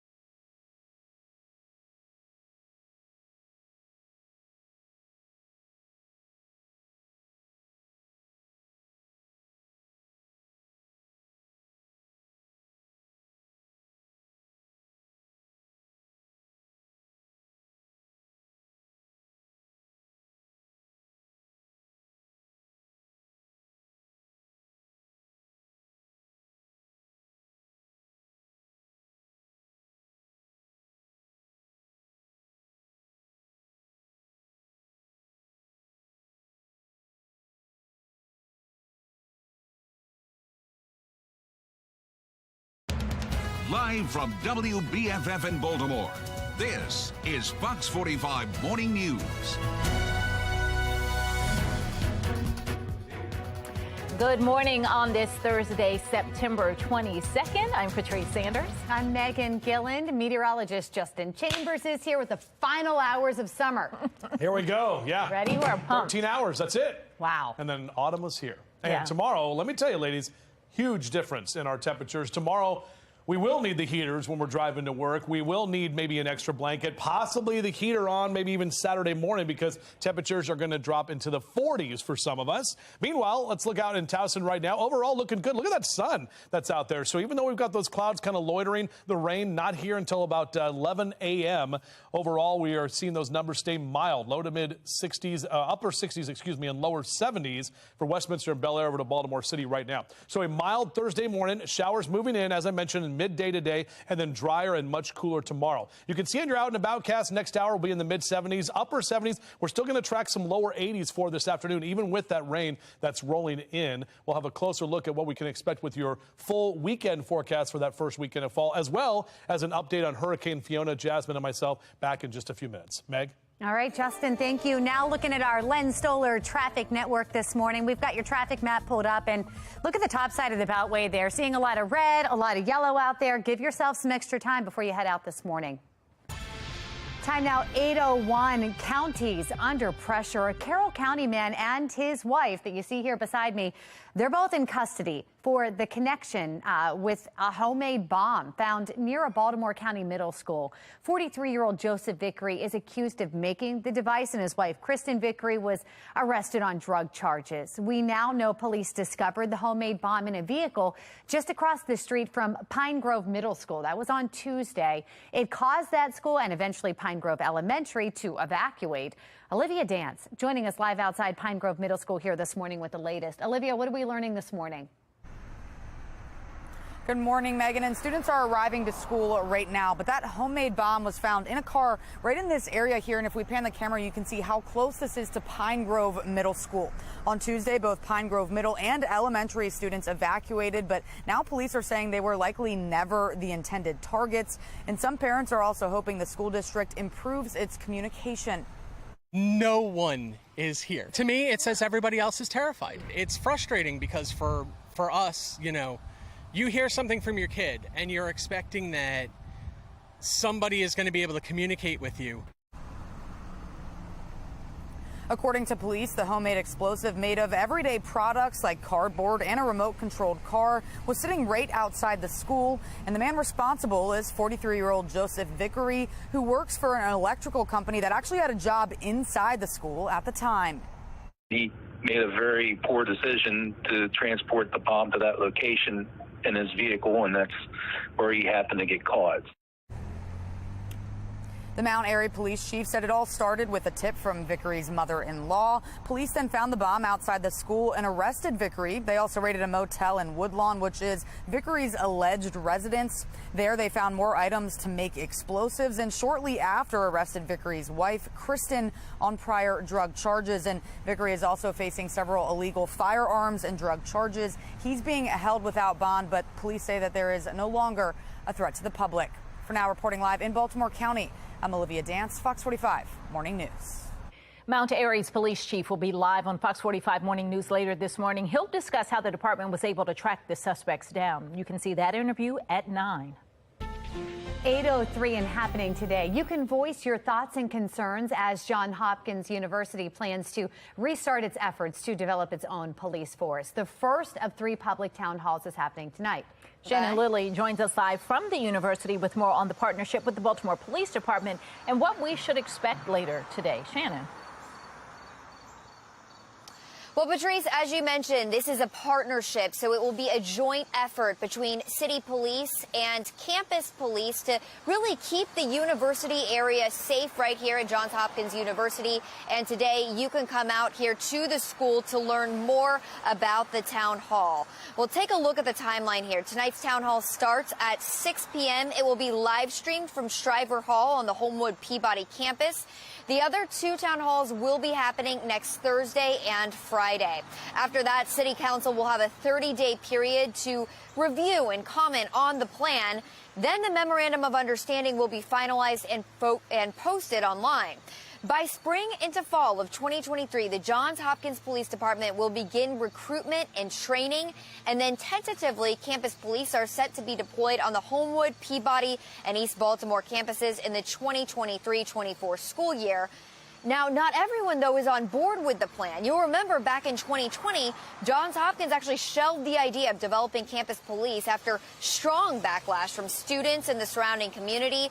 But Hopkins says it has listened to that feedback, Patrice and Megan, and so they are keeping the number of police limited in this campus police force, and so they would only allow to be 100 personnel at the very most in this campus police force. But Shannon, that at least means that Baltimore police who would have been patrolling can now go and be deployed elsewhere because the campus police will be able to monitor what's happening there. Well, that's the hope, Patrice, but we're still working to figure out if that would be the case. As we said, this is a joint effort, so we do know that Baltimore City Police will still be handling some of the major crimes like homicides or rapes that happen on the university campus, but we know that campus police would be the ones actually patrolling the streets here at the university, and they would handle crimes like burglaries and thefts, so that could take some pressure off city police.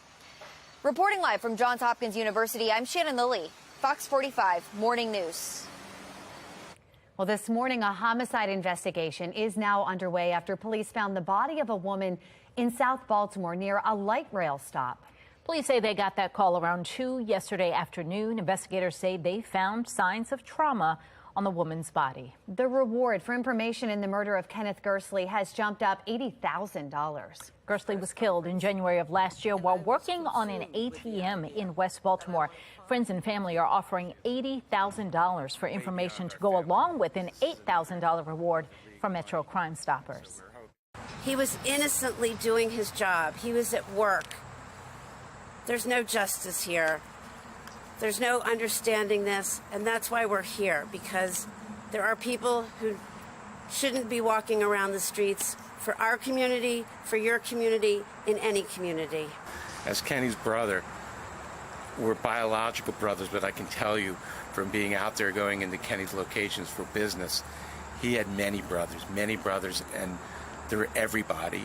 He was the same to everybody, and we're just looking for justice, and we need your help to do that. Baltimore City Police say they have not received any new leads in the case.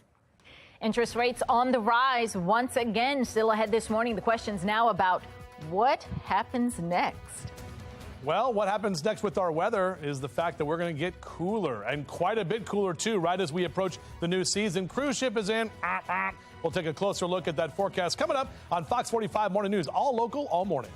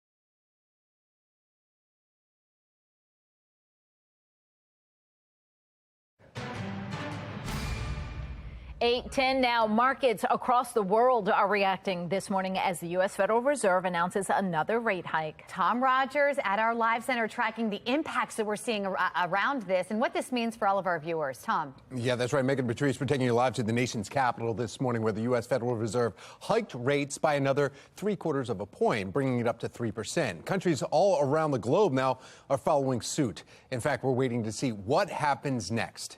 No one knows whether this process will lead to a recession, or if so, how significant that recession would be.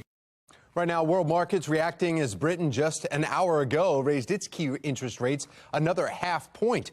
S&P 500 falling 1.7% following that announcement, its lowest level in 2 months. Stocks in Asia mirroring Wall Street. In fact, taking a look at some of these just an hour ago, Switzerland's central bank doing the same, carrying out the biggest hike ever for them, sending stocks in the red for most of the world. Here at home, Americans will feel this, though. It could take several months. Interest rate increase like this one, though, make mortgages, car payments, credit card debt more costly for you. It could also force businesses to start cutting back, resulting in more layoffs and even fewer wage increases. That's the latest from the Live Center. Megan Patrice, back to you.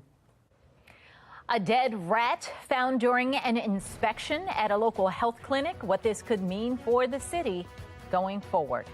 8:12 is the time.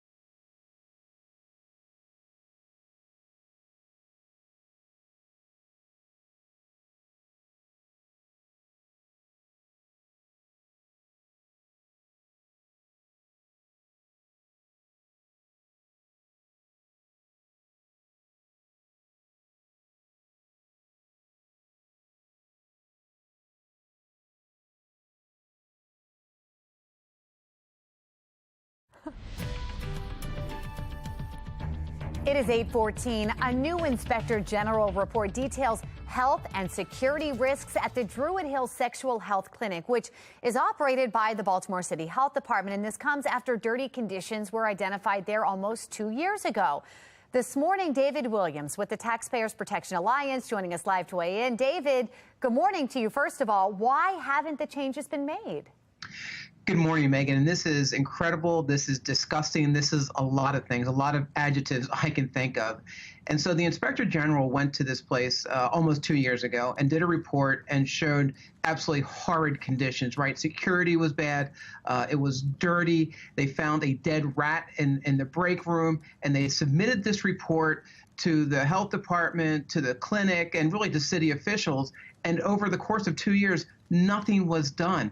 They went back in July and found the same conditions, and they found the same rat in the break room. What? And this rat was mummified because it had been there for so long and no one had removed it. And so here we are 2 years later, and this is a sexual health clinic. This is a health clinic that should be clean, that should be immaculate, but here's where we are, and it's just absolutely shameful that nothing has been done in 2 years. David, I'm dumbfounded.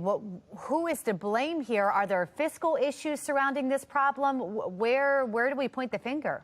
So we point the finger at a lot of people in this city. The mayor gets the Inspector General reports, the head of the health department, the head of this clinic, and they said that the reason they didn't remove this rat, and yes, I'm a little obsessed with this rat because it'd been there for 18 months, is that the fact of the matter is that it wasn't removed. And they said, well, the janitorial service, it wasn't in their contract to remove rodents. So that's why they didn't do it. Now, listen, if I'm the head of an agency, I'm going to go in there. I'm going to put some gloves on. I'm going to grab a trash bag, and I'm going to get this rat out of the break room. I mean, this is just common sense. The sad part is the residents of Baltimore City now are left in those conditions, which for a health facility is not sanitary for them.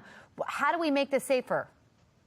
Well, we make this safer by having accountability at this agency. And listen, this is going to cost the city some money because these are OSHA violations. These are federal OSHA violations. So we're talking about $14,000 per violation. Now, Megan, remember, the city received $600 million from taxpayers, part of COVID federal relief, right? So the mayor said, okay, $80 million for health agencies. There is plenty of money to fix these problems. That's why this is about leadership. It's about the lack of leadership on so many levels in Baltimore right now. So we're not talking about money. We're talking about leadership and rats. All right, David, unfortunately so. Thank you. Thank you.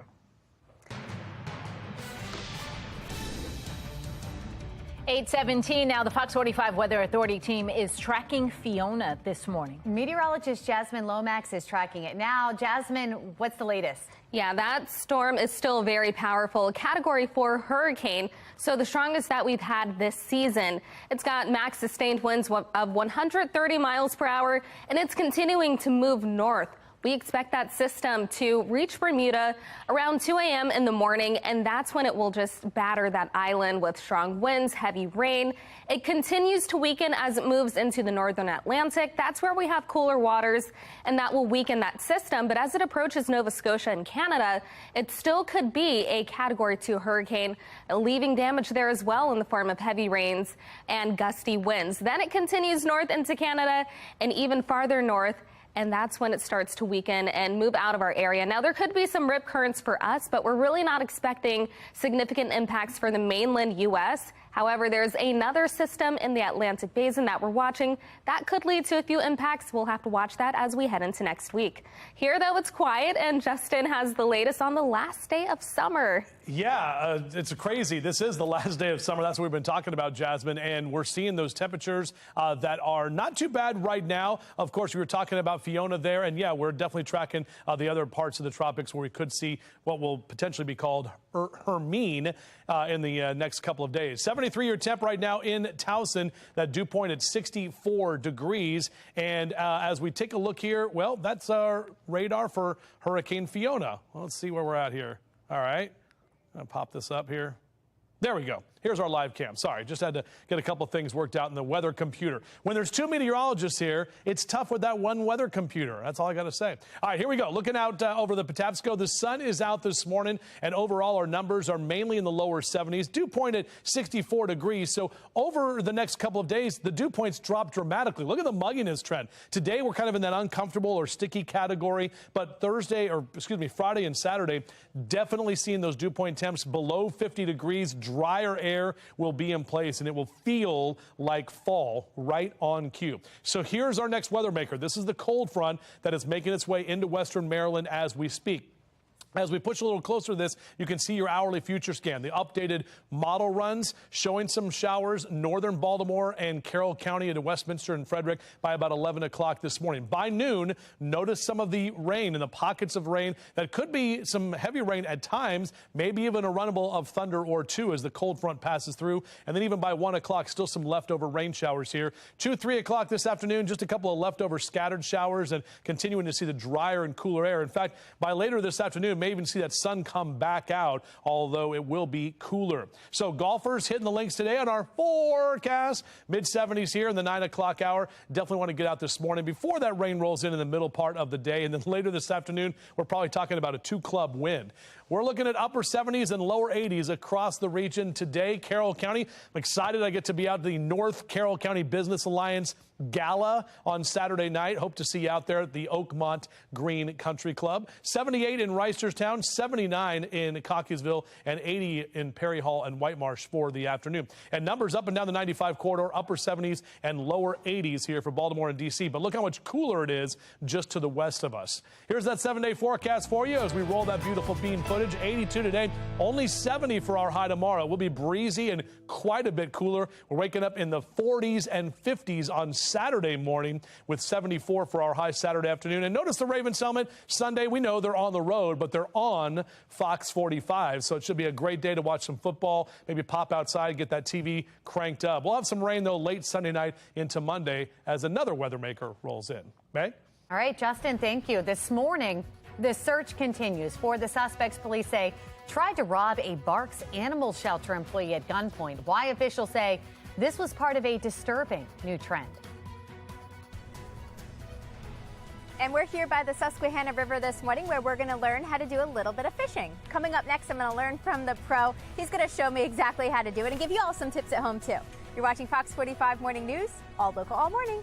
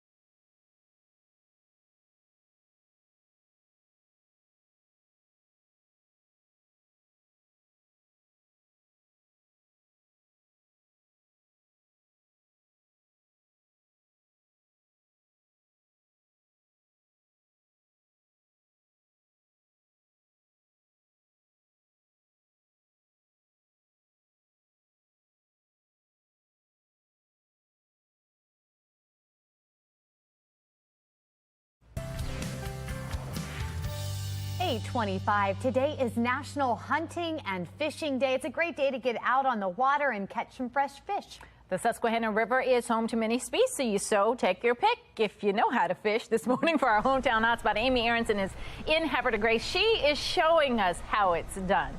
Hey, Amy.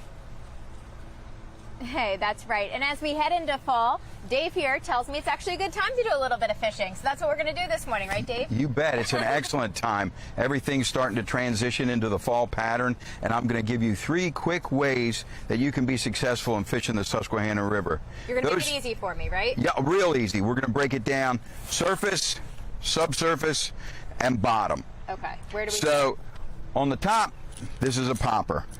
We're going to throw that out there. We're just going to twitch it and reel it in. Couldn't be simpler. Oh, so easy. That's going to cover the surface. Subsurface, this is the real easy one.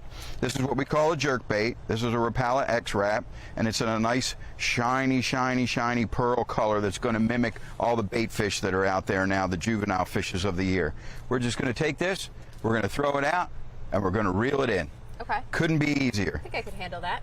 Addressing the bottom, this is a jig head with a soft plastic on it. This is a 3-inch paddle tail. We're going to throw that out.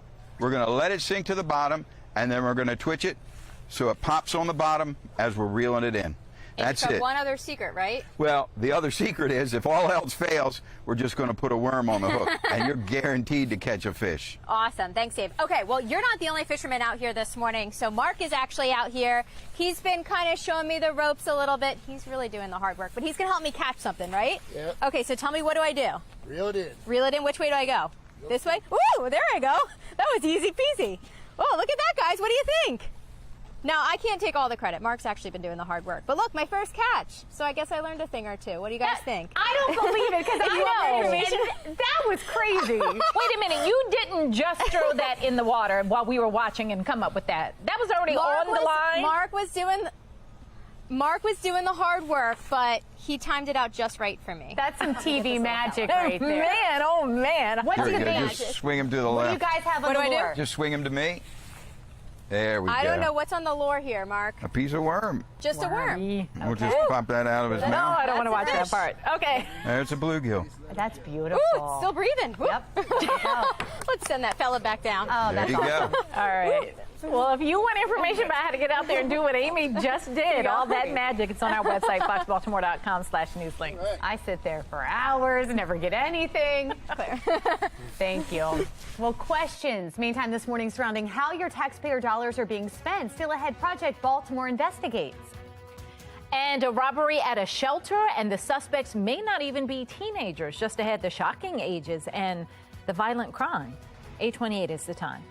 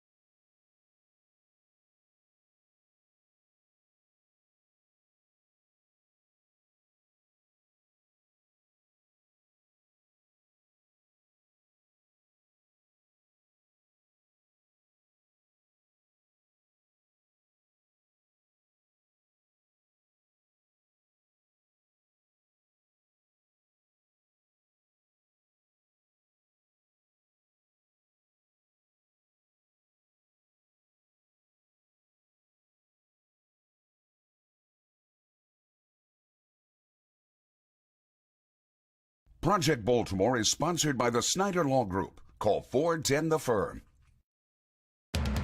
Live from WBFF in Baltimore, this is Fox 45 Morning News.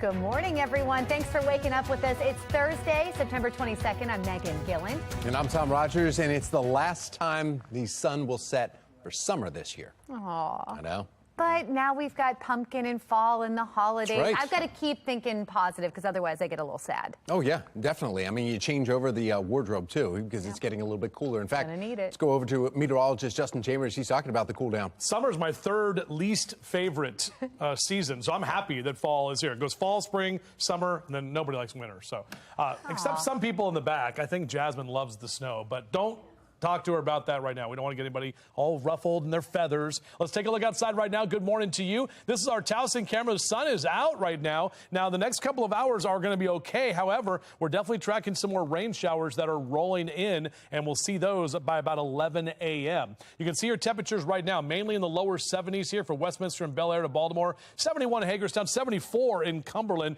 and you can see those temperatures that have been mild most of the morning today due to the cloud cover. Now, look at your yard and gardening cast. Hopefully you get some rain from Mother Nature by the middle part of the day today. Still getting to the lower 80s, but those numbers are going to drop off starting this evening. So after our high of 82 today, it will be breezy to windy this afternoon, and we'll see the cooler numbers work in by tonight. We have a much different forecast for you for tomorrow. We'll take a closer look at that and the first weekend of fall as well. How are we looking on the roads, Tom?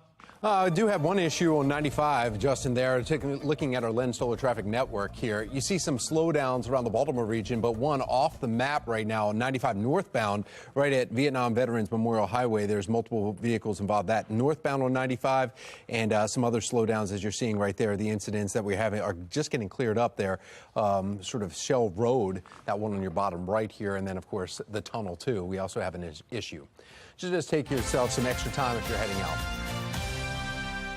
This morning, another scandal could be forming in Baltimore City schools as tens of millions of your tax dollars are going to North Avenue to provide full-time coverage by healthcare practitioners at a high-poverty schools. Project Baltimore's Chris Papps joining us live here this morning with more. Chris, let's start with just what are you finding?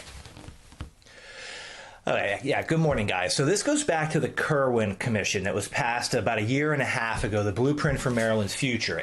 And of the billions and billions of additional dollars going to education from this, what were provisions within the bill that said high poverty schools must have a full-time licensed healthcare practitioner at the school. So we spoke with Britt Kerwin about this, asking, why did you do this? And he said, well, because a lot of the students that come from these from high poverty areas don't have the access to healthcare that more affluent people do. Okay, so they put this into the bill. Well, Baltimore City Schools got $32 million this year to have healthcare practitioners at full-time at high poverty schools. Well, we spoke to some nurses in these schools who say it's not happening. They're being diverted to multiple schools because Baltimore City does not have the licensed healthcare practitioners, the licensed nurses, even though they got the $32 million. So as we're looking into this, we're like, is Baltimore City Schools the first year into Kerwin already violating state law? And what we found was it all depends on how you define the term full-time. It's not defined in Kerwin. Kerwin says every high poverty school has to have a full-time licensed practical nurse. Well, Baltimore City is saying we have 3 schools for one nurse, but that one nurse is on call basically at all 3 schools. It seems like they're considering that full-time. Is it? The accountability board apparently on Kerwin is going to have to take a look at that and find out. And you spoke with a nurse who said that he's actually uncomfortable because he's worried. I mean, life and death situation if you've got to cross town. Sure. So the nurse that we spoke with has 3 schools. Every other year he's worked for Baltimore City Schools. He's had 1. This year he's had 3. And one of the schools is 15 minutes away from the other 2. So if an emergency happens at that one school, he's 15 minutes away. And he said in a life or death situation, in an emergency situation, those 15 minutes are crucial to what can happen to that student or that adult or that teacher or the principal or assistant. consistent principle. So this is something that we're going to continue to follow, because it certainly doesn't appear that Baltimore City is living up to the spirit of the law. The spirit of the law is licensed practical nurses are supposed to be at every high poverty school full time, and they got $32 million to do it. And there's one more important part here, Tom and Megan, to point out. We looked at Howard County, Anne Arundel County, Baltimore County, Carroll County, and Harford County. Those 5 school systems, each one has a licensed nurse at every high poverty school, positioned at that school at all times. And they got the same grant money, not as much because they don't have as many high poverty schools, but they got the same grant money, and they're operating under the same Kerwin law as Baltimore City. Those 5 school systems have a nurse at every school. Baltimore City does not. So do parents feel like their kids are safe? And this is a story we're going to stay on. Yeah, especially with that influx of millions of dollars set aside just for that, too. Chris Papps, thank you. Yeah, thank you. We have some new details for you this morning. The Barks Animal Shelter in Baltimore will be back open today after an attempted armed robbery. Police say an employee was held up while leaving work when a pair of young suspects approached her. When the employee saw a gun, she sped away. The latest incident, part of a troubling trend of youth crime. We had juveniles that would start off with a minor crime, and once they're in the system, they'd come back for something else that's even worse and worse. And then, unfortunately, many of these juveniles end up becoming adults and committing crimes as well. Well, Barks says that it will have increased security measures today. A Baltimore resident is asking for your help after reporting her dog stolen. You see the post right here. Miniature Schnauzer JB was tied up outside of a coffee shop at the Cross Street Market when his owner was told only service dogs were allowed to be inside. She tried to keep an eye on him, but someone walked away with JB. Surveillance images were shared and a flyer is being circulated. You can find both of them on our website, foxbaltimore.com. This morning, 2 of Maryland's most powerful prosecutors clashing over the handling of the Adnan Syed case, the disconnect between the two. Our first fall Friday and first fall full day is going to be cooler. Meteorologist Justin Chambers letting us know just how long the chilly temperatures will last.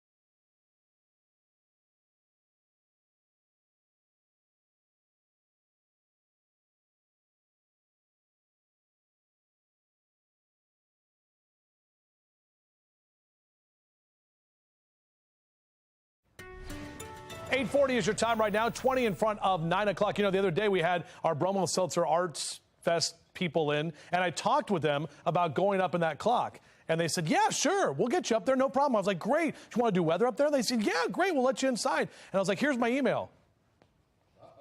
Nothing. So, anyway, we'll see if that happens. Perfect. Great, Meg. Great. That's awesome. All right, 75 next hour, upper 70s into the 10 o'clock hour. Out for a run or a jog in the next couple of hours. Enjoy it, because that rain is rolling in. We'll track it for you coming up in just a few. Please bring Tom Rogers with you. Yeah, see that?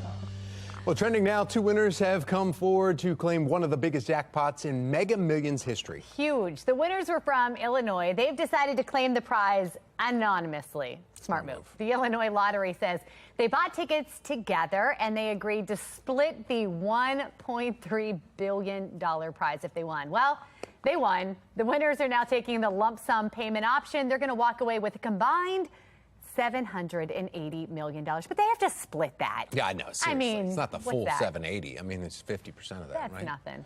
Oh my gosh. All right, a rocky start to the season for the Ravens. The star player taking it easy heading into week 2. Johns Hopkins police working to start a new campus police force. Coming up, we're live with the town hall that's happening this evening.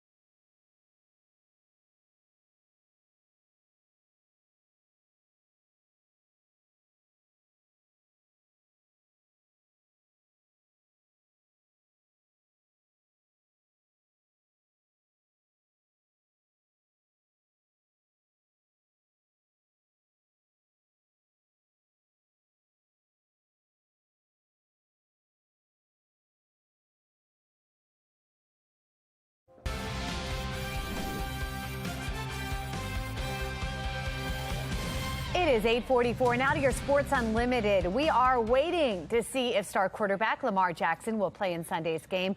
He's dealing with a right elbow issue. You can see him wearing a black sleeve on his arm there. He did not throw during the media viewing portion of yesterday's practice, but he and Coach John Harbaugh say that he is going to be good to go this Sunday. I'm going to throw Sunday. A lot Sunday. It's a normal course of the season type thing. You know, he practiced today, so he'll play. He'll be playing on Sunday. Good. The pad came with the sleeve. You know, it wasn't added or nothing like that. I'm good. I'm out there Sunday. I'm out there tomorrow in practice. Good. Well, the Ravens head to New England Sunday for Week 3. Kickoff is right here on Fox 45 at 1. All right, from football back to baseball, every year, this time of year is a must-win. But for the O's, a team on the outside looking in, not only do they need to keep winning, but the teams in front of them also need to lose as well, right? So Birds looking to avoid a Detroit sweep. Young guys were on fire yesterday. How about Jordan Lyles? Second career complete game for him. First Oriole to do so since John Means' no-hitter. O's take care of Tigers. 8-1 is your final. Here's what the AL wildcard standings currently look like. The O's need wins, obviously. Toronto, Seattle, Tampa Bay hold the top 3 spots. O's 4 games back with 14 still to play. They'll face the Astros tonight at Camden Yards. And guess what? T-shirt giveaway for Gunnar Henderson tonight. Welcome to the show, Gunnar. You get those T-shirts. Sounds nice. Well, there may be a few tears over this spilled beer. Yeah, it's a lot of spilled beer. Multi-truck crash, though, causes the cans and the cases of beer to scatter all across that Florida highway. Very sad. According to the Florida Highway Patrol, now, would that be flip, like chips, remember? Chip flips? No. All right, never mind. There was 2 trailers that collided when one was attempting to change lanes. A pickup truck stopped behind the collision, though. Then that truck was hit.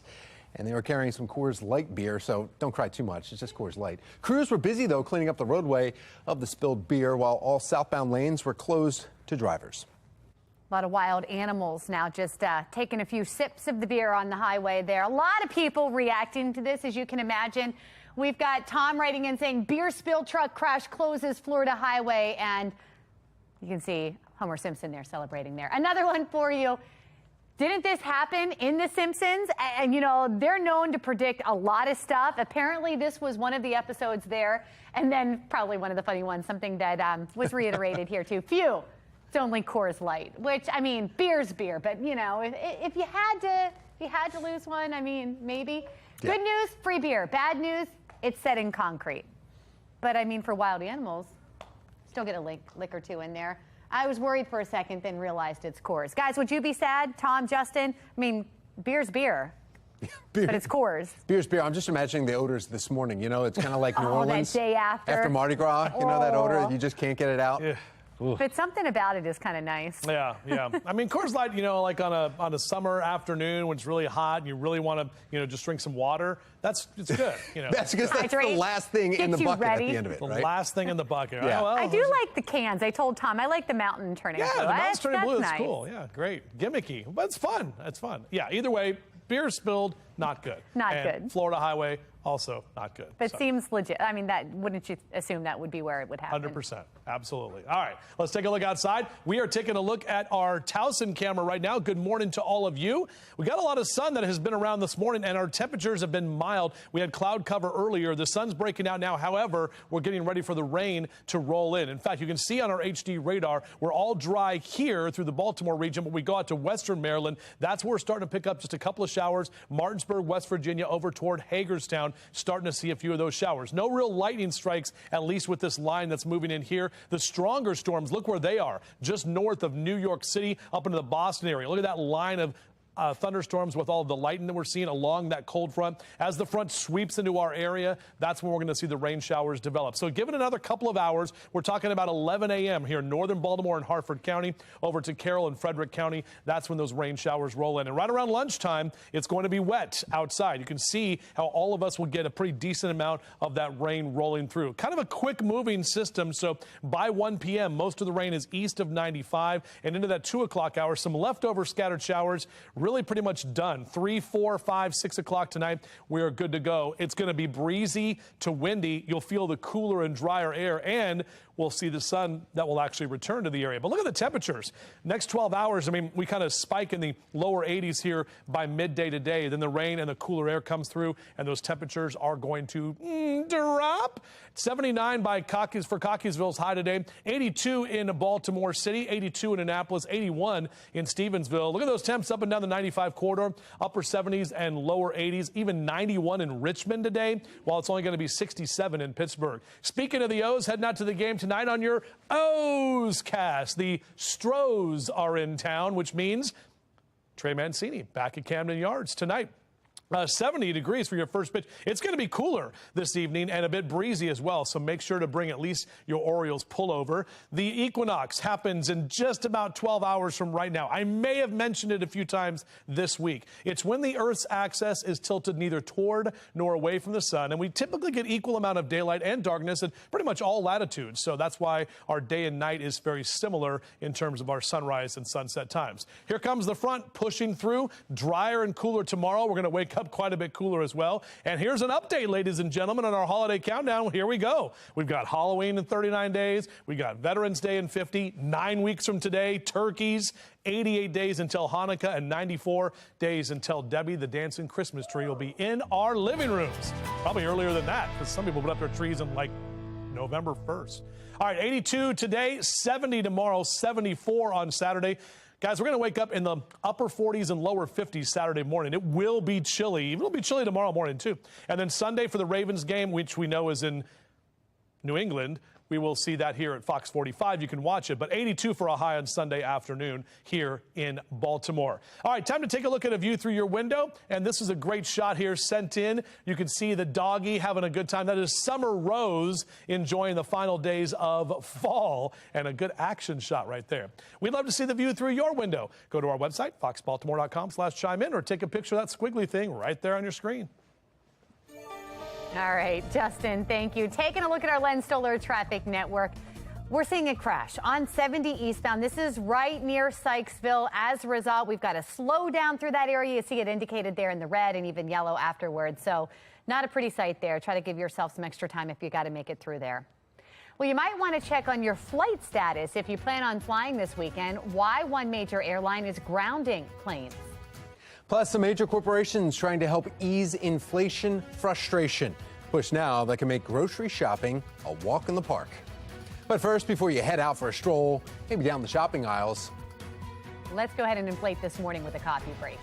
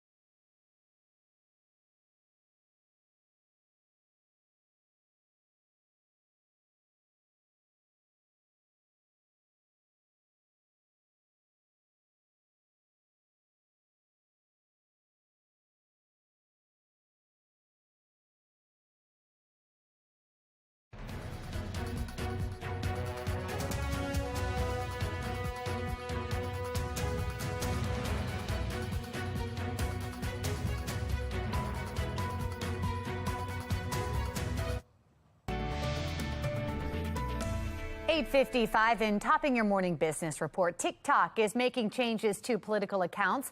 The platform announcing it is now requiring, quote, mandatory verification for political accounts based in the U.S. TikTok also said that it will be prohibiting all political fundraising on its short video platform. The push to verify political accounts started Wednesday on a trial basis. It applies to governments, politicians, and political parties on the platform. Walmart, Target, and Kroger are pushing to lower credit card fees. The swipe fees, as they're called, usually run between 1% and 3% of a transaction's final price. It's a cost that stores often then pass on to customers. Last year alone, it added up to about $138 billion. That's according to the Nielsen report. It's a publication on the payment industry. American Airlines says that it was targeted by hackers. The airline says that some customers and employees may have had their personal information exposed. The carrier says that that may include birth dates, names, driver's license numbers, and passport numbers. American Airlines says it's seen no evidence the stolen information was misused. United Airlines is being forced to cancel some flights this week after having to ground some planes due to missed inspection. United says 25 of their planes have not undergone required inspections. The airline says it's now working with the FAA to get the planes inspected and back in the air. Spotify is now selling audiobooks to its U.S. listeners. Users will have more than 300,000 different audiobook titles to choose from. Once an audiobook is purchased, users can adjust the listening speed and even download it to listen while offline. 8:57, and as we age, our eyes change, and for many, after the age of 30, reading glasses become necessary. Today, Genevieve Gorder introduces us to a revolutionary idea of eyewear. Here's America's Steals and Deals. The following segment is sponsored by Knocking. All right, guys, I have two questions for you. Where is your phone? Hopefully it's right next to you, right? We always want to have it right next to you. Where are your readers? I will wait. With today's product, Thin Optics, you will always be able to answer that question. It's predicted that half of the planet is going to need glasses by 2050, and at least 2 billion of us already need some sort of vision correction like readers. If you already wear readers, there's no doubt they're never around when you need them. So Thin Optics solved that problem. Wait for it. Your phone, your lifeline, look on the back. Readers, they come right out. Isn't that great? You will never lose them again. And once you put them on, they do not move. They're super light, like you don't even feel them. They come in magnification up to 2.5. And this product really works so well. Other products slip, they're bulky. Thin Optics is an innovative product that is super thin and shatterproof. Most importantly, there when you need it. Another item you take everywhere you go, your car keys. Look, seriously, these are where your readers live, and you will never lose them. You will save money because you're never running to that pharmacy anymore. And we are offering up to 30% off on Thin Optics. So trust me, you will be asking yourself, where have these been all my life? Why haven't I been using these forever? Go to asadeals.com.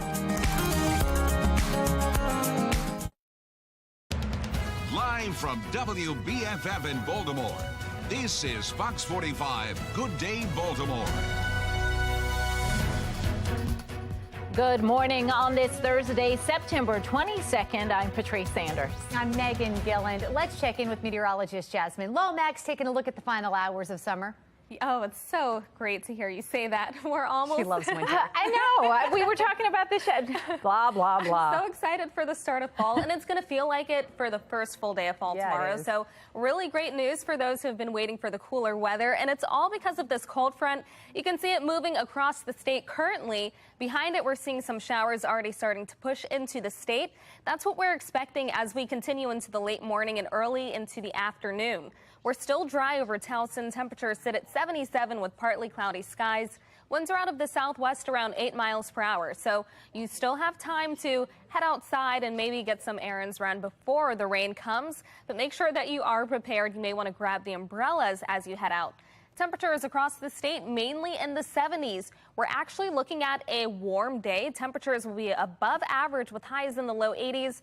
But again, we've got that fall feel coming tomorrow. I'll let you know how low temperatures get behind this cold front coming up in my Weather Authority forecast. Back to you. All right, Jasmine, thank you. Let's take a look at our Len Stoller traffic network. We've got your drive times pulled up this morning, and not terrible, but we're slower than normal. You can see we're in the yellow as you take a look at those drive times here this morning. Give yourself some extra time. 9:01 now. Counties under pressure. Police are back at Baltimore County schools for a second day in a row after authorities discovered a bomb near a school earlier this week. Right now, a Carroll County man and his wife are in custody connected to the investigation into that homemade bomb that was found near a Baltimore County middle school. 43-year-old Joseph Vickery is accused of making the device. His wife, Kristen Vickery, was arrested on drug charges. We now know that police found that homemade bomb in a vehicle just across the street from Pine Grove Middle School on Tuesday. It caused that school and Pine Grove Elementary to have to be evacuated.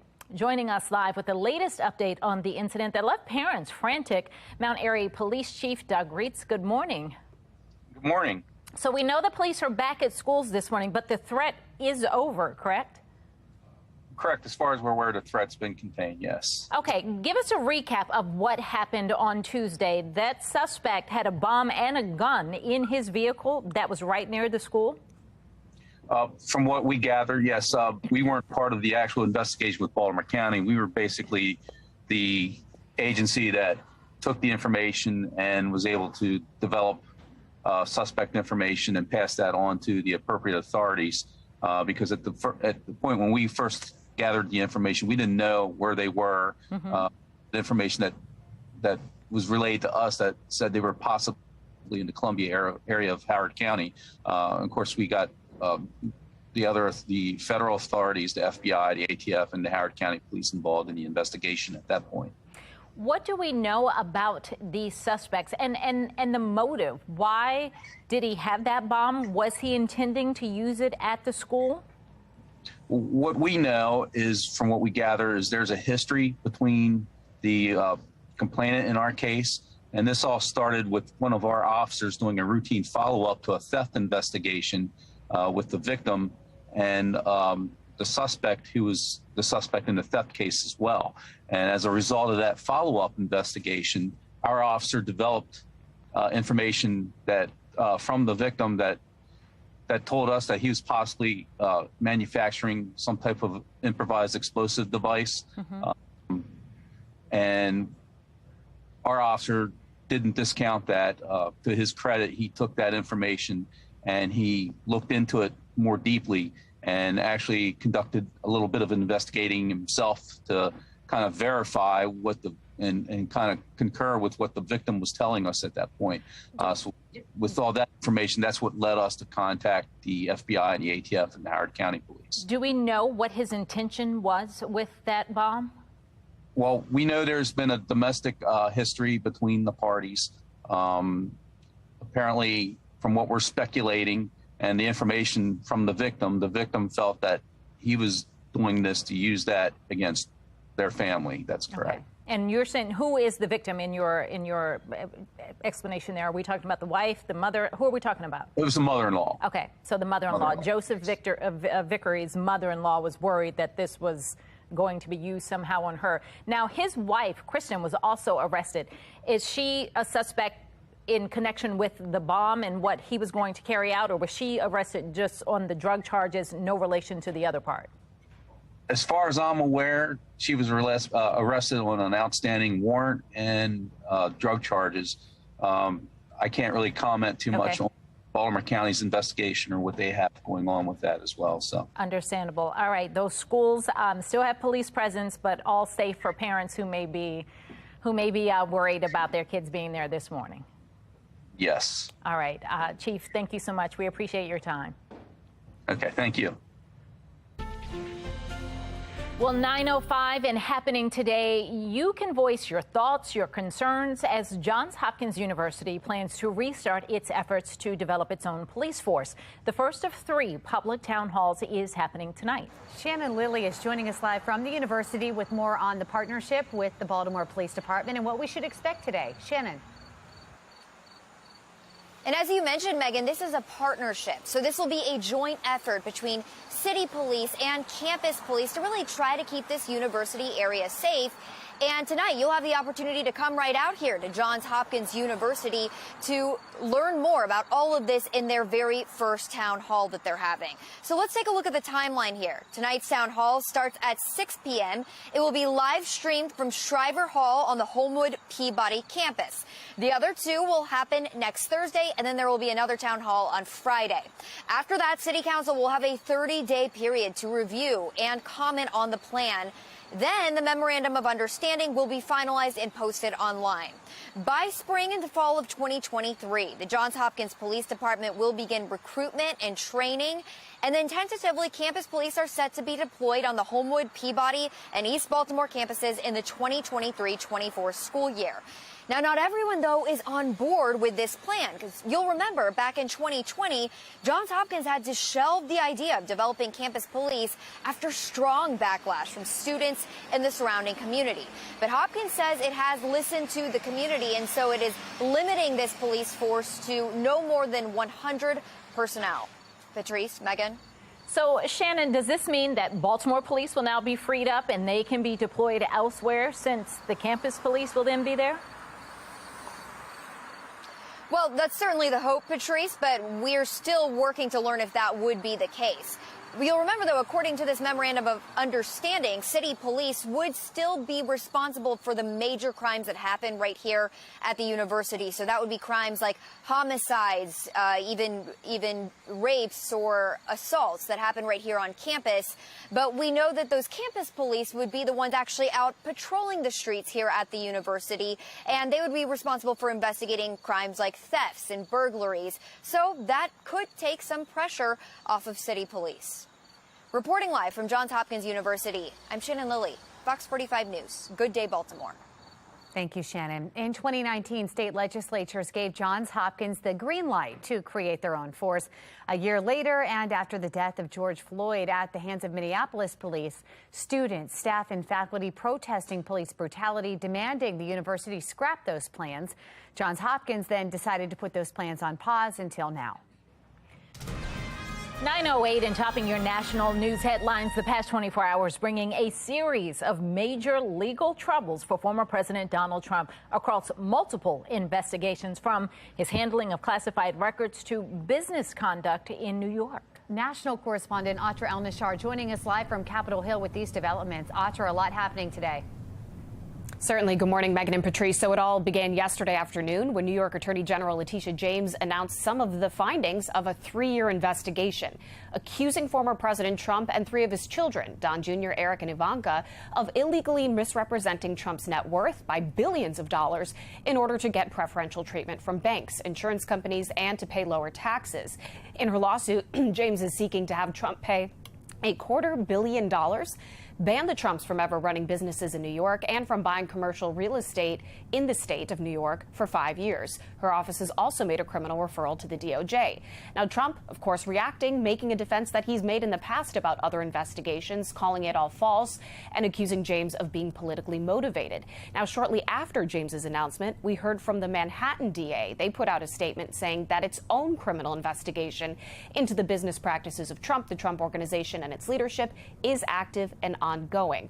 Also new, writer E. Jean Carroll, who accuses Trump of sexually assaulting her in a department store in the 90s, plans to file a new lawsuit against Trump under a new statute that allows victims to sue years and years later.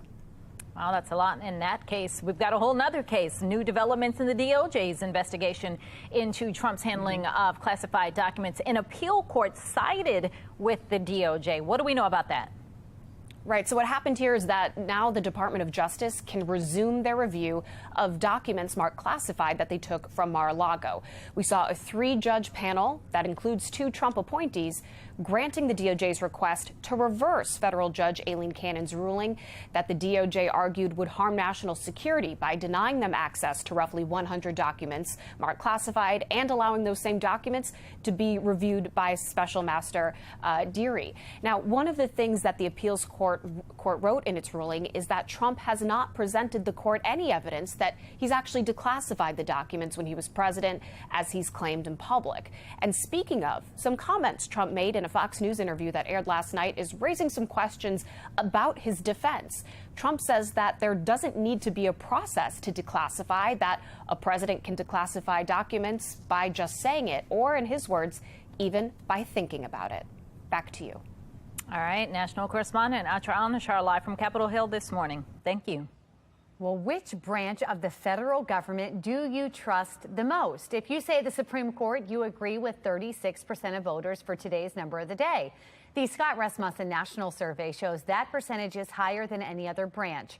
Just 16% trust the presidency and more, and 10% say Congress.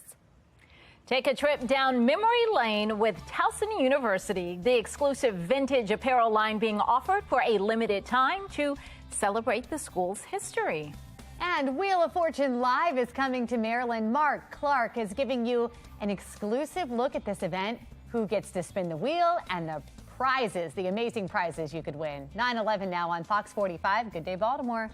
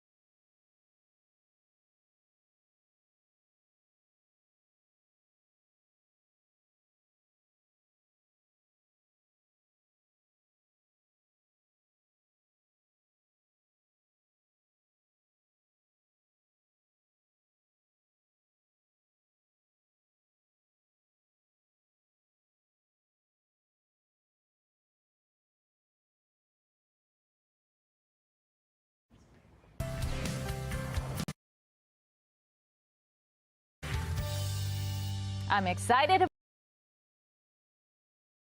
a milestone with a throwback to Towson State University. It's been 25 years since the university changed its name, and now they are releasing a limited time vintage line of Towson State apparel. Jenna Mills, Director of Alumni Engagement Programs for Towson University, joins us this morning. Good morning. Good morning. Thank you for having us. Okay, so I'm a Towson State girl. Telling my age here, but I'm a Towson State girl, so I'm excited for this line. I don't know if I'm excited about being called vintage.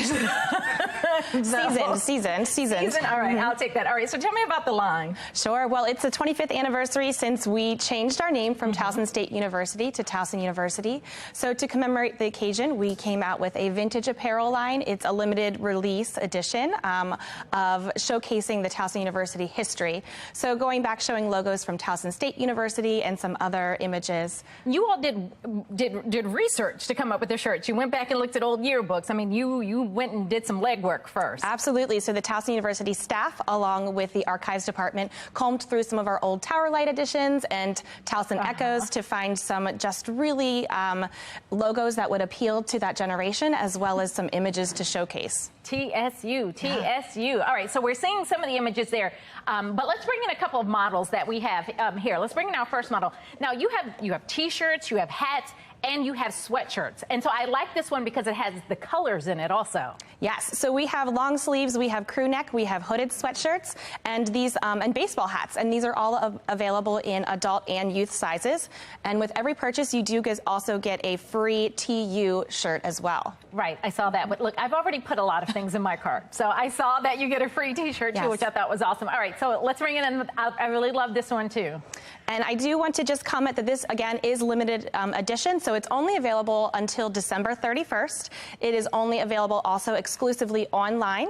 Okay. So you need to go to towson.edu/TSU gear to get the link directly to this apparel. So was there a call for I need old gear? I mean, what made you all do this to commemorate that milestone? Absolutely, all the time. I'm a part of the alumni office. We get this on a daily basis. Where can I get my TSU swag? It doesn't exist. We don't have it anywhere. So this really is something that is speaking directly to that group of alumni who've graduated. Well, because in one of the long sleeve shirts that I had from back then, I mean, it is dingy as dingy can be. It's got a big old hole under the armpit there, but you know, I'm going to still wear that. But now I don't have to, because I can get some new stuff. Limited time. Limited time, December 31st, so right in time for the holidays. All right, and so I have seen people say, well, there were a lot of names for Towson before that. Are you going to do this for all of them? I think that is something that we might consider. However, this is just a one-time thing for now. Yeah. I'll take it, because this was my generation. Thank you so much for coming in. Thank you. We appreciate it.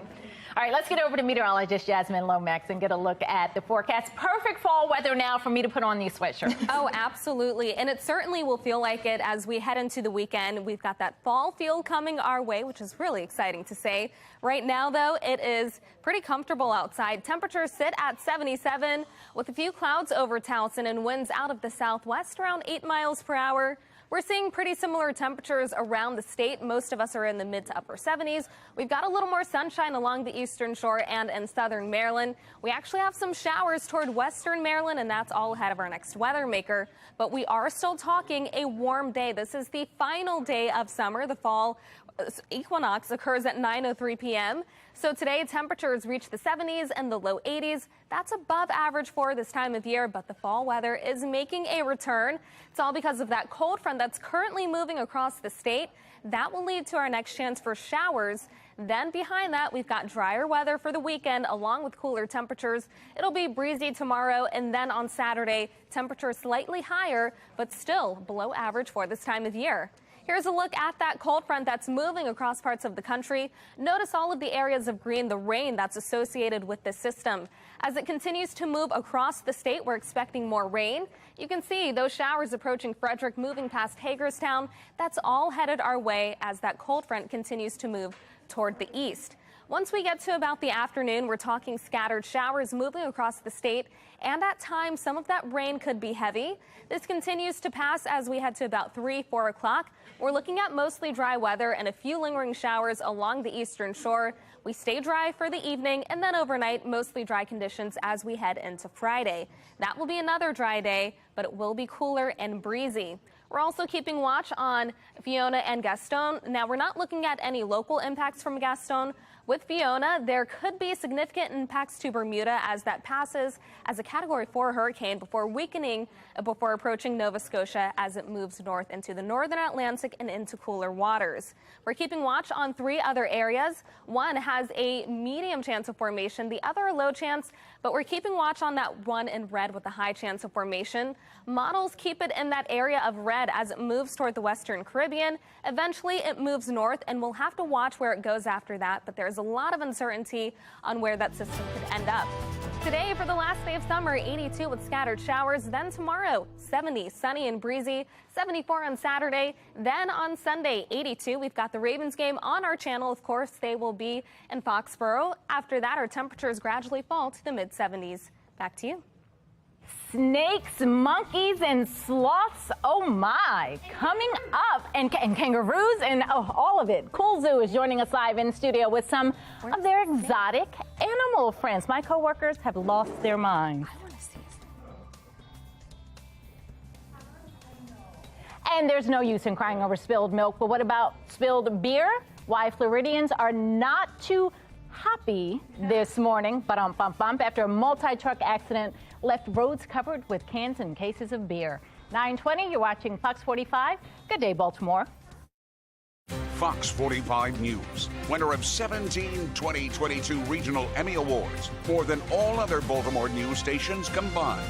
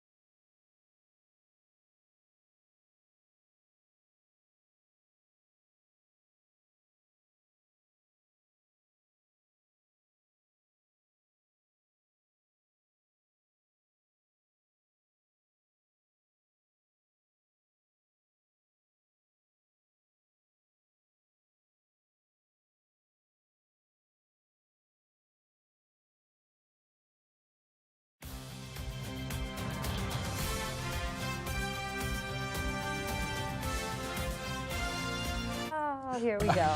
Yeah.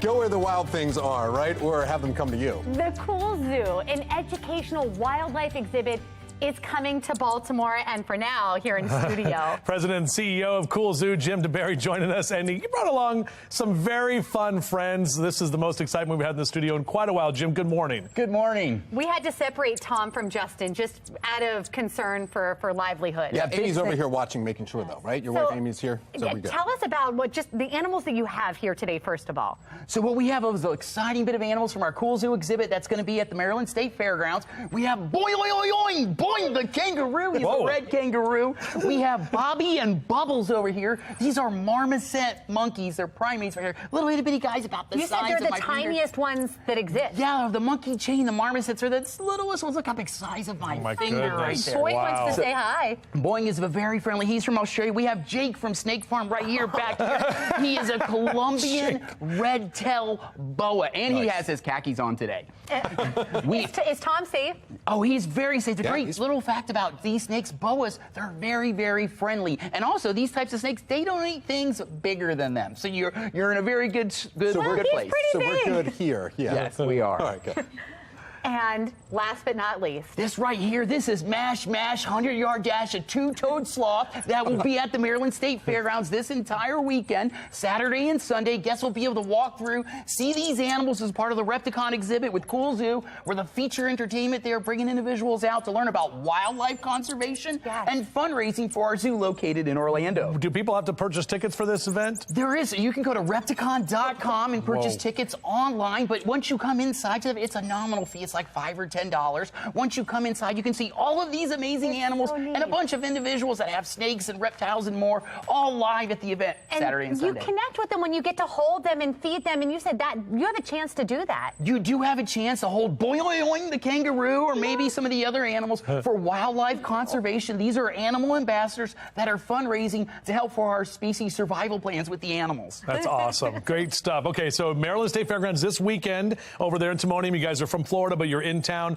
and people can come and check it out. More info? Where we can get it? You can go to Repticon.com or coolzoo.org. How you doing, Tom? Hey, I'm good. I'm just hanging out. The sloth and I were just kind of chilling out. Jake is just kind of hanging out. I was nervous about this one over here, Amy, though. The marmoset. Yeah, this guy could easily wolf that one down. He could. That's right. He's a Colombian red-tailed boa. They're both from South America. We got Bobbies and Bubbles, the marmosets. They're so cute as finger monkeys, and a lot of education for wildlife conservation. I figured that was going to happen. I knew if they put the monkey on Chambers' arm, it's going to pee on my arm. So there you go. Pee.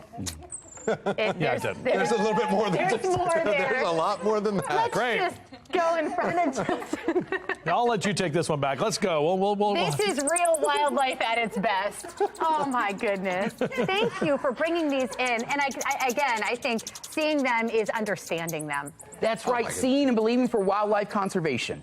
Yeah, just incredible. All right, well, and we got to see the van coming out here. So when you see their van, and what does it say on the side of it, Amy? Cool Zoo. Cool Zoo. If you see that driving around here, you know exactly what's in the back of that van. Unbelievable creatures, and this is just a little sample. I got to look in the back of it. There was unbelievable amounts of animals back there. Amazing. A lot of birds saying hi when you open the door, too. They are very friendly. Rock, we got birds from the movies going to be in Timonium. That's it right there. Yeah. Oh, my goodness. Thank you, guys, for sharing this moment with us. We appreciate it. Aw. Well, we're talking about wild exotic animals, but dog lovers, listen up. A fellow Baltimorean's dog is stolen right before her eyes, and the suspect's still on the loose. How you can help reunite the owner with their precious pup and get a reward for it. Barks Animal Shelter back open today after an employee is held at gunpoint. Coming up, I'll have the latest in the investigation and just how old police believe the suspects are.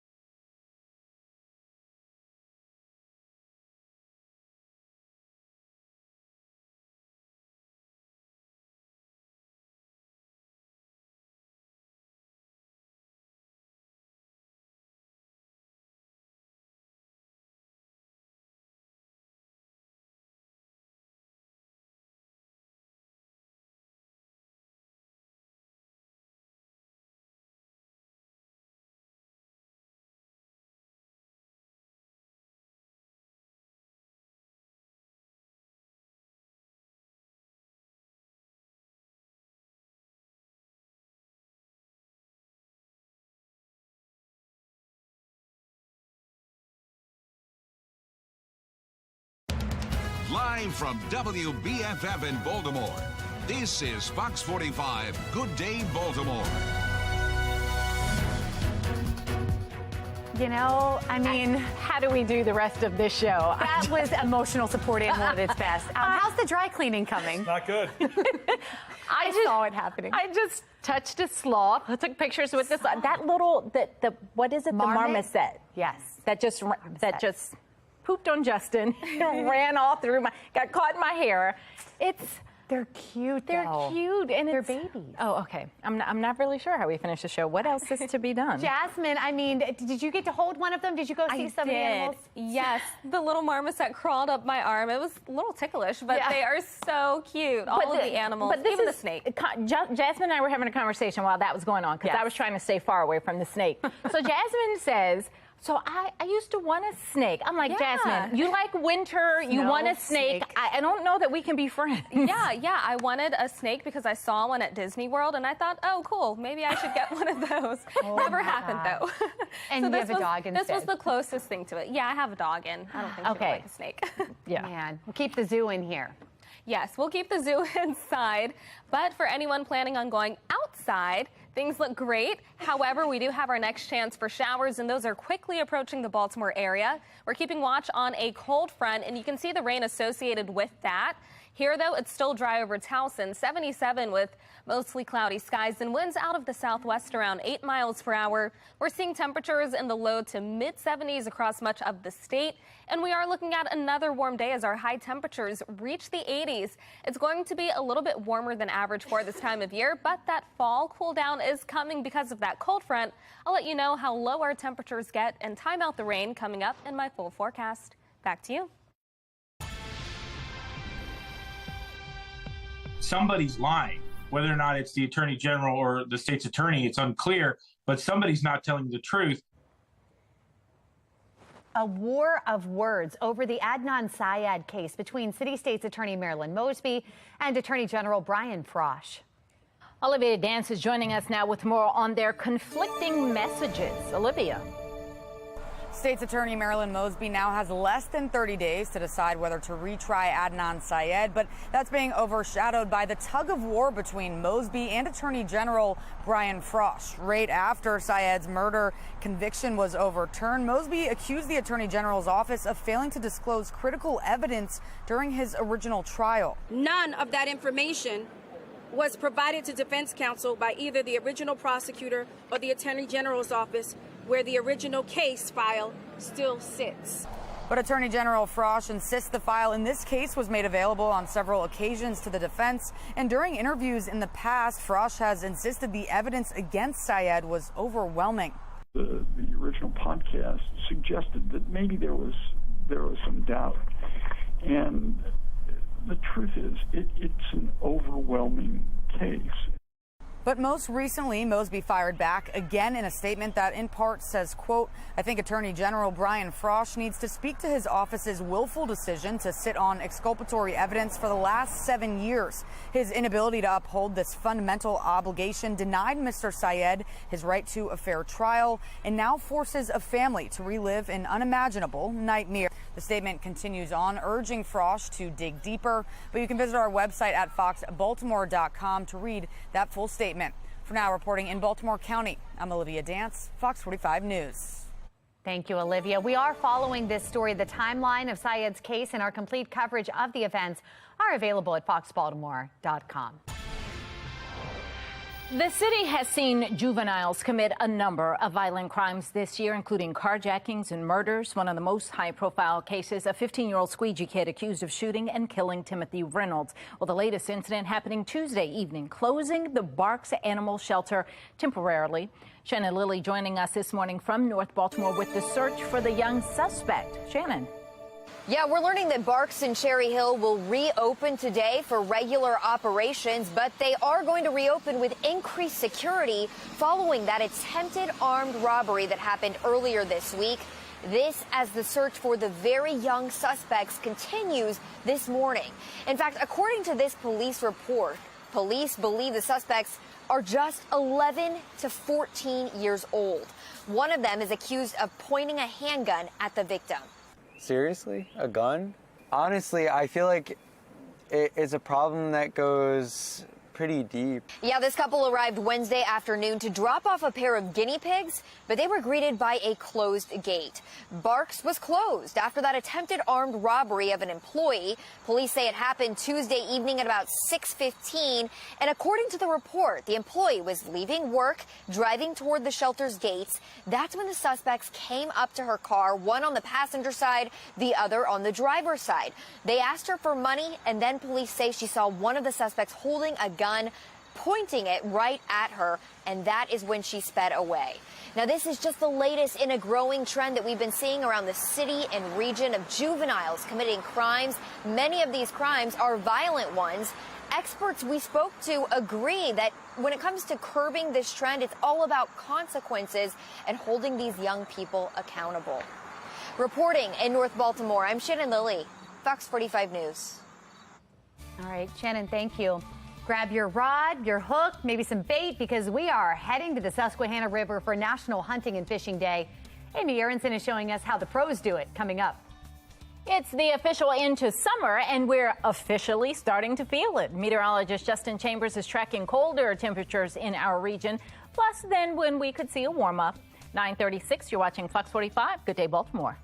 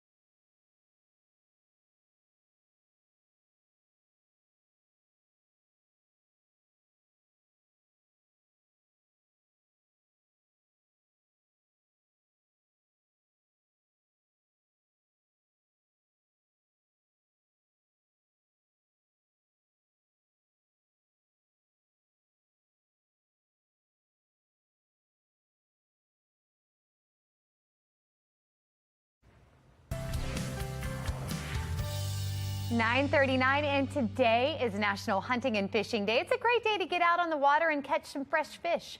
The Susquehanna River, home to many species, so take your pick if you're out there. This morning for our hometown hotspot, Amy Aronson is in Havre de Grace, and she is showing us how it's done, and we've seen she's got the skills. Yes. Yeah, we're enjoying this beautiful morning here at Fisherman's Park in Harford County, right off the Susquehanna River. And I'm actually hanging out now here with Megan Hallett from Harford County. And we've been talking about fishing. We've learned how to do it. Now let's talk about the details, the licensing part. Yes. Do you need a license to fish on the river here? So anybody 16 years and up does need to apply for a fishing license. You can go to the DNR website for the state of Maryland and either file that online or you can mail in your application. But aside from any free fishing days that are announced, you will need to have a license to come out and fish on our waters. Okay, but plenty of opportunities to get that around the county. Oh, yes, absolutely. Okay, yes. awesome. And this isn't the only spot you can enjoy fishing. You guys have lots of access points. Oh, yes. So this is a beautiful view, but we have so many different bodies of water in Harford County that you can go fishing at. We have Flying Point Park, we have Rock State Park, Palmer State Park, and there's just really a whole list of different places you can go to on the Visit Harford website. We have an entire fishing page that breaks down all of the different locations you can go to. It'll also give you an overview of what it looks like so you can plan your trip, know where you need to park, how you enter, and it'll really just allow you to have the best experience possible. We can help you plan ahead. That's great. And of course, we're standing on land today. If you have a boat, you have a kayak, you are welcome to take it out, but you can also just fish from the shoreline, which is great. Yeah, there's some bodies of water where if you want to take your boat out and go fishing, you certainly can spend your day out on the water. But, you know, something I love about Harford County is, sure, you can go out on the water, but we have so many easy access points where you can just drive up, park, take your fishing rod out, and just stand out here on a beautiful morning and see what you catch. That's awesome. And the fall season kicking off later today, so perfect to do some fishing. Perfect timing. Yep. Okay, awesome. Thank you so much. Thank you. If you want more information, head over to our website, foxbaltimore.com/newslinks. Back to you. Thank you, Amy. Celebrating Baltimore's rich artistic culture. When we come back, we're going to tell you about what's going on at Baltimore's Center Stage Theater and why you might want to make a trip. And Wheel of Fortune Live is coming to Maryland this weekend, and Fox 45 Morning News has your exclusive sneak peek. Mark Clark is going to join us again to tell us more about who gets to spin the wheel and then the amazing prizes you could win. 9:42, you're watching Fox 45. Good day, Baltimore.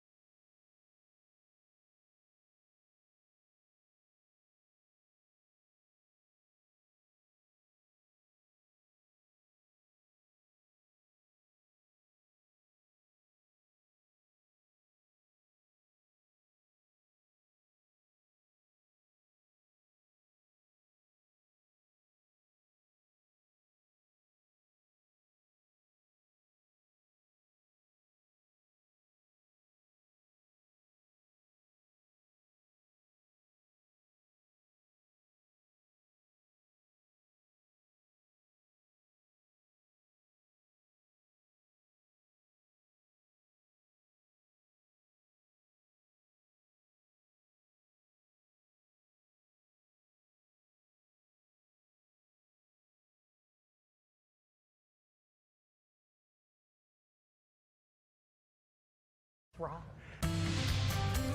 It's 9:44. The Baltimore Center Stage is placing the rich culture of the city and artistic communities in the limelight. Yeah, introducing an entire series of programs to celebrate. Joining us from Baltimore Center State, Annalisa Diaz and Brian Butler here this morning to show us more about our town, Baltimore. Good morning. Good morning. Thanks for having us. Absolutely. This is starting tonight. Yeah, it's opening night tonight. So we're opening our 60th anniversary season with a brand new production of Our Town by Thurton Wilder. What's cool is that it's an all Baltimore cast who's taking part of it, and it's been set in modern Baltimore. So it's really a unique situation. And on top of that, we're really into how do we extend the arts into the community. So we're inviting a lot of makers and different organizations to partner with us. Yeah, why is it important to celebrate Baltimore's artistic scene and everything you have going on? Because we love being local here, and that's what you guys are all about with everything you have on the table here. Absolutely. Yeah, thank you for that question. What I love about #OurTownBaltimore is that we're using our production of Our Town to really celebrate the cultural vibrancy of the city of Baltimore, because we know and we love the quirkiness and the weirdness and just so much of what Baltimore has to represent. We're seeing some of the pieces of art that we all know and love. That's right. The Made in Baltimore, some unique candles. My question for you is, how are we taking this uniqueness and awesome art that we have and putting it on stage? How is that combining? Absolutely. So there's a couple different things. Throughout the run of Our Town, we have a Made in Baltimore kiosk actually set up in the lobby. I love that. So patrons can come and purchase this really great merchandise we see here. This is just a sampling of it. Great fall scented candles, coasters, artwork. It's, yeah. And we've been asking, what does fall smell like? It smells just like fall. There we go. And these are all local artists who just are trying to get in on it. Absolutely. And theater is all about that. Correct, yeah. Then the artwork here, we're actually offering a free workshop for families, no registration, on the 24th with the Creative Alliance. They can come in and make everything you're seeing here on the table, and it's a great way to, I think, introduce young folks to the space too. Like a sun catcher. Yeah, it's a multi-generational art making, and we're actually, over the course of the next several months, doing 3 drop-in sessions with Creative Alliance. Drop-in sessions, being Drop-in art creative. making. I love it. Yeah. How can people learn more info about all this great stuff? They can head over to centerstage.org, and they can buy their tickets and learn more about our community nights as well, where we're welcoming different organizations and makers from the community for a discount ticket. That sounds awesome. I mean, it makes you feel like you're part of this. In more ways than one. Thank you guys for coming. That's really cool. I love that. Dog. Yeah, made in Baltimore, baby. All right, let's check in with Jasmine and see what's going on with the forecast. Got some good Baltimore swag over here, Jasmine. Oh, yeah, it looks great over there. Here, though, we are talking nice and comfortable temperatures outside. It is the last day of summer. The fall equinox occurs at 9:03 p.m. And then we've got the nice fall weather coming for the first full day of fall tomorrow. 77 for the current temperature with mostly cloudy skies over Towson. Winds are out of the southwest around 8 miles per hour. Across the state, we're seeing temperatures mainly in the 70s. We've got more sunshine along the eastern shore and in southern Maryland. We've got clouds here, and toward western Maryland, actually a little bit of rain all ahead of our next cold front.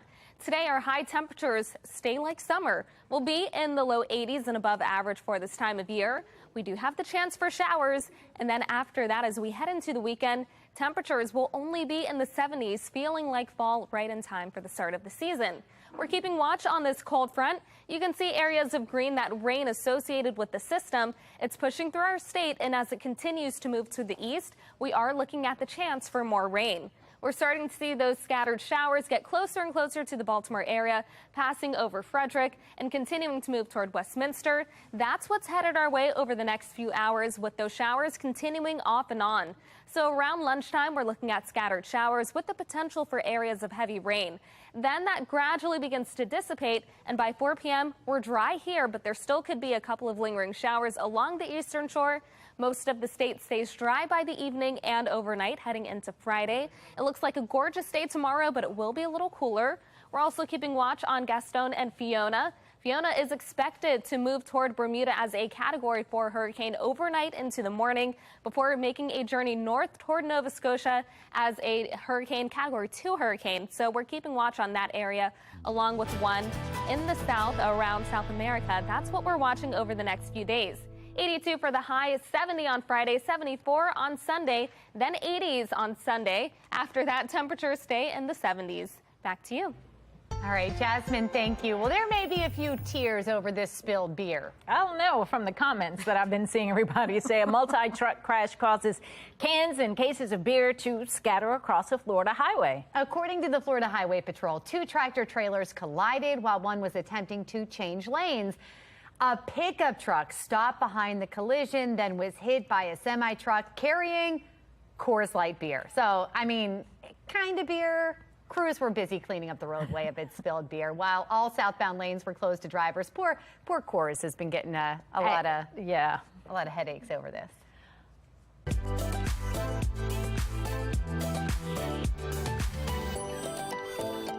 This weekend, Wheel of Fortune Live is coming to Hanover. So Baltimore's Mark Clark is joining us this morning with the exciting features that you could see, the possibility to actually spin the wheel. That's right. Some people have been waiting your whole life for this. Wheel of Fortune Live coming to Hanover, Maryland at the Hall at Live. I spoke with the host, Mark L. Wahlberg. He says the event is for everybody, and they have some amazing prizes. All kinds of money, all kinds of trips. There's a best for scooter, all kinds of prizes. It's great. All ages, all folks, all good. So imagine you've been watching this show your whole life, Patrice, and now you can go out there and play and win prizes. I'm talking about trips to Hawaii, Paris, $10,000 in cash. Those you could play. Big prizes. Big prizes. And not just one person. He says up to 10, 11 people will be selected. So, hey, if you love this show, if you love playing, here's your chance. I keep saying that's how to make the big money. Wheel of Fortune is... But what I was saying earlier is that, cash. so all the people that sit and watch it at home and are yelling at the TV like, don't you know what that is? Right. And why don't you know the answer?